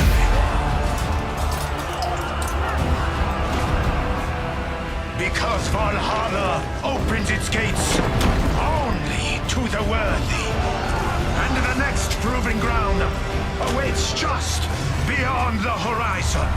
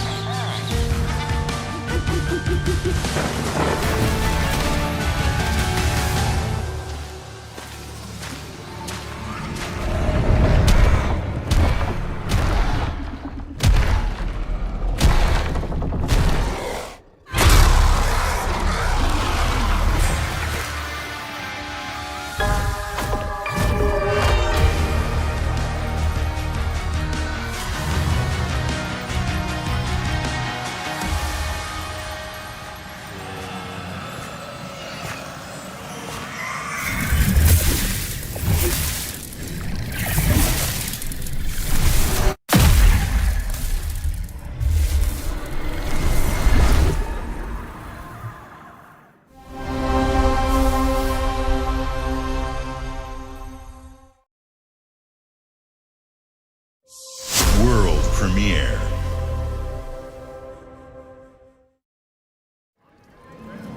Ladies and gentlemen, admirers of the mysteries of magic, take your seats before the lights go down and the curtain rises, for our next act is about to begin. Are you sitting comfortably? Are you prepared to witness feats both mystifying and illuminating? Watch closely then, and let the shadows tell their story. Behold, the famous Jacob Menturo, stage magician extraordinaire. So brilliant were his tricks, it cast 5 long shadows behind him. They called themselves Masters. Through a deal with the devil, the Masters sought yet more power. Their deal demanded a sacrifice, and in the darkness, they chose Jacob. Jacob was trapped in eternal torment, but the devil had other plans. He pulled Jacob from his infernal nightmare and offered a new deal. Face their legions, their tricks, every abomination they command. Take what should have been his. Escape if he can.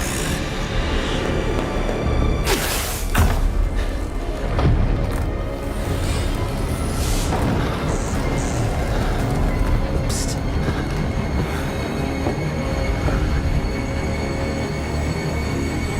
That's your cue.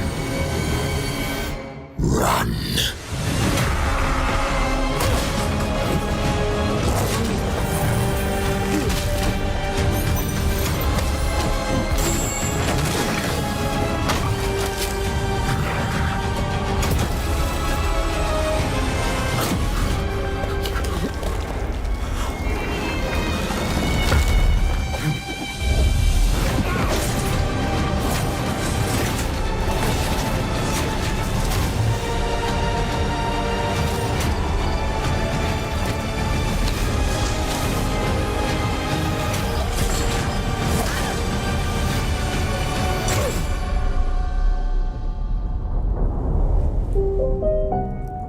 deal's a deal, Jacob. I'll see you soon.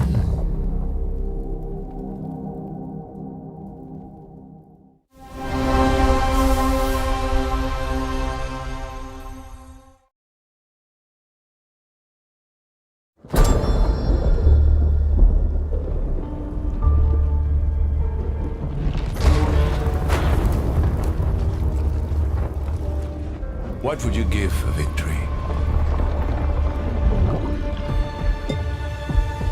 Your life? The lives of your sons?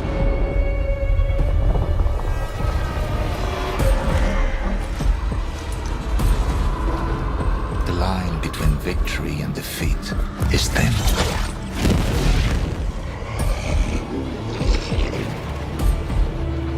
What if you had within you power, terrible and divine, to destroy your enemies, break their will? Would you have the strength, the resolve to wield it?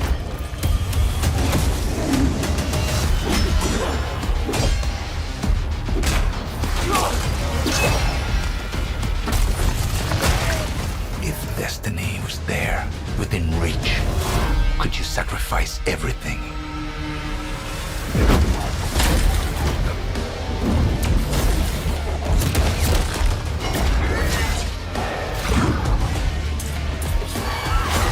For your country. For your empire.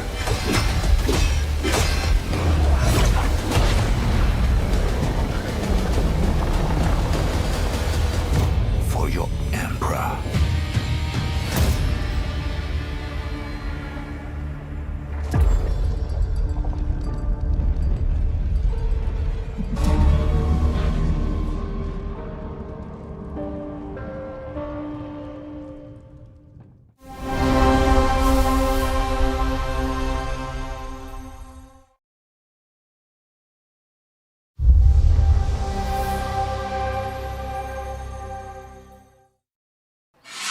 Glenumbra's full of thieves.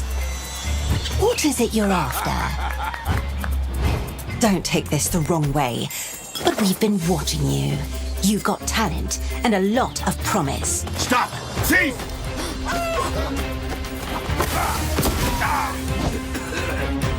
Are you ready to talk about planning a real heist, partner? Welcome to our Thieves Guild. Our members will show you the ropes. This job is going to need every trick in the book. I heard that caravan should arrive tomorrow.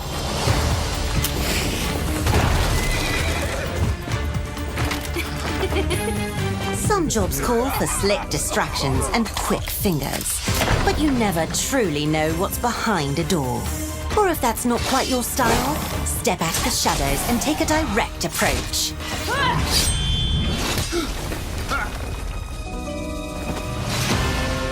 There's other treasure all around the world, if you know where to look and are willing to fight for it. Whether it's fortune, adventure, or danger, the Thieves Guild has everything you need, as long as you're willing to take it. Don't mind if I do. Hands off the cheese. I got here first.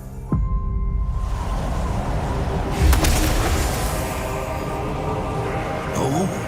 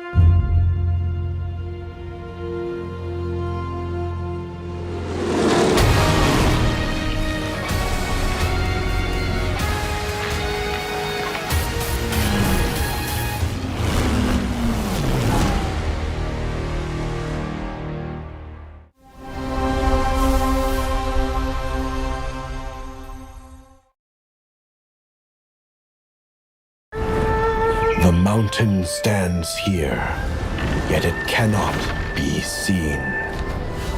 The wind passes without a sound. People move within.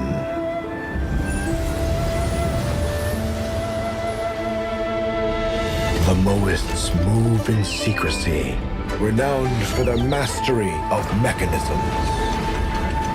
As the old order begins to fall, no one can remain untouched. When all is obscured, the battle has only just begun.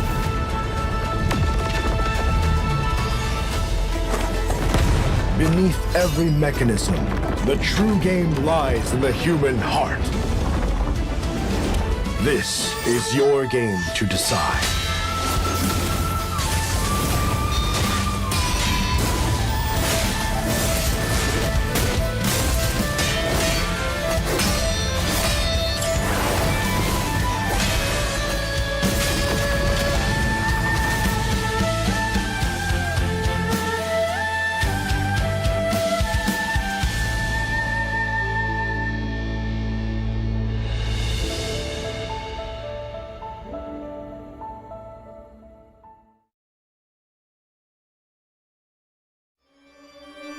Dracula's castle is just ahead. I have come here to destroy you, just like my father, mother, and their allies before me.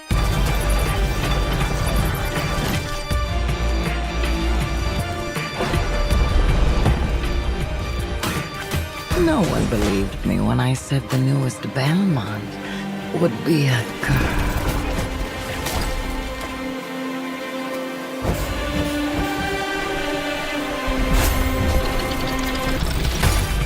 God has given you another chance, Rose. You must use it wisely to better control your curse and strengthen yourself.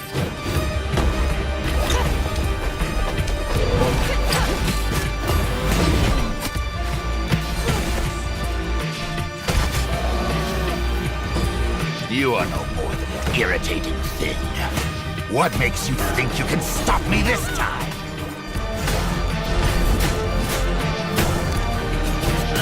I've always wanted a pet Belmont. Stupid girl. I will show you what hell is. I am Rose Belmont, and I will hunt the night!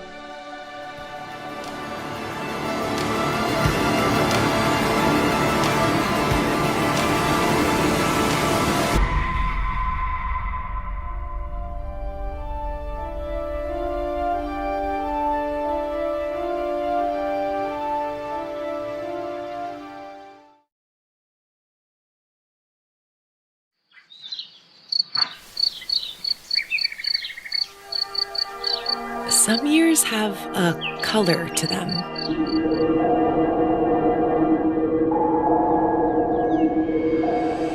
A haze that seems to fill the whole world.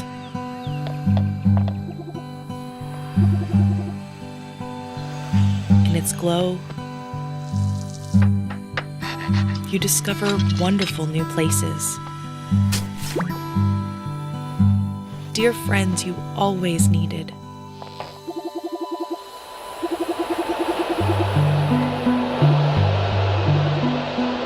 And golden moments which linger on the warm breeze.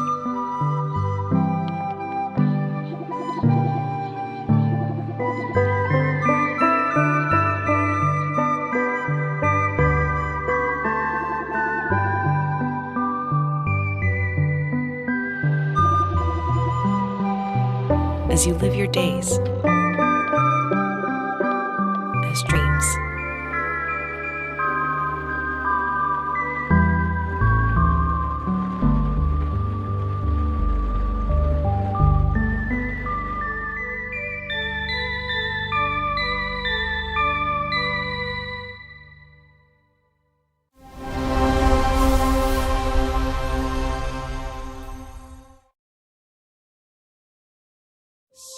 World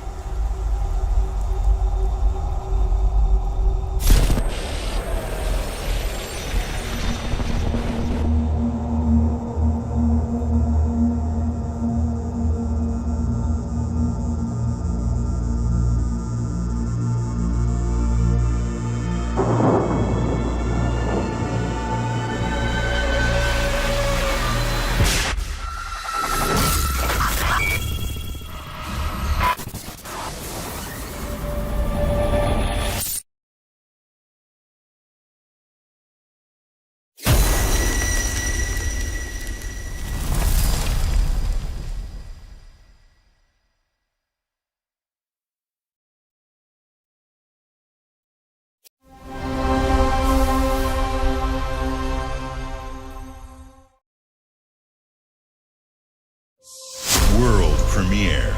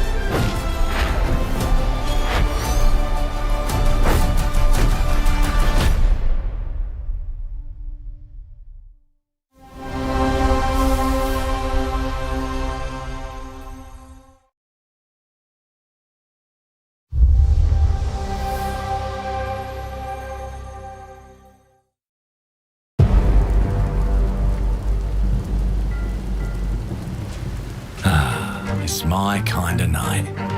Alarms are ringing, bullets are flying.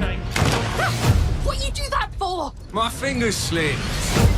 And every copper in the tangle is on my tail. Hooligans, come to order! Piss off! Let me introduce you to some of my esteemed colleagues. Even my schemes have schemes. Me, I prefer to make it up as I go.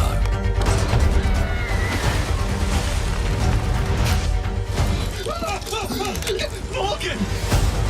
Oh, you'll have better odds getting through without me. Everyone knows you're easy pickings for someone with any sand. Then give my regards to the Sandman. Cheap rubbish. A corpse in hand is worth two in the grave, as they say. Look at the bloody airships. We're not here for you. Not here for me! I'm Anne fucking Darrow!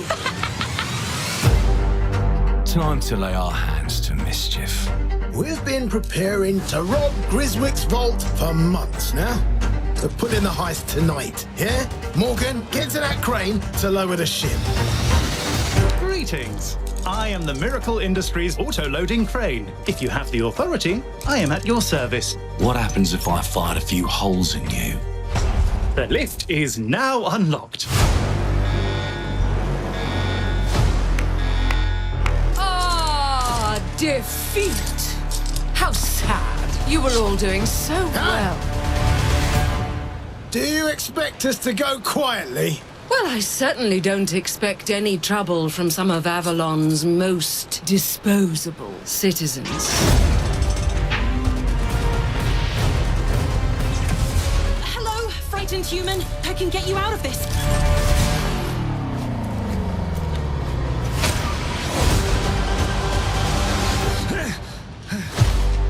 You've just jumped about 25 years back in time.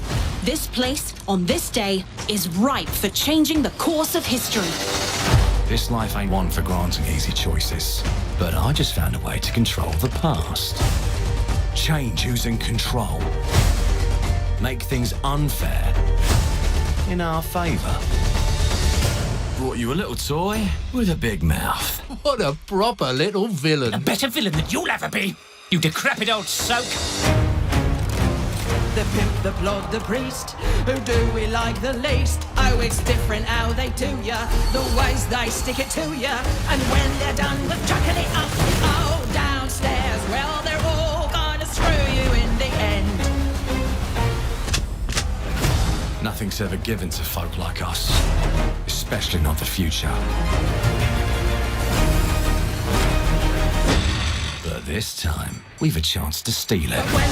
What more could an honest thief ask for? Stairs, well, they're all going to screw you in the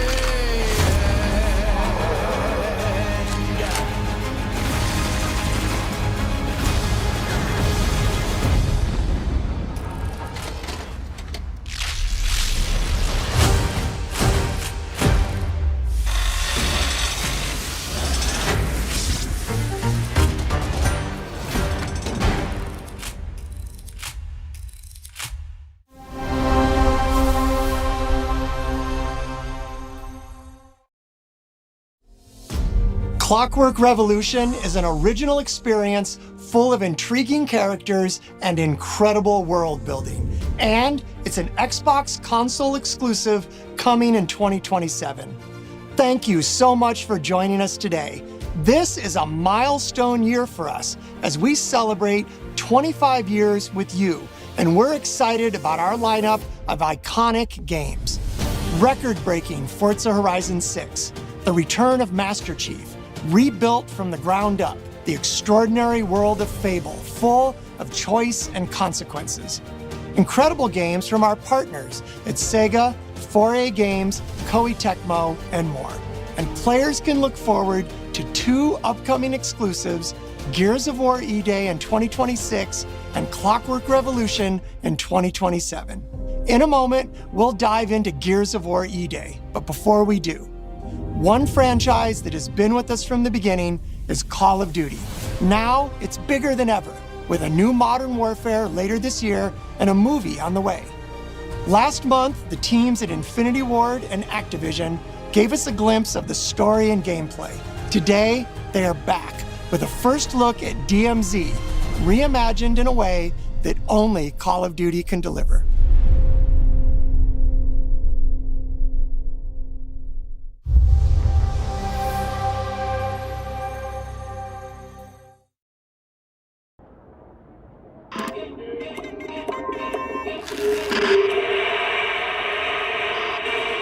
경의하는 최고령도자 동지.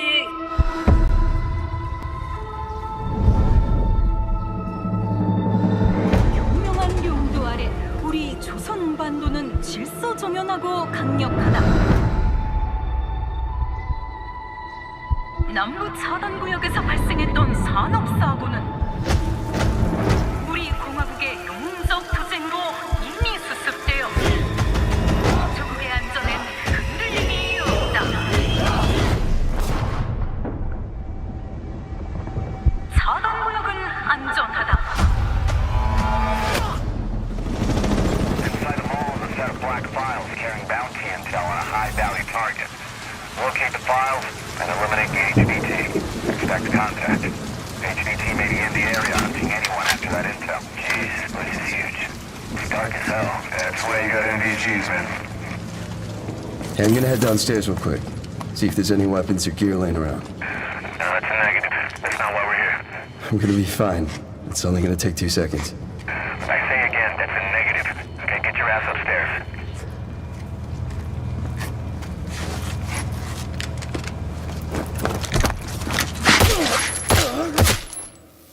Damn, he's down. Let's go help him. Hell no. That's on him. I told him to get his ass up here. Copy. Where are we at on the intel? Got it.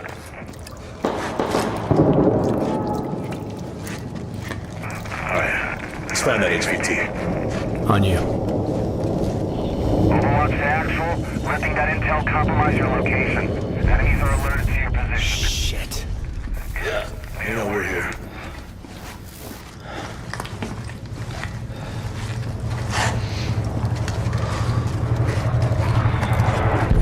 Damn. Bro, fuck it. Alright, let's just find that HVT.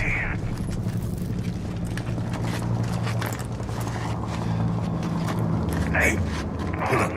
What's up? Let's just...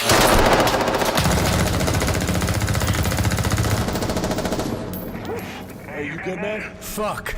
Yeah, you're all right.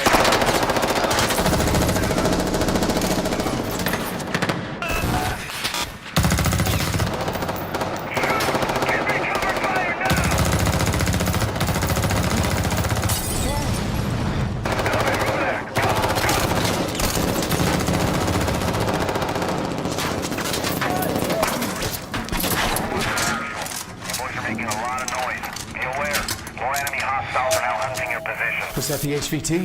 Hey, fuck the HVT. Let's just go to exfil. Fuck!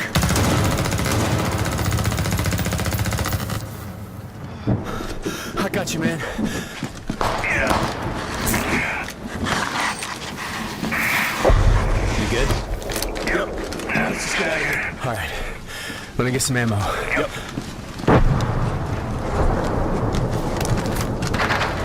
Oh, hell yeah. All right, let's move. Overwatch to actual. Look for any building with green smoke. I say again, green smoke. Freeze, you got eyes? Yeah, I got it.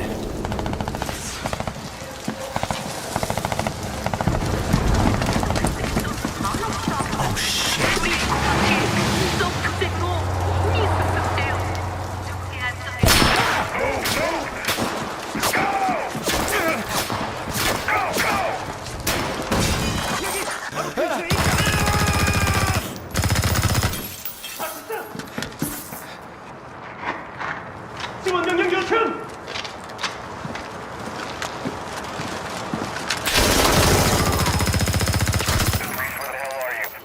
I'm inside.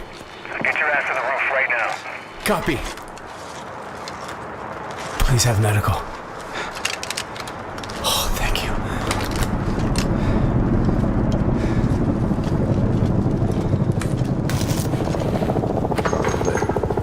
Hey, Locker, you downstairs? Negative. Head up the ladder. Going up to the roof. Oh, shit.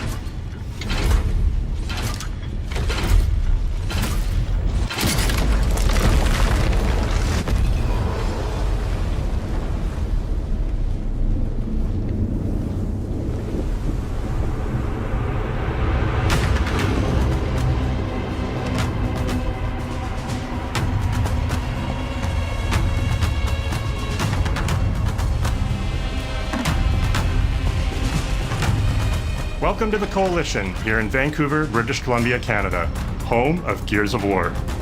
When Gears debuted in 2006, it instantly redefined the genre.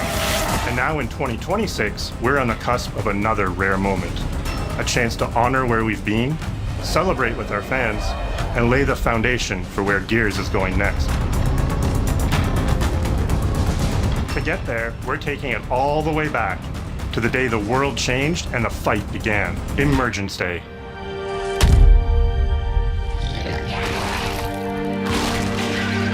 It's a day of unimaginable loss that sits at the heart of our universe.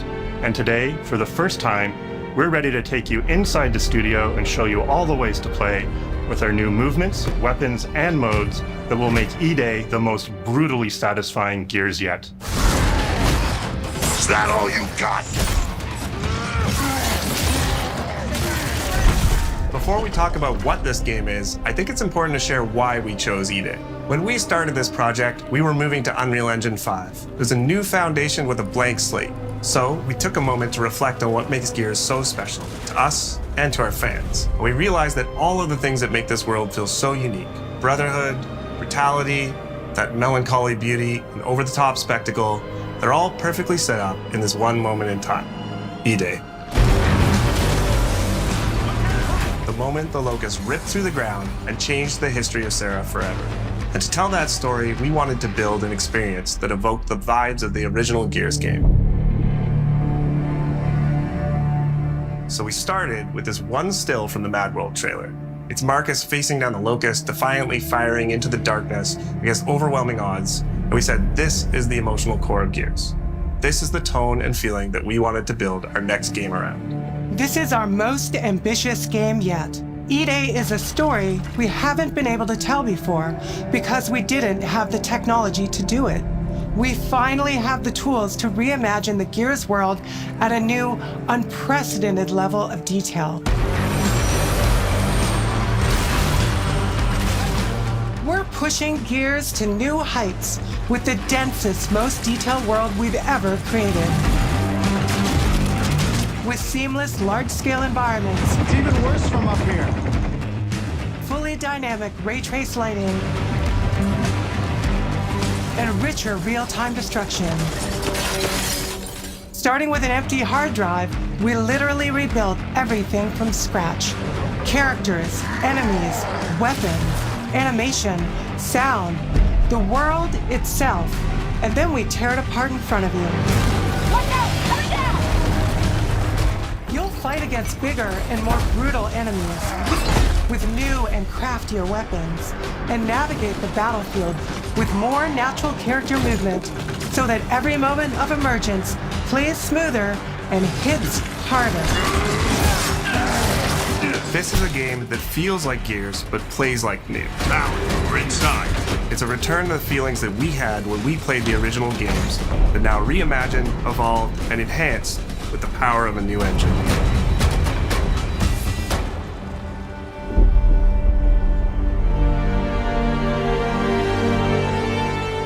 E-Day is set before the events of the original Gears of War. After decades of conflict, peace has finally been declared on Serra, and the Gears have returned home.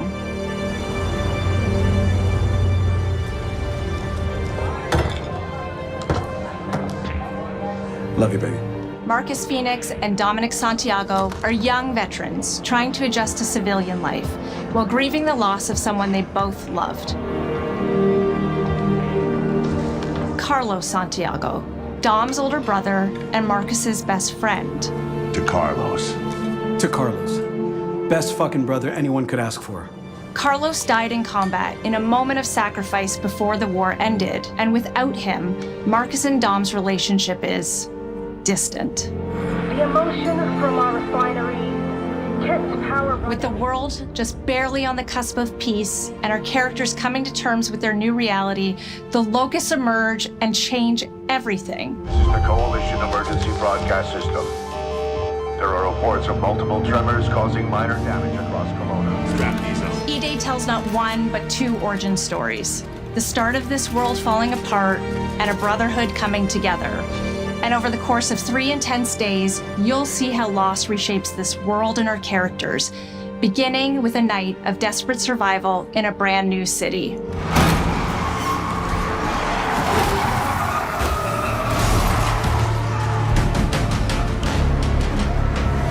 We decided to focus our story on just one city, so you could really feel what war does to people. When we started creating Kelowna, we wanted it to be more than just a backdrop. We wanted to feel alive, like it was another character in the story, packed with layers and personality. Kelowna used to be all about innovation and discovery. But years of industrialization for the Cog War effort totally reshaped it. With such a rich history, it made sense to lean into that classic Gears retro vibe.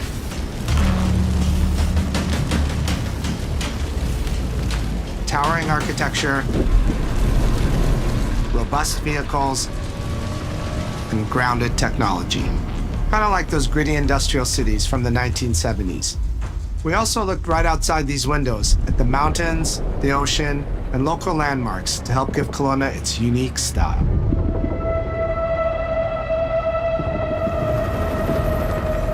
As you play the campaign, the city reveals itself through the main districts. The historic center, with its classic Gears architecture in stone and steel. The downtown core, more modern, reshaped by decades of industrial growth. The military airfield, set at the forest edge with shipyards nearby. The refineries, and supporting working-class neighborhoods, built around constant emulsion production. Gears plays best in a city, and Kelowna is the ultimate battlefield. Kelowna's density, tight streets, mixed with open spaces, let us rethink how gear moves through the world, and it created the perfect stage for greater scale and verticality in combat. Our soldiers are basically giant tanks in armor. They slam into cars, weaving through hails of bullets. And we wanted to keep that heaviness, but add more fluidity to how you move through the battlefield. Cover is life in Gears. And we've completely rebuilt our movement and cover systems, with smoother transitions and a bigger range of cover heights and shapes, including new low ground cover. This all allows us to create more complex and organic feeling spaces than ever before. From Sprint, you can now slide, which lets you quickly get under objects, slide around corners, or transition more smoothly into cover from a run. And we added the ability to jump, which really opened up this citywide battleground. We get to play with more verticality, climbing walls and vehicles, or clearing gaps in crumbling buildings to reach new flanking routes. At the heart of our gameplay is still that great Gears combat puzzle. A mix of unique enemy combinations, tactical weapon choices, and your ability to read and move through the arena. But now you have more choice than ever, and we get these peaks of almost action movie sequences. You can throw yourself off a balcony, land next to your buddy and revive him, scramble through cover, slide under a truck, and hit safety on the other side. We get these amazing Gears playgrounds, small and large, where all these elements come together, and the city is filled with them. Our missions move across the city, from linear fights in narrow streets and alleys to more open districts, where you have access to entire neighborhoods. Now you have strategic choices. Do you take the enemy head on? Do you flank them from a side entrance? Or do you climb up to the balcony across the street and take them all out with your long shot? It's up to you. And if you're playing co-op with your friends, well, then you can try all three at the same time. Taking your own path reveals small stories from the city. Survivors trapped in an apartment. There's a civilian in that building, 4th floor. A Raven crashed in the distance. A group of Gears readying an ambush. You still have your orders, but it's up to you to decide where you offer to help or how much of the city you choose to explore. And that city is fully realized. To create a city of this scale and detail, we needed to invest in an entire suite of tools. Tools for roads, intersections, sidewalks, e-holes, buildings, rooftops, and pipes. We have a procedural content generation toolset for scattering millions of pieces of trash and debris across the ground to make Kelowna feel lived in. This is the largest, most complex location you've ever seen in a Gears game. But the port control is connected to an older antenna. I can reconfigure their radios to reach Afira. Do it. The remaining Gears will hold the fort. In other Gears games, the world's basically already dead. There are very few human survivors left. But in E-Day, you're watching a live city get ripped apart in front of you. People who once went to work, sporting events, and celebrated the possibility of peacetime are now stopped in their tracks. They abandon their cars and run for survival, attempting to find refuge in subways or stores. A glimpse of a child's toy or dinner left uneaten are reminders of what's been lost and the horror of what the locusts have unleashed.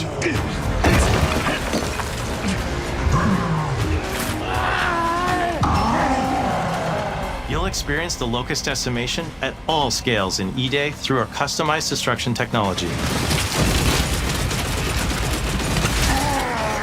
E-holes are back, unleashing waves of enemies from under your feet at any moment.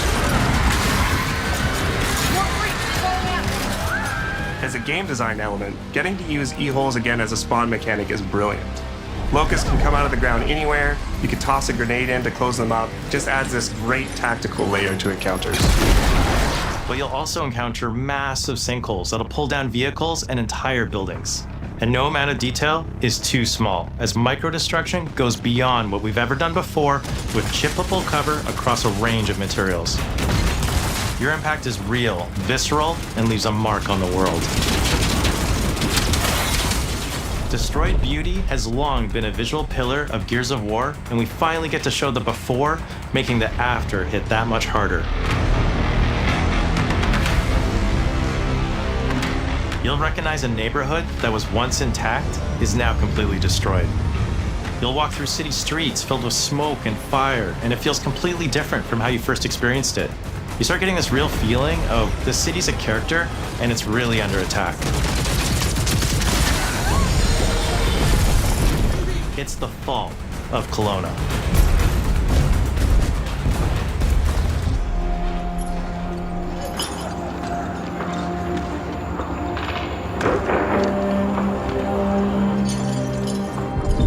E-Day is an intentionally intimate story. There's this colossal event going on in the plot, but the actual characters and the journey they go on is where you get to explore themes of burden, of loss, and of loyalty. The whole world of Gears is about characters. It's the nightmarish monsters from below versus the soldiers that hold the line in a war for survival. You okay? No way this is real. It's pretty fucking real to me. On your feet. This was our opportunity to focus on what makes Gears characters so special and what makes our enemies so iconic. The entire campaign is played from the perspective of our new squad, Bravo. As the invasion breaks out, you'll meet Mags Carter, a former Gear now sweating it out at Kelowna's emulsion refinery. Yeah, why don't you come talk shit when your balls drop? And quit going through my stuff. And you'll also meet rookie cadet Lucas Reyes. A sharp comms officer who never made it to the front lines despite his dreams of military glory. Holy fucking shit. Mags and Lucas, together with Marcus and Dom, are 4 soldiers thrown together, fighting through tensions with each other while fighting the Locusts, ultimately forging their bonds in battle. We follow Bravo Squad with our cinematic cameras, just like the intense war movies we love. The shots are intentionally gritty and a bit shaky, and leaning into these rough edges is what makes you feel like you're right in the middle of the action. Bravo's story also intertwines with others called to defend the city, including returning characters like warrior philosopher Ty Caliso. Our roads converge again. Marcus Phoenix. Ty. And fans of the books will finally get to see the hard-ass Raven pilot Gil Gettner in-game for the very first time. Let's go and fuck this mess. Marcus and Dom are absolute legends. You can spot those strong jaws and thick necks from a mile away. But if you go too realistic, you lose those unique features that make them stand out. Honestly, Marcus just isn't Marcus if you take away his classic perma-scout. So instead of chasing perfect realism, we focused on making them believable and memorable, respecting the details that really make them who they are.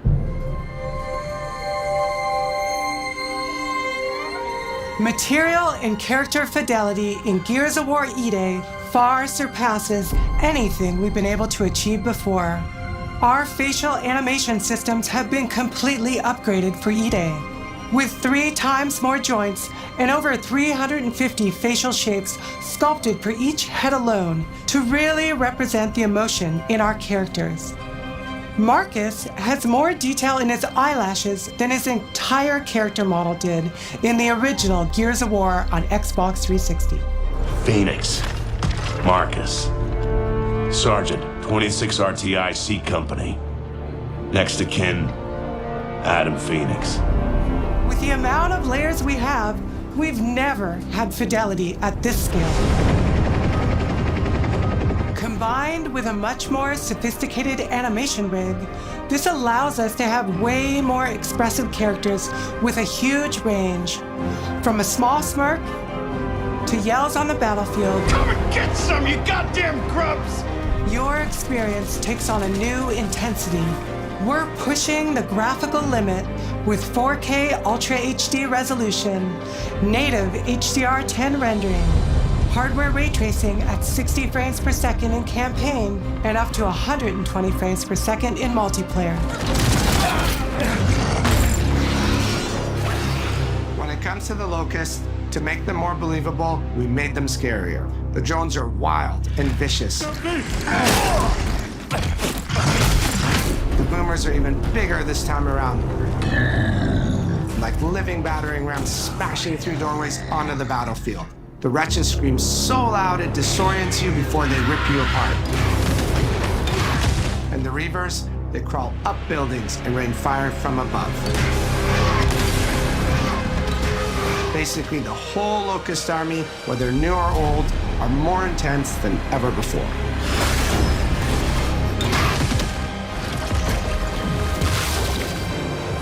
So what now, Marcus? We save everyone we can.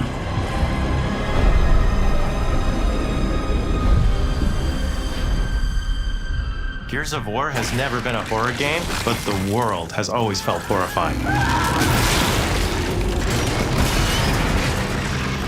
And with E-Day, we lean into that even more. Our new gore system means damage feels meaty, responsive, and satisfying. That was satisfying. Muscle and cloth deforms in response to your attacks, and blood and bone damage adds to the intensity of combat. Gore is localized as well. Shoot a locust in the arm or leg, and you'll see the bullet take a chunk out of it. Or land a heavy shot on a limb, and our dismemberment system will rip it clean off in glorious detail. The Nasha is going to get you the most satisfying shots, covering you in blood, or pop heads from afar with the long shot. We've revamped our favorite weapons for E-Day. And of course, we also have some fun new ones for even more brutal ways to tear your enemies apart. The new Gut Puncher grenade launcher is a COG weapon that fires armor-piercing explosive rounds. Quick fire a round to let it explode, or hold the trigger to control when it detonates. That means you can place a well-timed explosion behind an enemy protected by cover, or with practice, master its long-range eco closing potential. The Incinerator is our new shotgun. You can see the emulsion literally melt the skin off an enemy's body. Before, you'd probably get into a grapple if an enemy came charging at you. Now, you feel the power of getting to incinerate them when they get close. And of course, the Lancer.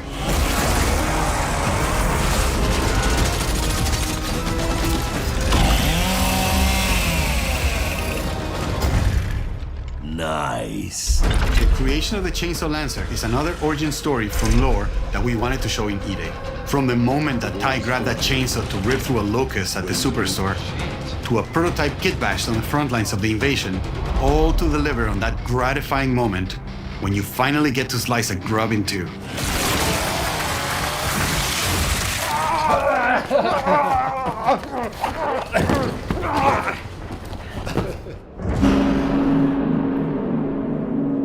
Gears music has always been about tension, escalation, and release. When a fight kicks off, the music hits hard. It tightens as things get more dangerous. And when you've dropped the last enemy, you hear that familiar big ringing chord. For E-Day, we kept that structure, but made the sound harsher. Together with our composer, Adam Lastica, we built the score to match a world on the verge of collapse. The electric guitar returns alongside classical instruments, but both are pushed into uncomfortable territory.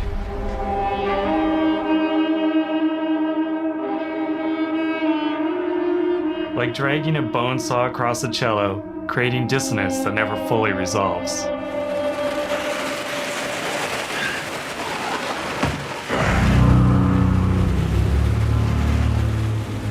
Where the hell are we?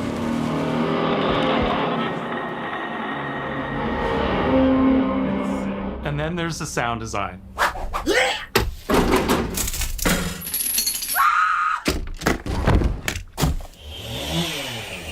All chainsaws have voices. When it came to the sound for our Proto Lancer, it was important to us to track down the exact make and model that was recorded back in 2006, and rebuild it from the ground up using our new sound effects system.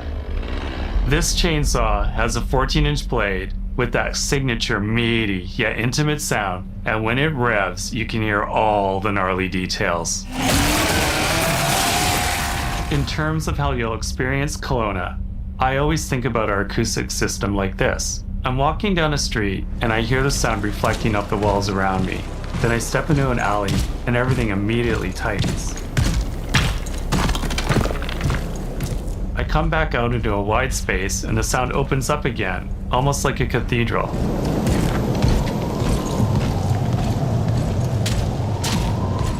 And it's not just those spaces, it's the transitions between them where the magic really happens. That's where things feel alive. That's acoustics in real time. It's a heavy world. And what better way to experience its dread and tension than through the music and sound that surrounds you? No other game does the squad like Gears does. Our themes, our gameplay, and our modes, they all revolve around this core element. But it's not just about the brotherhood that you experience in the stories. It's also about the bonds you create with your friends. Co-op has always been a part of our DNA. And like every great Gears game, you can bring your own squad to this fight. In campaign, all 4 characters are playable from the start, and we support 4-player online co-op and 2-player split screen on console. In Versus, our sweaty squad-based PvP is back, with a collection of 4v4 modes and all new maps set in locations in and around the war-torn city of Kelowna. We've combined classic Gears symmetrical PvP map design with new traversal opportunities. You'll put your skill to the test alongside a seasonal roadmap of killer content, almost all of which you can just earn by playing the game, completing in-game challenges, events, and achievements. And today, we're excited to announce a dynamic new evolution of Gears' iconic PvE mode, Horde Siege. It's a 12-player mode where all 3 squads fight alongside each other to battle the Locust invasion and defend Kelowna across a range of city-based maps. We'll have more to share soon, and we hope you join us for our open beta weekends later this summer. We good? Sergeant Phoenix? Guess we're back to it.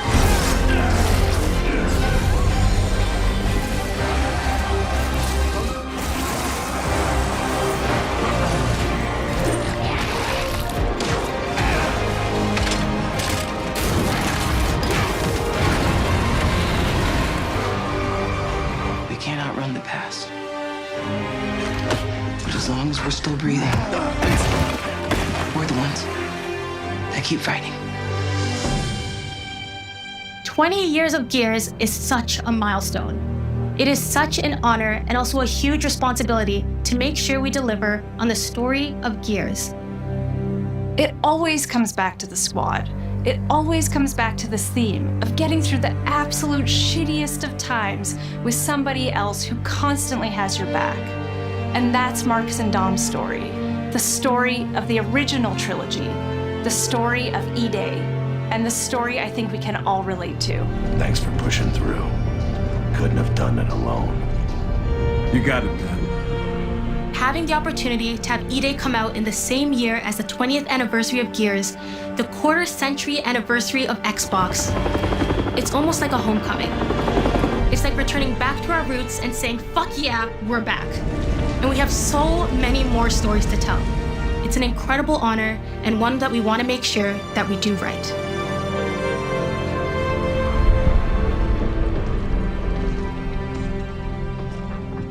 Ty.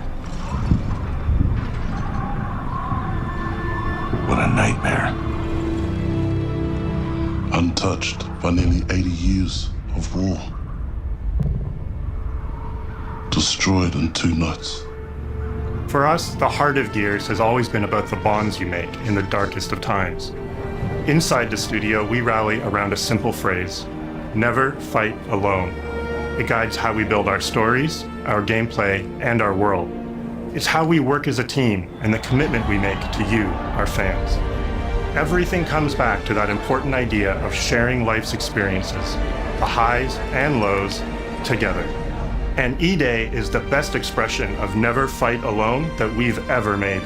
Whether you'll be picking up a Lancer for the first time ever, or you're as battle-hardened as Marcus Phoenix, there's always a place for you in the Gears squad when Emergence begins on October 6th.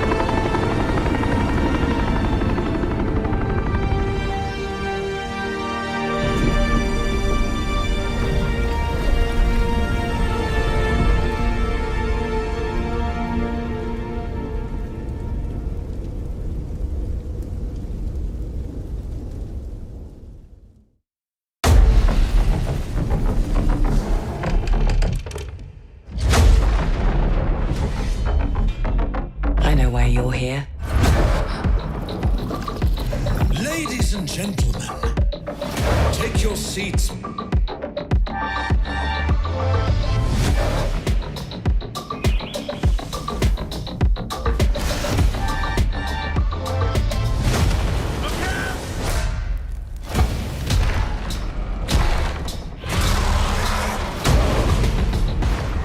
Council has chosen. Now you ready to get to it?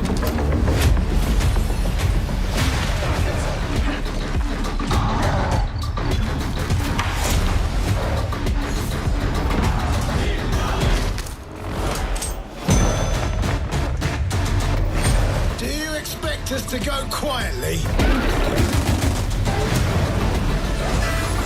I've proven myself. Have you really?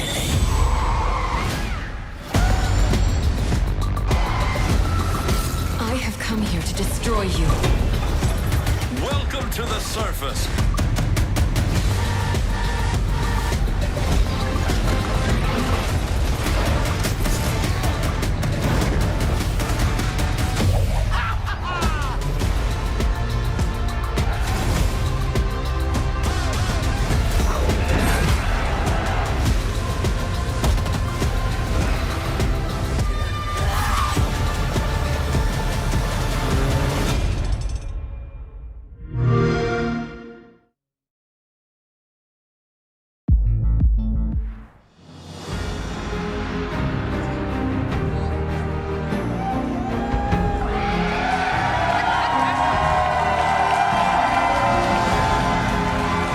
Hello once again. I'm Ryan McCaffrey, host of IGN's weekly Xbox show, Podcast Unlocked, and joining me now to break down everything revealed during the Xbox Game Showcase, Miranda Sanchez, Michael Hyam, and Destin Legary. Love the energy from the IGN Live crowd right now. So quick impressions. First of all, just what did we think of the conference? Miranda, I will start with you. Well, no one can say that Xbox doesn't have games. That is There's true. So many games. A lot of updates, which is what we were asking for. It's like, let's get release dates, get timelines for a lot of these things, because, you know, as we were saying the pre-show, when are things coming out? And we got a lot of that, which is good. But also, I know me and my team are going to be very busy in September and February. February, yeah. So I guess I won't be sleeping for a while, but it's best when I'm not sleeping because I'm playing a lot of video games. Michael, how was this conference for you? Great showcase, and it had the two things that I cared about most. No clown makeup today, man. I was right. We had P4, we had P6. I'm going to talk all about that later. We'll get to but that. They had the things I wanted, and there's so much around that. Just that sizzle reel at the end with all the logos of all the games it's showing. It's like Miranda said, I'm with you on that. Can't say Xbox don't got games no more. Destin, top-level thoughts. What'd you think of the Xbox showcase? I really liked it, and I really love seeing Xbox console exclusive on a lot of those trailers. That's smart. Perfect pivot. So there were two games that were deemed Xbox console exclusives, no PS5, and that is Gears of War E-Day and, Miranda's #1 game of the fall, certainly. And then Clockwork Revolution, a new steampunk RPG, which we've seen before, but now they're confirming that one as an Xbox console exclusive. Let's start with Gears. I mean, that was the star of the show today. I'm so happy. I have to start with Miranda. So we learned a lot between, of course, the release date at the very beginning of the show, October 6th, same day as Star Wars Galactic Racer, so make your choice. It's obvious. On that one. But then we learned a lot more in the Gears Direct that immediately followed. We've got a 12-player Horde mode in multiplayer. We've got a full-fledged campaign, Unreal Engine 5. So, Miranda, you have high expectations for this series. You and me both. We've been playing it since the beginning. What'd you think of what you saw from Gears of War E-Day? I feel like we've only scratched the surface of what this game is going to be, because they really emphasize that you are going to be in one city. You're not going outside of city limits, probably, or maybe just barely. Like, you're going to be in this one focal area. And it seems a lot less, not necessarily not linear, like there will probably move you from chapter to chapter, but there's like maybe more to play with. And Gears hasn't been open world, it has open sandbox space. Right, from 5. Yeah, and that kind of seems what they sort of hinted at, like pretty heavily for this one as well. I could see like maybe you finish a mission, they dump you back out, you have a choice to go to an area, go help some civilians get rescued, and then go back and report in and see what's up. So I'm really curious to see how they're going to build that out and keep it interesting. We kind of knew this was going to be taking place over like just a few days, and they confirmed like, yes, it's going to be 3 days of this new team together. I was also excited. Okay, I'm gonna rein it in because I could just talk about this for like the next hour, which we got a lot to talk about. But I'm also really excited that they showed us Bravo Squad, which is the squad focus for this one. So we get 2 new characters, Max Carter and Lucas Reyes. We also get to see people like Ty, who we love. They noted that some of the characters from books and comics are coming into this for the first time in the games, which is really cool. So I'm curious to see how much they're going to deviate from what has already been laid out in the books and comics and make this their own. But also like the really cool scene with Ty in the first trailer we got at the end where he saves Marcus. Like that's straight out from what has already been published. And it's so cool to see that brought to life in like such a beautifully gruesome way. I love their tech when they were just like, look at how we do dismemberment. Look at all this gore. And I was like, yeah. We've got some jumping now. Jumping? Points you can actually jump. The like lifting yourself up on top of vehicles and other higher cover. And then the road cover. The higher mantle.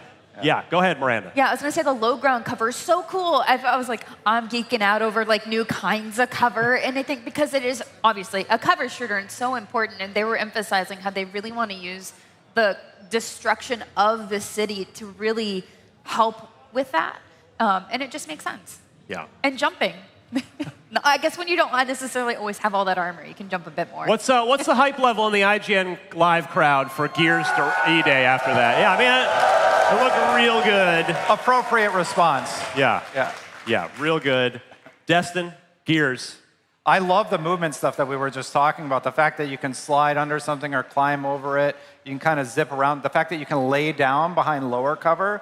That's something that I think the Gears franchise really needed. It needed that modernization of the base mechanics, and we saw that with the movement changes. Yeah, even the active reload is now, you don't have to look into the top corner of the screen, it's just right there on your reticle. Gears heads no. Did they ever hit that? Did they actually get the active reload at any point? I think they did. What's up with that? Come on, Coalition. Yeah. Michael Hyam, let's talk a game that you and I are both looking forward to, probably more than anything else in the Xbox lineup. We talked about it in the pre-show, and we got it. Fable. So we not only got to see Fable, we got a release date. Yeah, we got a release date of February 23rd. So my manager, Michael, who's upstairs right now, I might have a little something on February 23rd. I might not be able to make it into work that day. Michael, what did you think of what you saw from Fable today? If you watched the pre-show, I said that Fable needs to establish what that game is actually about. Show us a little bit of story. They did exactly that. They showed exactly what I wanted from it. And like we know Fable to be sort of, tends to be a goofy game. It's a bit lighthearted. It does have its dark moments and all that. But this trailer has struck that tone I'm looking for, where it takes itself seriously and still has a little bit of the goofs on the side. But I think a game can be very powerful if it has that comedic element to balance out how serious it gets. And it makes both sides better. And not to keep talking about the games that I love, like the Yakuza franchise, but that kind of is the balance that they're so good at striking. And I think that's an opportunity for Fable to do a similar approach, too. Let's see here. The next... the protagonist, real quick, Isabelle in Fable. Yeah. Very excited about her. Loved her performance. I think she was doing really good at showing another story beat and one of those vignettes that we get about the main protagonist. So I want to see more from her. I want to see more about how the gameplay is going to interact with these story elements and the outcomes of our decisions for each of these beats. Destin, before I move to Miranda here to hear from her thoughts on Fable, you were on Collector's Edition watch while we were back there. So Gears and Fable both have very, very expensive, like top-level Collector's Edition. Yeah, so Gears is $299. You got a cool statue with it and a ton of skins and whatever. But the statue is really good for Gears. That's the most expensive one. Fable is $200. Oh, a bargain. Very much. And you get early access with all of these, like up to 5 days for Gears and Halo. Halo has a $200 collector's edition. We'll get to that. But Fable's in that pile also. Miranda, Fable. I know you're into it, and Yeah. what'd you like about this trailer today? I agree about Isabel. Just really cool. And I like getting to a deeper look into some of the conflicts that we'll be seeing in Fable as well. Just, like little bits of it, but, I think once again, the humor lands, the look of it lands. Like, I really just want to dig in. And I'm glad that we got a firm release date, so that way I can put it on my calendar and plan around it. So we started to go talk about Halo. Let's do it.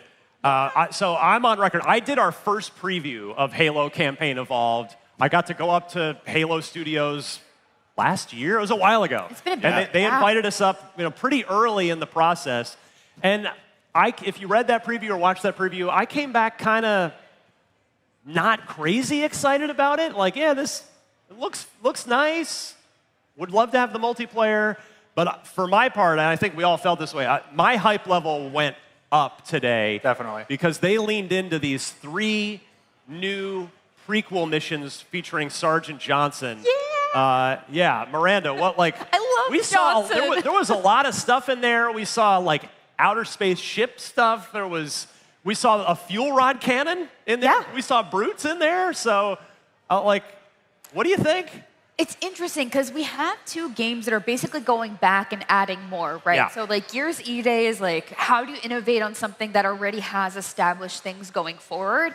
And same thing with Halo. We know what comes here. So we're like, hey, that wasn't there before. But I think the way they're getting around that was I think it's meant to be some sort of Covenant research ship or something. And so it might have things that you wouldn't have seen in Halo 1. And that's kind of how they're maybe explaining it or leaning into that a bit. And also just unique enemy types, right? Different armor we saw in there. Some of them looked really sleek. Some very sleek Covenant. And so I think maybe that's what they're going to kind of lean into. And I'm all for it. This just looks so fun. Destin, I know you have a very technical eye. So what did you think of this showing of Campaign Evolved? It seemed like it's looking a lot better visually than the last time we saw it. Yeah, they've definitely done some cleanup on the graphical aspects, but for me, I was mostly paying attention to those story beats like you were discussing, because I'm curious if we're going to learn more about John 117's relationship with, Sergeant, and what was that like? Because we know at the end of Reach, he goes into the casket. So what's the story point we're going to be at? The casket? It's a cryopod. He's not dead. It's the Hush casket that levels.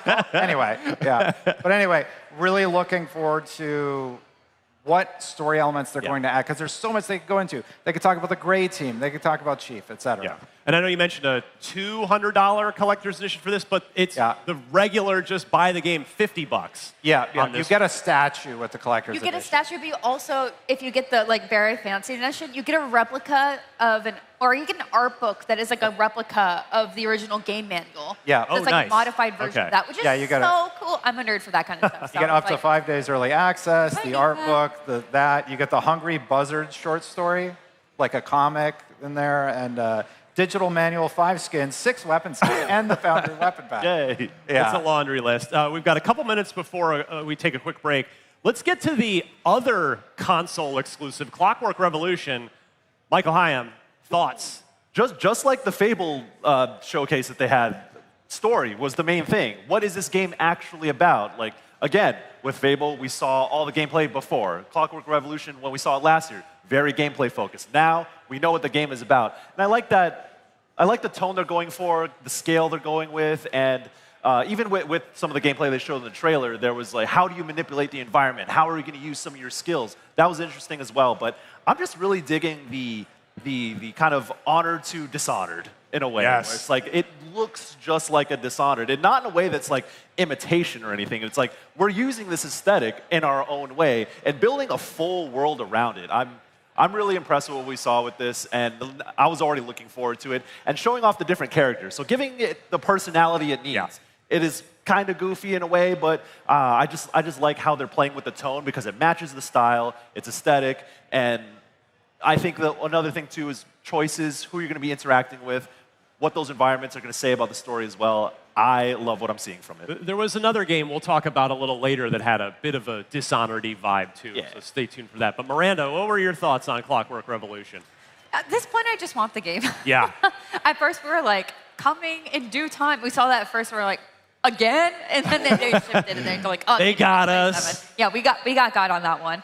But it's just like, yeah, I think we've seen so much at this point. It's like, you don't need to sell me more on this. I want to play it. Yeah, I want a gun in one hand, powers in the other. You know, like, it seems so cool. It's just, you know. The thing about this one that fires me up is we know In Exile is a really talented role-playing game development studio, and I guess I don't have the spreadsheet in front of me to prove it, but it sure seems like this is the highest budget game that they've ever made.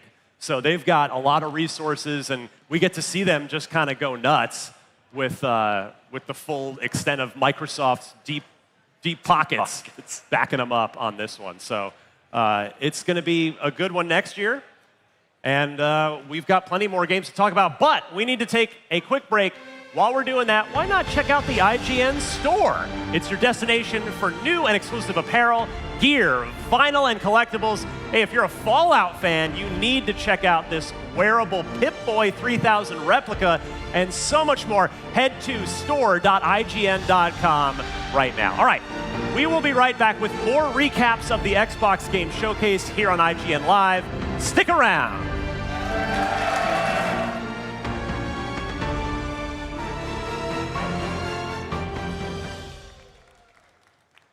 IGN Live is presented by Fanta. Special edition Fanta and Xbox 25 cans are available now only for a limited time. The average Cinefix movie list features nearly 100 different films and approximately 25 minutes worth of wall-to-wall deep dive analysis. To simulate that pace for this 30-second ad, we're featuring 26 different films, and before you say it, no, that math does not check out. We're not math people, we're movie people.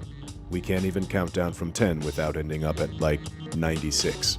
Subscribe to IGN Movies and TV for more Cinefix movie lists. Bad at math, great at movies. Can't find that final collectible you're missing? IGN strategy guides and interactive maps are here to help. One step at a time. IGN guides are trusted by millions, easy to use, and best of all, free. IGN has the very best, most complete and accurate guides for Shadow of the Erdtree, Baldur's Gate 3, Tears of the Kingdom, and so much more. See? It's good, right? Every guide is tested and verified for you by experts. Just search for IGN when you search for guides.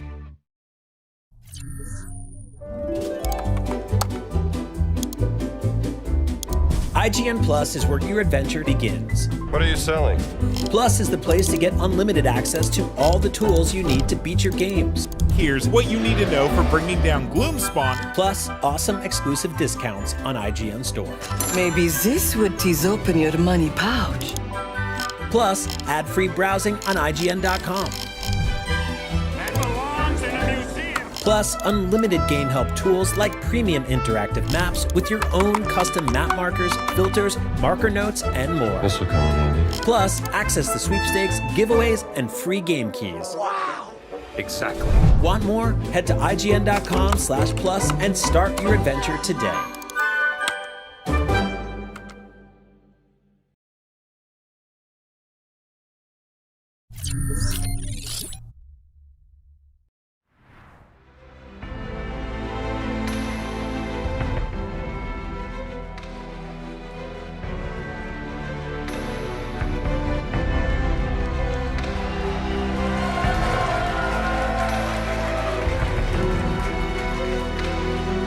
You're watching IGN Live. Welcome back. This is Unlock's post-show breakdown of the Xbox Game Showcase, which was absolutely massive, as always. All right, let's talk about the next year. I counted, and this may not be an accurate count, but I counted 12 games that were labeled 2027 in this thing, as if this year wasn't already busy enough. It's only June, and we already have a dozen games announced by Xbox coming next year. Among those is a game we talked about in the pre-show that we've been waiting to see for a long time, State of Decay 3. Destin, we finally got like a real good look at gameplay here. What'd you think? I want to play it. That's what I think. I want to go out there. I want to fight the zombies and save people or sacrifice them. Well, that's the thing. People have to get left behind, you know? Right. It's all about managing those relationships with the survivors. Michael? Did that State of Decay showing live up to what you'd hoped for? It did exactly what I think it needed to do. Was like show that it's real, show some gameplay, and I kind of like the tone they're going for. Again, it seems like it's a little bit more serious. You know, State of Decay 1 and 2 weren't like story games necessarily, True. but you know, there was like maybe a little bit of a cartoonish element to it because it was so gameplay focused. And, like it's aesthetic, but I feel like this one, the State of Decay 3, it feels a little bit more grounded in what it's trying to do. And at least we got to see, like, at this scale, with this aesthetic, I think it's looking polished. I hope that's the case. I hope this is indicative of it being polished. And I really like what they're doing with scale, the environments, and yeah, again, like Destin, I kind of just want to play it. Yeah. At this point, you don't need to tell me much more about what State of Decay does. Miranda, I know we've all signed up. There are alpha play tests that you can sign up for. We don't know if you know you're not guaranteed to get chosen, but we're gonna play some State of Decay 3, right? Absolutely. Yes, I think that's echoing Michael. I just want to play it. Again, a known quantity sort of thing. But I love seeing the environment, woodlands, very dark, of course.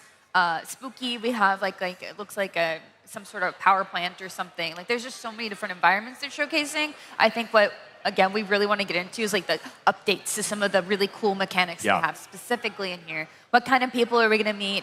Who are we going to sacrifice? Who will we actually save? I know I've seen some people I've just turned around. So I'm like. You don't need to come with me. It's okay. My resources are limited, so You'll be fine. More vehicles and like some cool traps for zombies. So I think the strategy part of it too is really interesting, and I'm looking forward to seeing more of that. Especially, I think we'll hear more about that around the playtest. Yeah. We've got a ton of games to get through, so I don't want to linger too long on any one in particular. And there are more first-party games, more Xbox Game Studios games, but I don't want to make Michael Hyam wait any longer. All right. Persona. Oh, you got pretty excited. P6. Yeah. And we got P4. I want to start with talking about Persona 4 Revival. Again, like I said in the pre-show, they gave me exactly what I was looking for. Show me how the game looks. Let me show me some new mechanics. Show me what you're doing differently this time. And there's a lot to get into, but I want to highlight the song that plays. It's a brand new song for Persona 4 Revival. I'm not gonna lie, I don't know if you noticed this, Miranda, but I was tearing up when I was watching this, man. Like, this game means a lot to me. This game means something, and it means a lot to so many other people too. I think. Yeah, for me, the big part was that they showed Marie. So that's the big question because of what they did with P3. It's like, are you guys going to do the same thing with P4 and strip back from like what we got with the remakes? And like Persona 4 Golden is like the definitive story edition of this, and I was so worried. But Marie's there. Yeah. I'm so relieved. I'm so excited. As you said, like this is like a foundational game for many people, myself included. So I'm so stoked. Yeah, I was tearing up a little bit. It's nice to see that world with its new aesthetic. It is drawing a lot from how Persona 3 Reload looked in terms of in-engine character models, aesthetic, and like in battle when they're doing the all-out attacks, all the camera angles and the cuts and how they're redoing the cutscenes. I mean, like P4 is kind of a known quantity because it's been out for so long, but these are the kinds of things that I want that's going to give it new life and make it feel like it has a lot more like motion, a lot more momentum to that, and feel modern in that way. I actually really like what I'm seeing from P4. P6. Very dark teaser, literally and tonally. Yeah, Persona 6, it almost felt like they're leaning more into Shin Megami Tensei, which is the more demonic RPG that, you know, is playing with a lot more darker themes and death and heaven and hell and all these other things. But Persona 6, again, they didn't show much. It was just static and tombstones, and then it glows red or glows green, and then Persona 6, and that's it. We got the logo, at least. But what this is telling me is that they're doing something that's a bit more serious, a little bit darker, again, pulling from SMT. And I think that Persona is a series, don't get me wrong, like I said, I love it to death, but I think it needs to make a jump to something a little bit more mature, and I hope that's this new trailer or this reveal is indicative of that. I think even with you saying it more mature, I think also age-wise for the characters, because that has been a problem that we've talked about in the past, especially with P5. Like there are some things that were really kind of uncomfortable, kind of as maybe an understatement, is very uncomfortable in some situations. But I think like even college age, so if they do want to keep like the school theme, because that is part of the game's generally, like you have to go take tests at school, right? I don't want them to cut that entirely. So it's like let's do college. Like, let's look a little bit older.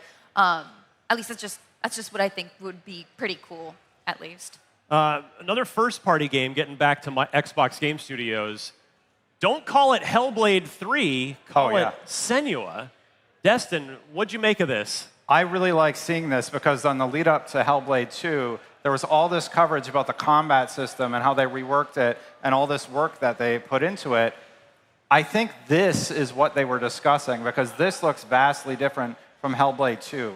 Hellblade 2 is a little bit more cinematic. I feel like the gameplay, it was there, but this is a deeper dive into what Senua was actually capable of and how she masters the battlefield. Like that shot where she throws her sword and hits the enemy in the distance, I love that.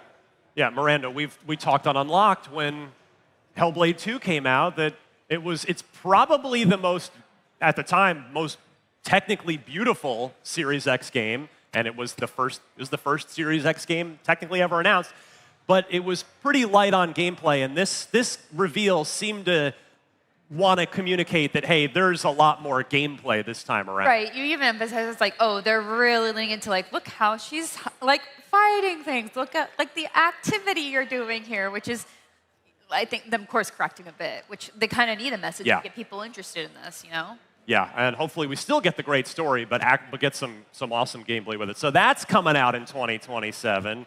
Also, so let me go to one of the surprises, one of the new reveals, third-party game, but it impressed the heck out of all four of us as we were sitting back there watching it. Magicians, the Devil's Deal. Yeah, did you guys like this one? Kind of cool. This one seemed really cool. So, Michael,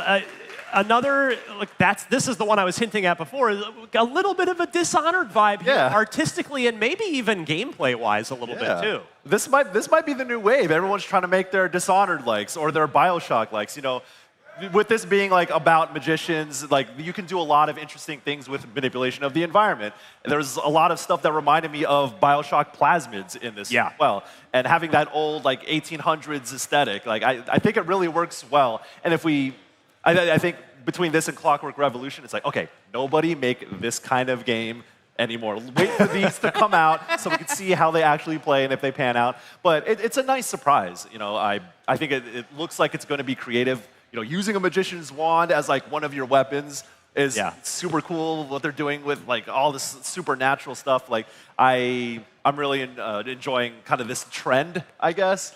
And yeah, it was at first we were looking at this and we're like, oh, is it just like a CGI trailer that kind of imitates? Yeah, it was definitely fake at first, and then they showed some real stuff. Yeah, and then they actually showed us what it looks like in motion, and yeah, I'm super into it. I'm not going to say no to this. It looks like mechanically, gameplay-wise, aesthetic. Again, I think they're hitting the right notes. Miranda, did this work for you as well? Oh, absolutely. Like, it is just captivating. I was like, but do we know who's making this? Because it did look so familiar, speaking of Dishonored and like the style, like the art style of it. But this is from Uppercut Games. They've done City of Brass, Epic, I think the first and second, and Submerged.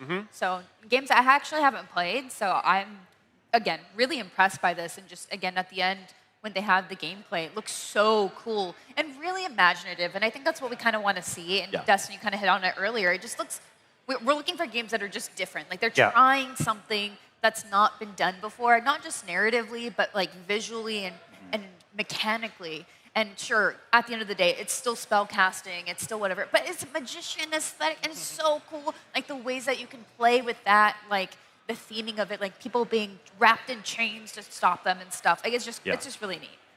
I like the part where he charged up cards like Gambit. Yes. Like I was like, all right, I'll try it. Yeah. No, this is instantly on all of our radar. This looked fantastic. So we'll keep an eye on that one for next year. Something for this year, though.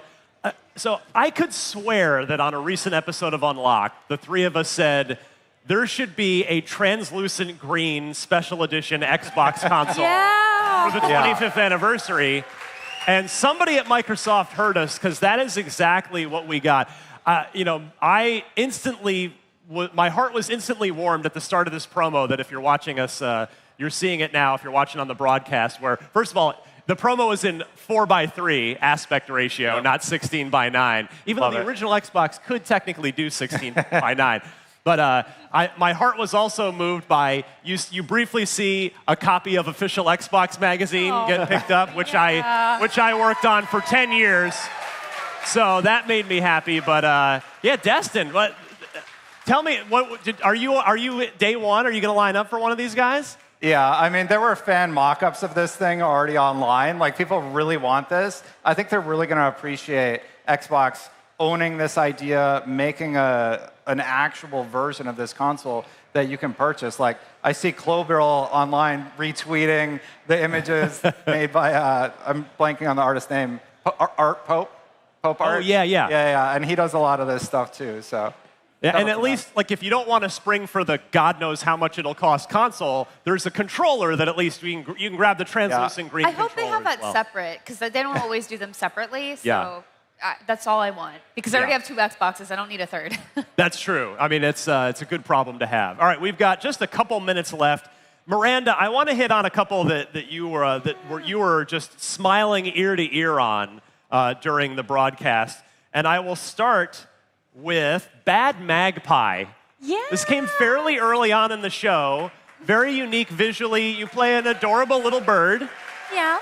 It looks super charming, like the art style and like the comedy of it. Because I think when you get games like this, you're like, is it just cutesy? It's like, no, the flowers are terrifying. Look at the bird. It's just so funny. And so I like the humor that they're going for. And obviously it's going to be kind of emotional because it looks like this magpie gets left behind when others go on to migrate, maybe.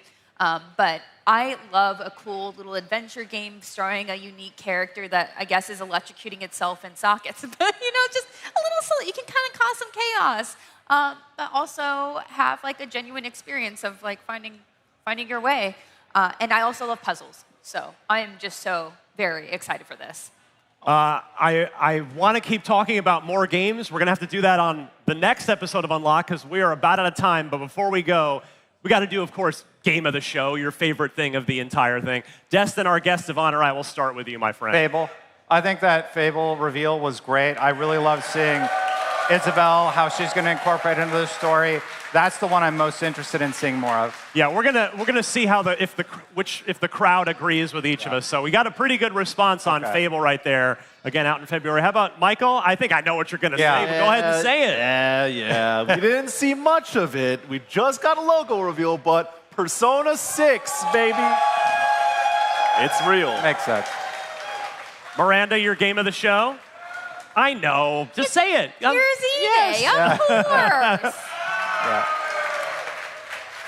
I want to say something that someone hasn't already said, but it's Fable. I said it at the top, and it's still the one for me. It is just Playground Games they don't make 9 out of 10 video games. They make 10 out of 10 video games, and this is certainly going to be their biggest challenge yet because this is a genre whole. They've not done anything like this before, but everything they've been showing us so far has just been absolutely phenomenal. So many great games in the Xbox Showcase, and we invite you to come back and join us next week on Podcast Unlocked, and we'll be getting into more of this. But for now, this about does it for this IGN Live edition of Unlocked, talking all things Xbox Game Showcase.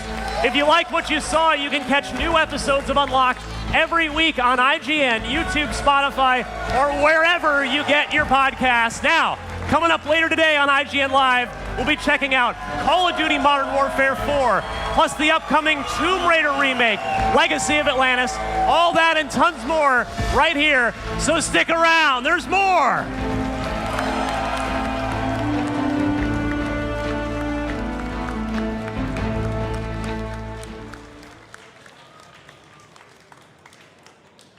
IGN Live is presented by our official product partner, Lenovo Legion.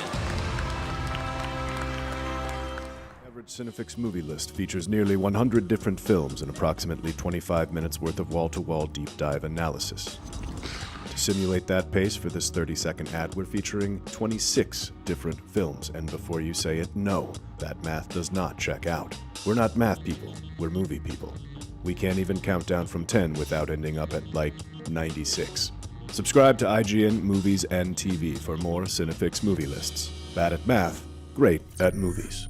IGN Playlist is the best way to track your game collection. Now you can even import your entire Steam library to Playlist, making it easier than ever to review games, show off your collection of the world, and finally chip away at that massive backlog you keep meaning to get to. IGN Playlist, check it out. IGN Store has everything you need to level up your life. Red 6 standing by. Refresh your wardrobe with official gear you won't find anywhere else. Treat yourself to the coolest collectibles like an adorable SKA plush, your very own Assassin's Creed Hidden Blade, and a fully functional Pip-Boy 3000. Head to store.ign.com and start shopping today. Do you want to be the very best like no one ever was? Streamline your journey to becoming a master trainer with Planet Pokemon. Choose your Pokemon, filtering by type, stats, or game availability. Then use the full team builder to assemble an unbeatable lineup. Plan out the optimal set of moves, items, and abilities. Play to your strengths by analyzing your team's resistances and offensive coverage. Or really maximize your Poke potential by digging into the stats by adjusting EVs and IVs.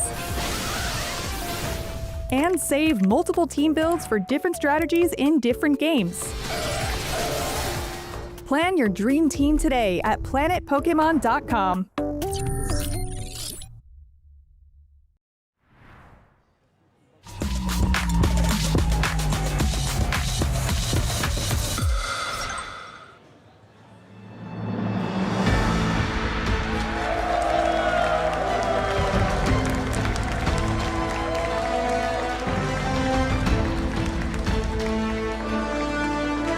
IGN Live. We're about to get into a game that I'm a big fan. Grounded 2 is the biggest little game you can play right now. Here to tell us about some of the coolest new additions coming to Grounded 2, please welcome game director Chris Parker and executive producer Marcus Morgan.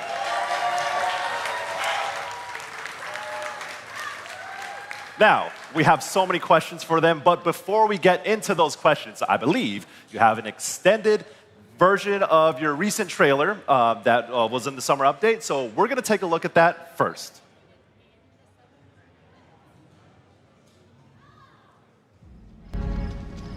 Welcome to Brook Hollow Park.